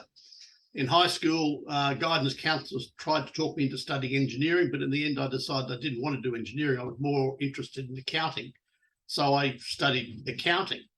But probably as a child, I always wanted to own my own house. It was my dream to own my house when I got married, and I got engaged at 23 and started looking to buy a house. Signed a contract after about 3 months looking and closed it just after my 24th birthday. And I can remember clearly when we bought the first house, we paid $47,500 for it. And there was another house we liked that was better, but it was $49,000. But that extra $1,500, we couldn't stretch that far to get the house we would have preferred. The house, when we bought it, we rented it for 8 months until we were married. And one of my standard jokes is I say I lived at home with my parents until 3 weeks after I was married, because the first night we returned from our honeymoon, we stayed at my parents' house. Mm-hmm. The tenants were building their own house and they kept getting delayed before they moved out. So they only moved out the day before we returned from our honeymoon. And the following morning, which was a Saturday, all my mates turned up at my parents' house, loaded everything into their cars and moved us into the new home. We arranged for the refrigerator, furniture, some furniture we bought to be delivered in the morning. And while we were moving the heavy things, the girls were actually cleaning the glasses and getting all the cutlery and crockery put away. So basically in half a day, we moved lock, stock and barrel in. As I said, I always wanted to have a house when I got married, and I think I was successful in that regard. I think I'm probably a strange person in that I didn't own a car until I was 28, by which time I had the house paid off. So it was really my objective to own the house rather than a car at that time. I've worked as an accountant my whole life, and I've just retired, as I think you know. I've looked after my investments in Australia and the US. I started my accounting career working for one of the large accounting firms. And in 1982, I joined my father in a suburban practice in Brisbane, and I purchased it off him on his retirement in 1995 now. I managed to build the practice from a 3-person firm to having a staff of 15. Expanded the range of services we offer our clients. I've worked in the practice, looked after 1,400 odd clients until I sold the business to 2 of my employees just on 4 years ago now. My wife worked in the business with me from 1997 till her retirement 5 years ago. Through hard work in my business and making what I consider good, solid investment decisions, my wife and I have been able to build up a pretty good business and look after our 3 children, put them through private school, accumulate assets, and really enjoy ourselves, and starting to look forward to trying to travel the world, hopefully, particularly now that COVID is slowing down, I hope, anyway. So, yeah. Yeah, I mean, you've had an incredible career there, and it's always good to see you in person and have you come on down to Tennessee. So I always hope you can do some more traveling, and we look forward to coming down and visiting you once this is all over for good. And so I would love to come on down to Australia. So having your own accounting firm, obviously you're incredible, with numbers here. So why did you decide to invest in real estate as opposed to other investment classes? Well, probably initially I wanted to own my own home, and that was probably not the investment. But my wife and I both worked hard after we bought the property, put all our money into paying off the debt. By the time I was 29, we owned the house debt-free, and we began to spend our money, I'd say, a little bit unwisely on things that we really didn't need, but because we had the money, we tended to spend it. We basically made the decision that we'd go back into debt and give us an incentive to pay off another debt to grow our personal wealth into the future. So we bought a second house, which was always a rental. We borrowed 100% for that house, but used our existing house as the security for that. And then again, we refocused ourselves into paying off that house as quick as possible. When I was about 34, we sold the investment house, bought 2.5 acres of land on top of a hill with beautiful 100-degree views. 360-degree views everywhere. We did bridging finance to build a new home on it, and then we sold our first home to pay for that house. And we made substantial capital gains on both the two houses that we had owned to buy our own house. From then on, we just bought and sold properties as it took us. We had both, our houses were always mortgaged, so we could draw down on them as we needed to. But we've always thought real estate's a solid investment in Australia and want to invest wisely, make good income return and capital gains. When we eventually sold the property, we always purchased property in good areas where it was pretty confident there would be future capital gains, and invested. We did invest a bit in the stock market. We didn't want all our eggs in the one basket, but property has certainly been the best return for us over the time. Housing in Australia became, and is still, relatively expensive. For example, we purchased a 4-bedroom apartment around 2010. It cost $450,000. We just sold that for $850,000. So, that's sort of some idea of what the growth. This is in Australia, of course. My daughter last year bought a 4-bedroom house, and it cost her $1.5 million. And that's not a spectacular house. It's a nice house, but very average, if I can put it that way. To some extent, it's probably a bit like living in New York, or California, or Florida, I suppose, too. Yeah. Right. Yeah. The overall housing market has definitely exploded, and is significantly higher in other countries as well. Right. Just like Australia, you look at many other countries and just their average, you look at the average income, and then you look at the average home price, and it's a lot more favorable here in the United States. So we're pretty lucky. But with all that said, what made you decide to invest in the Memphis market as opposed to other markets, either in the US or around the world? Well, really, after the global financial crisis, the exchange rate between the Australian dollar and US dollar was, it actually got down. We were getting $1.11 US to $1 Australia, but let's say it was about parity. And now it's down to 68 cents US to the Australian dollar. And so we wanted to travel in our retirement, and that was before COVID, of course. And we wanted to have money in US currency, because US dollar is always a hard currency, no matter where you are in the world. So we wanted to make sure we had money in US dollars, so then the exchange rate to the Australian dollar really wouldn't affect us. We spent a year, probably from 2010, 2011, trying to find something that was worthwhile investing in America. We attended a number of seminars in Australia, and there are a lot of people that were spruiking spectacular returns and everything, but to me they were just salesmen. They weren't serious, down-to-earth entrepreneurs. In August 2011, Jim Reedy actually was out in Australia, and we met him, and I'll have to say I was impressed with his down-to-earth manner. He was probably he wasn't a spruiker. He was not particularly comfortable talking in front of the big group of people, and so we got on well with him, and we purchased our first two houses through Reedy and Company.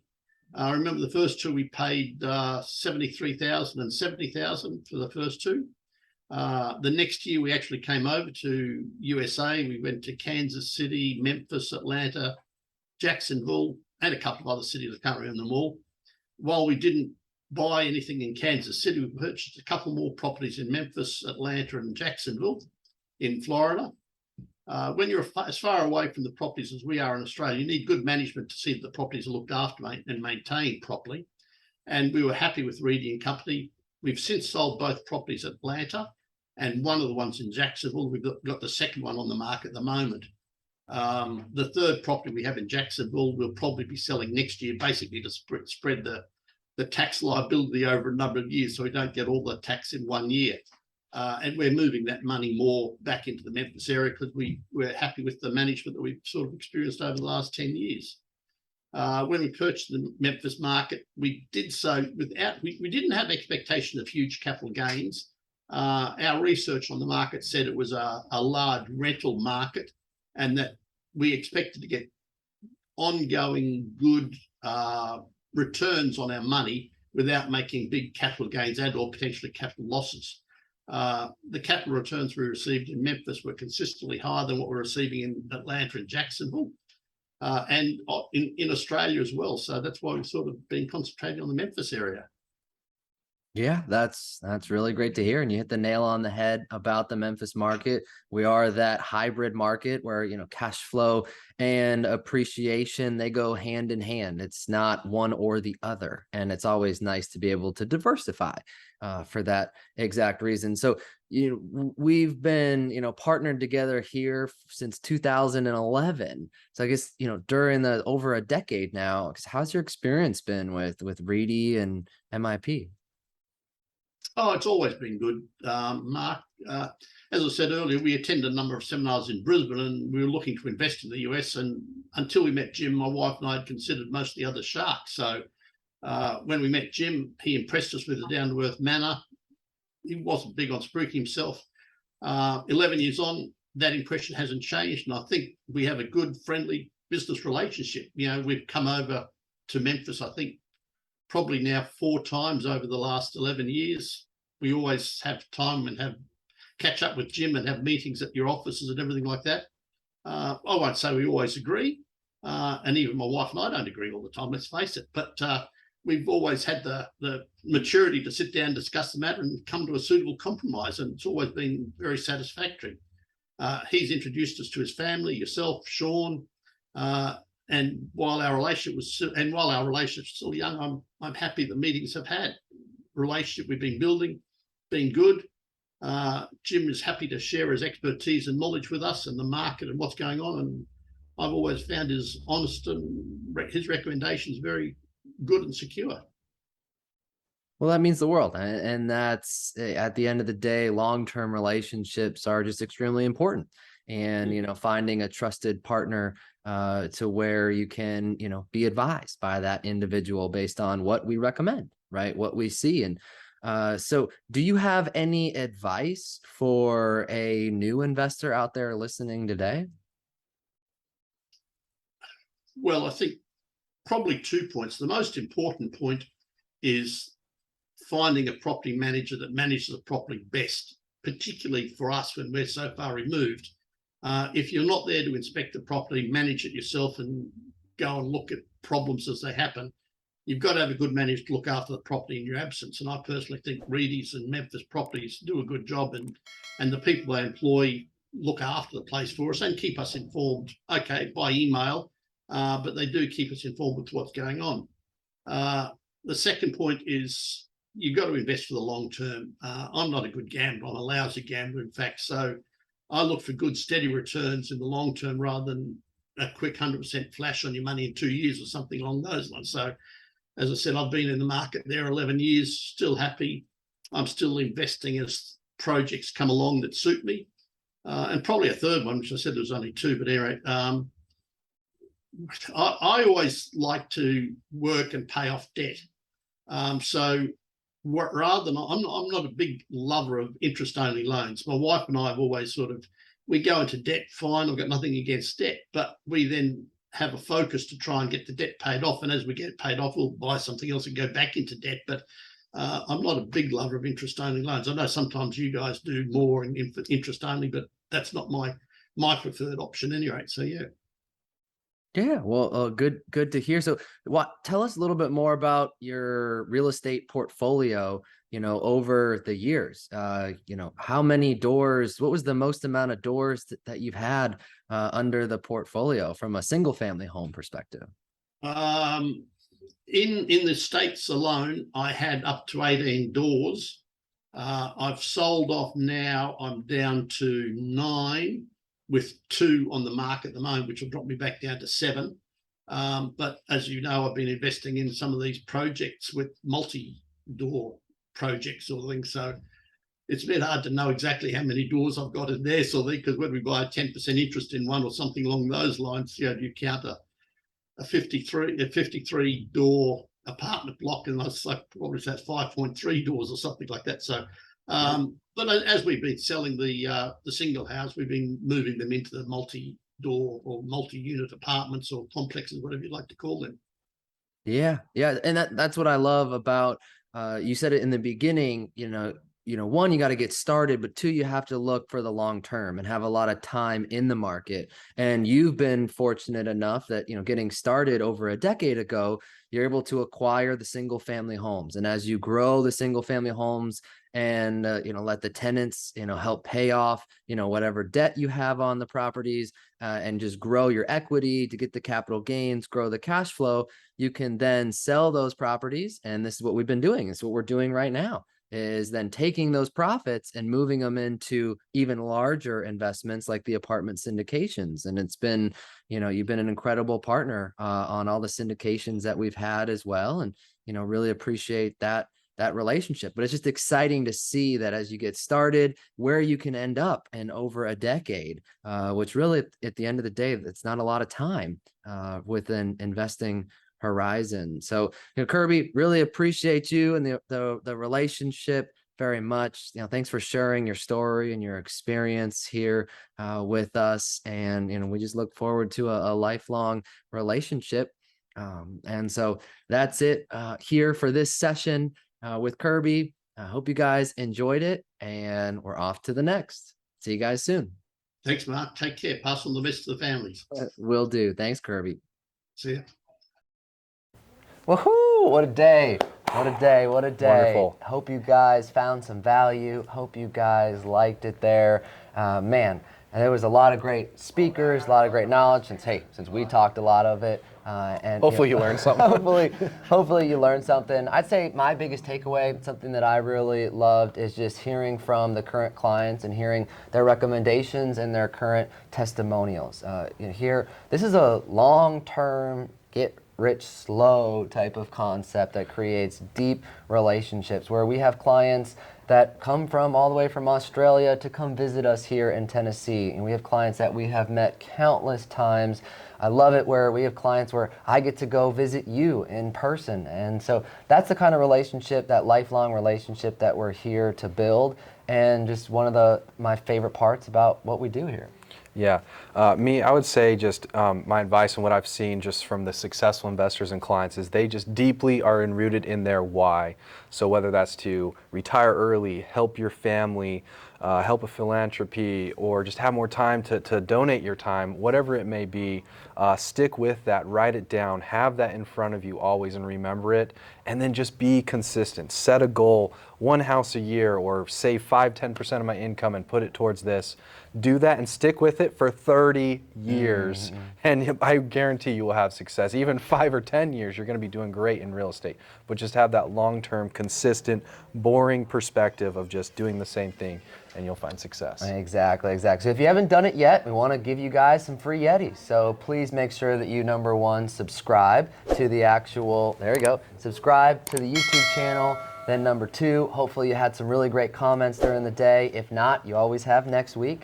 And then number three, to join our buyers list at memphisinvestmentproperties.net. Click that big button in the middle to join our buyers list. We'll send you available inventory every single week. Yep. So for next week, next Sunday on the 18th, we will be going over a lot of things. But the three main teasers I'd like to leave you with is how to leverage your cash flow. You do a cash out refinance and actually almost take out all of your initial investment in the property. And then how to pay less in taxes. We're going to have a CPA come on and explain that through real estate investing. And then also on infinite banking through whole life insurance policies. Thanks again also to our sponsor, Aaron Chapman of SecurityNational Mortgage, for today's sponsorship. And we appreciate you guys so much. Thank you for the support. And we'll see you next Sunday, 4 o'clock. And you have a good week. Have a good week.